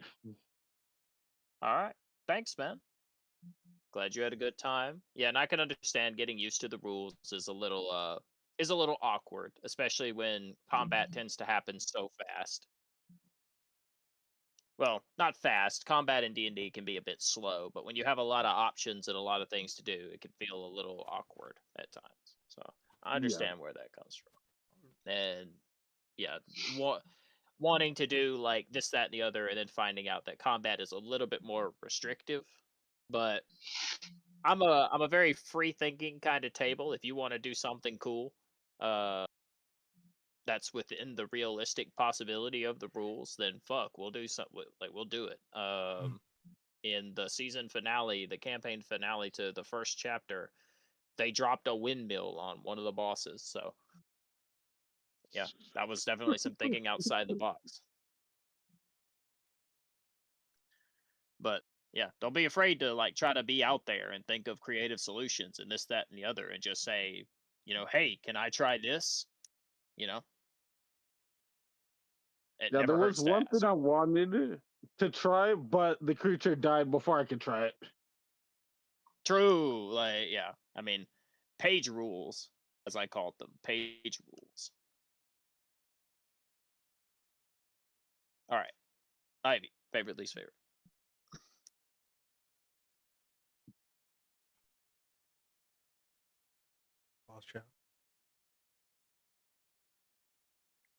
I talked for half a second and then I realized I was muted. Favorite. I did hurt stuff. I feel like I was, the combat was challenging, but yeah, I feel like I was doing a good balance of damage, taking out the clones and doing some temp HP healing. I feel like did what I wanted to do with it. So glad about that.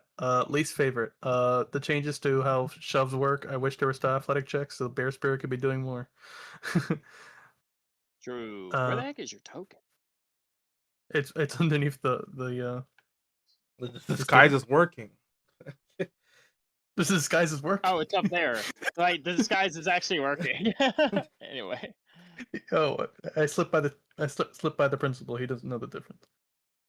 That is the headmaster. Yeah. If I had a least favorite, it was losing to Toy multiple times in Dragon Chess because he kept rolling 20s, and I rolled like 2 1s. Counterspell. Oh my god!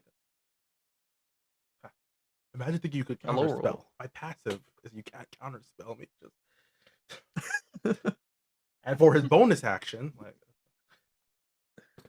Apart from that, I enjoyed the session. I enjoyed the first official real combat that wasn't like well, I guess it still was a gimmick fight, but it was less of a like not the Minotaur thing where you had to heal it to kill it. You know what I mean? Yeah, it was more of a like actual. You can actually damage everything. Yeah, more straightforward fight, and I think this is I think a really good. Beyond the exhibition of it, it was a good first go. I think. Yeah, I mean, I kind of want every fight, or at least not every fight, most of the fights in this campaign to be sort of out of the box, weird conditional state fights where there's like different ideas bouncing around and the monsters operate by weird rules.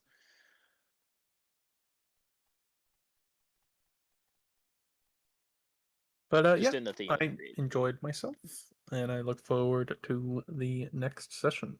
And whether or not I see you again, Grim, nice having you. Yeah, it's been awesome. All right, Kai, give me the talk. I mean, I don't think I need the talk, but I will. I will still hear you out. I'll say that the beginning bit, seeing the dorm and everything was cool. I think that part maybe dragged on a bit too long before we got it. Just a little bit, not like too much. That was fine. The library sneaking past. The whole thing with Rufus getting caught was funny. Fun. I did like the setup of like everyone like kind of like the student that's just actually like a other evil like guy just like finally like that was cool. And I will say that the monsters themselves in concept is really cool. I'll give that as well. Now for the least favorite, the reason why I was saying that it's like I got the balancing was a bit wonky because yeah, like there's a gimmick where you could just destroy their pages and it does a shit ton of damage to them. But at the same time, like especially for me, if I roll last in initiative, had to get to roll their face across the keyboard. It's like mind you, that creature came out and did almost the equivalent of 3 claw attacks of a adult dragon. Just for to put that in perspective, 66. And if it crit, that would have been 12d6. And it probably could have one tapped me. That's why shit like that is crazy. Scary. That's why it's kind of Yeah. you want it to be difficult and scary, but if you one tap me, then it's like, okay, well, It removes that. yeah, like it's just like, all right, well, I guess sorry for coming the late game area, but like my fault. Like, so that's like kind of like at any moment they could have rolled a nat 20 and just like eviscerated. So it's like Hmm. like that's what you need to be careful of, like that. And then on top of it, it would have been one thing if like they had one attack, but that shit did 66, had a went out, had another attack, and then went crouched and dodged. It's like, oh, well, okay. And then the crocodile has a counterspell eye, and it's like, oh, so even if I want to do something, it's just I'm gonna shut that shit down. It's like, okay, well, all right. Like like yeah, it's dangerous, but that was like I'd say that was like deadly and deadly and dangerous, like deadly dangerous, like not just Yeah. oh, this is not that was like a deadly encounter. I'd say not like a fucking oh that was just a bit hard. It was like more dangerous. I know other people are not gonna feel that way because they didn't get hit, but that shit. Just be careful when you're have an invisible creature that comes out into 66. That's potential for it to do 12d6. Just letting you know that. True. That is true. That's why I'm like, okay, this was a bit crazy, and their action economy was also crazy. But in concept, like if we were like level like what, like 7, 8, or maybe like 8, I don't know what the last level for this 9. If we are like level 8, 9, I'd be like, all right, this, you know what? Fair enough.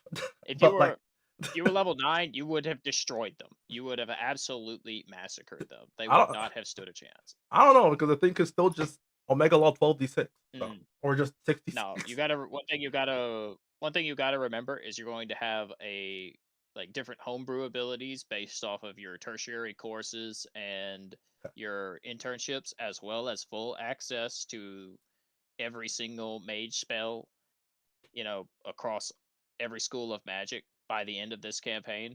No, you would have massacred them at level 9 because all of you would be able to take any spell you want, and also you would all have your what's it called? Your turning point. You would have your turning point features as well as your tertiary course features. So you would have slaughtered them because there was only 3 of them. That's like, all right, the potential man.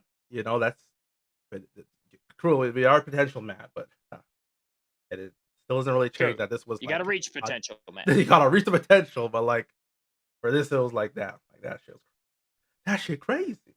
That's kind of like. No, I get you. I get you. I respect your opinion on it. I do. Yeah, that's why I don't really about it though. They were cool. Just I don't agree. I don't agree with the.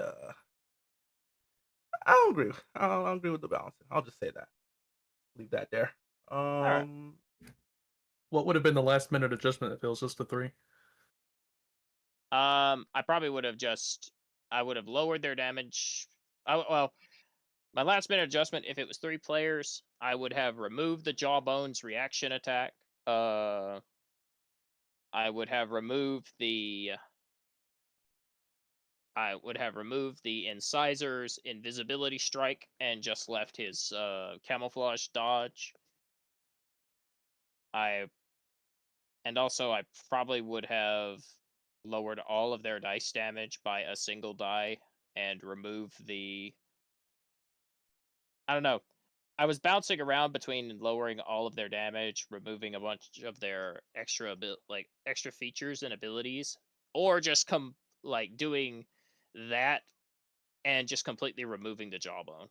The Jawbone probably would have been completely removed. and I would have like slightly weakened the Limb Stealer and the Incisor, and then remove the Limb Stealer's ability to clone itself.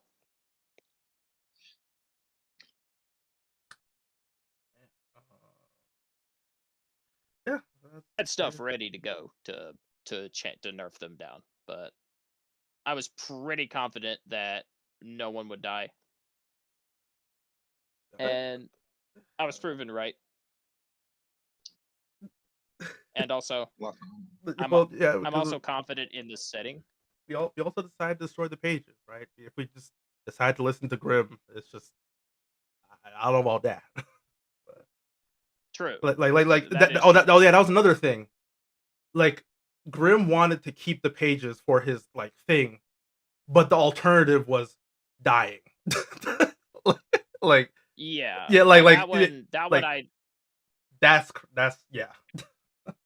That's the one that I do feel I can agree 100% fully with, and I believe that is where I will fully take the L, and that I should have explained better that the monsters came from extra pages and not just the only ones that were there. I think I described it in an atmosphere that said that, said it like, oh, that was all the pages that fell down was the monsters that spawned, but that wasn't actually what had happened. They came from just a few of them, not all of them. And I feel like that was my mistake. And that, I feel, causes the combat to actually be a lot more difficult than was originally intended. It was just due to a single description error from me. Yeah. But I think if I had described it better and made things a little bit more obvious off the cuff, that would not have happened, and nobody would have gotten as close to being downed as they were. Oh, it's yeah. I mean, that's how it goes. Yeah, definitely would, especially if it's something like that. That's like their big weakness. It's probably I don't know. I would have thought about that differently. Just would have been like, oh yeah, these pages float down to the floor, like highlight that more instead of just being like, yeah, they come out the pages. It's like, okay, well, well, like, that definitely needed to be yeah. I think I rushed it a bit because I was watching the clock, and that was where that came from. Like, I'm usually very verbose and pretty good at describing the atmosphere, but I was watching the clock and I knew we were over, so I started to stress about the clock, and I think that caused me to shortcut a little bit, and that shortcutting cost the combat the diversity I originally intended to give it. But like I said, I take the L on that one. I know what I did wrong there. That was my fault. But I can't stress about it too much, but just be like, yeah, I should stop looking at the clock, stop stressing about it, and describe the scene in full like I originally intended it to be. Oh, yeah. But overall, I'm in terms with the creatures themselves, I am fairly happy with them. I'm happy with each of their abilities, their gimmicks. The Incisors damage. The only thing I'll say is like, 66 is a lot, but also he could only do that once. So all it needs is once. Also, all it did need is once. Yeah, all it did need is once. All he did need was a single crit on you. Which, yeah. Honestly, I loved his leap attack though. I'm just glad I got to do his leap attack. Like, I also like I said, like the in concept, they're really cool. I'm not gonna bash that. It's just you know. I'm just glad they each got to do the cool thing. That's what I'm most satisfied with. The freaking I was yeah, all right. I'll leave that there. Just it was kind of, I will say, as a funny thing. It was just funny with the fucking like the counterspelling crocodile moment was just kind of funny. Oh yeah, I know. That was I know that was a bit like of like rubbing salt in the wound, but like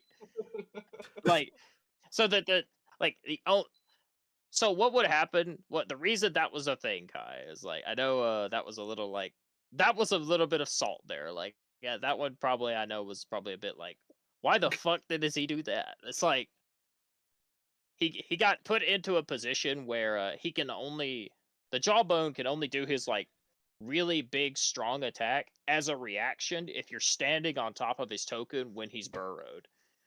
So if he has to come out of the ground, his attacks are significantly weaker. I mean, they still hit the hardest out of everybody's, but like his attacks are significantly weaker. It's a 2d8 and a 2d6. It's a 2d8 bite and a 2d6 claw, and he can. The whole point of the eyeball that's like riding on the side of him is it can do a ranged attack laser, which is just a which is basically just a reskinned firebolt that does 2d10. But it also has a lower chance to hit than his melee attacks. I think it's at like a +6. And it can counterspell. So the counterspell is kind of just to make up for the fact that he's doing like weaker attacks. Because counterspell is a reaction, but also his burrow attack is a reaction.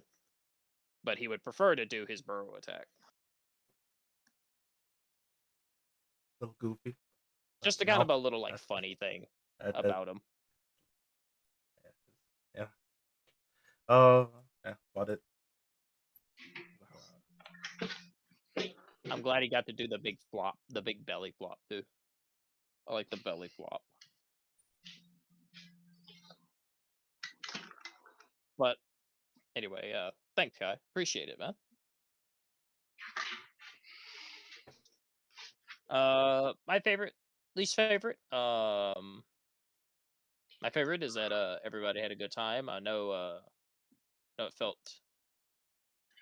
I know the kind of rushing into the late game area felt a little bit awkward, but I wanted to do something for Grim because we don't know how much time he'll be here, so I really wanted to give him his side quest moment. But also, I didn't have the time to. I'm just going to work. I Bro. know, I I'm kidding, know, I know. I'm kidding. But also, I haven't had enough time to set up turning points yet, so I couldn't give you a turning point. That is cool. It's cool. It's cool. It's cool. I appreciate the runs up until this point. Just getting a chance to try it out this year has been a goal of mine. So being able to spend, first of all, I apologize for having fallen asleep last week because I'd be tired. But nah, just getting a chance to have been able to try it out for the last few weeks has been fun. So hopefully once I get like some regularity back into my life, I'll be able to pinpoint a day where it's feasible to once again join. So don't take that too hard at all. Even like the first session, like that too was an experience, and still like it's a funny story now. Like it's like for like it's just been to me like I don't know shit. So I'm just over here learning on the fly and then just taking it in as we go. So I appreciate the work that you put in for certain. But don't worry too much about like. And I think I think everyone knows that like half of the stuff that you did in part because I'm my availability is taking a hit. So I'm sure it won't show up this way again in the future. I'm pretty confident that you'll be able to maneuver that however you like, just based on what I've been able to experience so far. But yeah, no, definitely. Again, if I get the chance to come back again, I definitely will reach out for certain. Mm. You know what I mean? Yes, sir. Good rolls. Yeah. Good rolls. But yeah, my favorite was that Studio Shane was always intended to be a part of Winville that remained in the material after the rest of him got torn apart by and brought into the book, which was the work of the Limb Stealer. The Limb Stealer is the one that kind of pulled Winville apart and brought him in amongst the pages of the nightmares that he created. So yeah, like Shane was like the last fragment of him that was left. Interesting. But even then, there's other pages of him that are out there. So this is just a couple of them. Like Winville's still like most of him is still in the book somewhere. Shane is just like a small part of the whole person that went in there or that was in the book, or that created this book. True. But yeah, My favorite was that side quest was cool. I hate I had to end it so early because I wanted to tease a little bit more throughout it that Shane was kind of always Wenville, but I did rush it a little bit, Yeah. so it kind of misses some of that. But despite that, I liked I like what came out of it. I like the combat. I like the monsters. I like the dorm. I think the dorm looks cool. I need to make some adjustments because I want to make the dorm a map, a hand drawn map from me. True. But everybody played a part in the combat in unique ways. Uh, this definitely was a very good proof of concept for the fights I want to do. It's definitely I will agree with Kai when he says that there is some balancing work that needs to be done. I'll agree on that one. Yep, 100%. Uh, the damage numbers may have been a little too high in this fight. But overall, I think the concept of the fight and the way I handled it when it actually got in the game, despite the numbers maybe being a little too high, as an experienced DM, I know what to do when my combat is a little misbalanced. I know to split my damage up between party members. I know to try to only attack someone a single amount, like, a small amount of times. Like, because it was already hurt, I attacked him with the weaker versions of the attacks. And I did my best to try to mitigate it while also making it feel realistic. Also, But I do agree, maybe things were a little too maybe their damage was a little too high. one thing I do, Maybe I stepped on the gas too hard.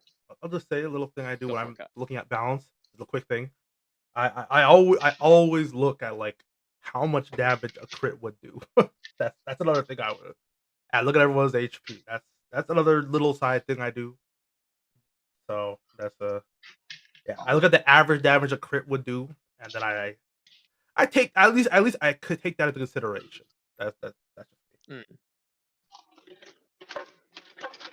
I mean, a lot of my like the way my combat balancing is usually done is I look at HP numbers and then I balance based around feeling.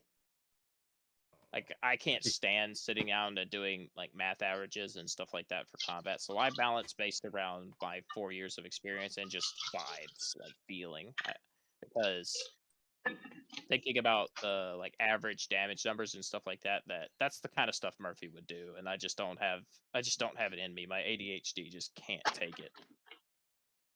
I would rather think about the cool things the creatures could do because that's what tickles my brain. You So can't damage I things in have, real life.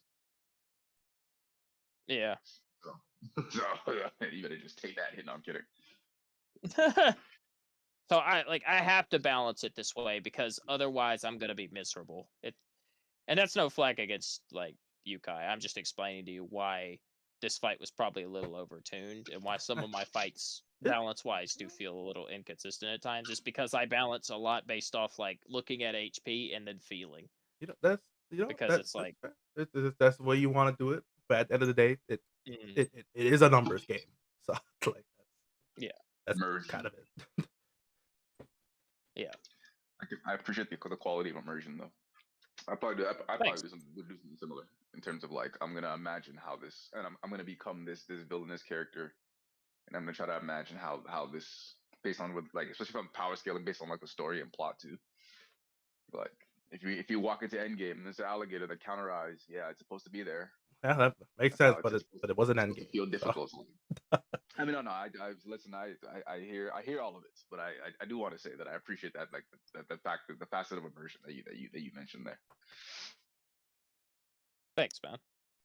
I mean, I get where like I feel where like I can feel where I'm coming from, but I also can feel where Kai's coming from. Like I get it. Like it's just it's hard for me to balance based around just sheer numbers because it's so difficult when you have ADHD. It's just really hard because it's like doing something you don't want to do, like sitting down and doing numbers work. I hate numbers work. Sitting down and doing it makes me feel awful. I have to force myself to do it. And by that point I'm not having fun and it demotivates me. So Yeah, it's just very difficult. But I Inherently understand where Kai's coming from completely. But that aside, leaving that behind, because the live, future we is learn. bright. Yeah, Yes, live, we sir. learn. I love each of the monsters individually for the things that they bring and the way they look and stuff like that. I want to talk Limstead was about cool. that. Limstead was cool. So did the sprite for the for the for the other one. But Limstead was cool. Yeah. Yeah, I do think the limb stealer is cool. I think they all look cool individually.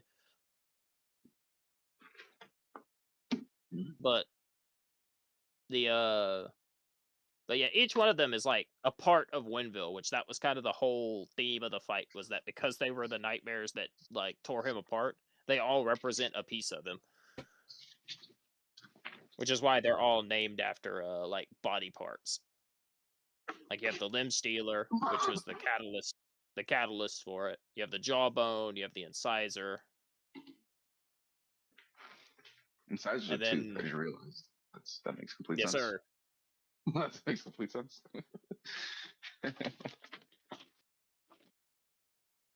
But we're That's gonna also see some more from Winville's stuff going on in the future because there's more pages out there besides just the ones that are here.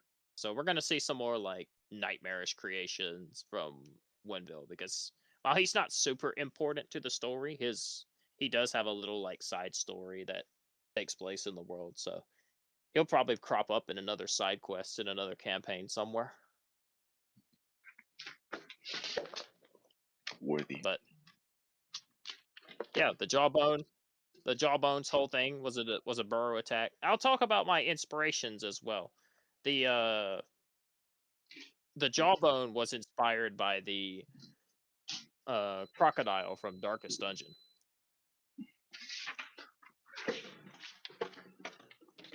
Because the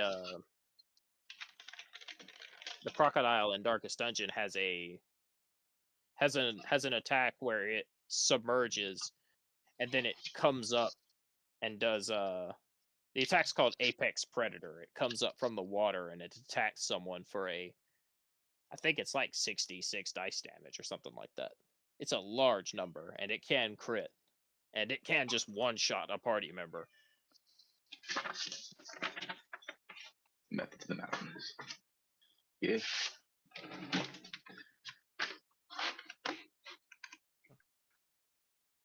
The Limb Stealer is kind of based off the Collector from Mortal Kombat 11. That was where my idea for him came from.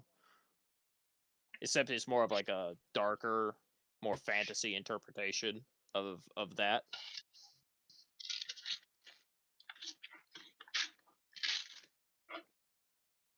And then the Incisor is just more of it's kind of just more of a stalker entity. Like it's got a lot of there's a lot of inspirations out there for creatures that like camouflage and attack you from behind and stuff like that. There's no real particular individual inspiration for that one. That's just something that's just pretty common that you see a lot.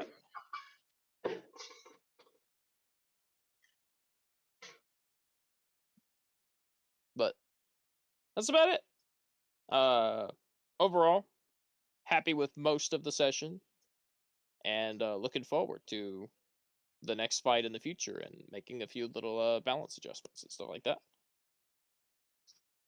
I'm enjoying this campaign. I hope everybody's liking this campaign so far. Also, Kai's reaction at the end was money. Like not in the combat, like at the very end of the session, man said, "Oh, we're all expelled." Out of curfew, destroying property. Omega. like they're just the deadpan. Like I'm ending the session. Like, oh, we're expelled. We're all expelled. That was a good reaction. That was quality. Taking him to magical court. I didn't tell you to leave this book here. All right. But that's it. I gotta stop. I got work tomorrow in 7 hours actually, so Ooh, I have to be up in like 6 hours. and then another session. True, and then Wow. and D&D after work. True. All right. Good rolls, everybody. Good rolls. Good rolls. Later. My initiative was high enough this time. I'm gonna end stream.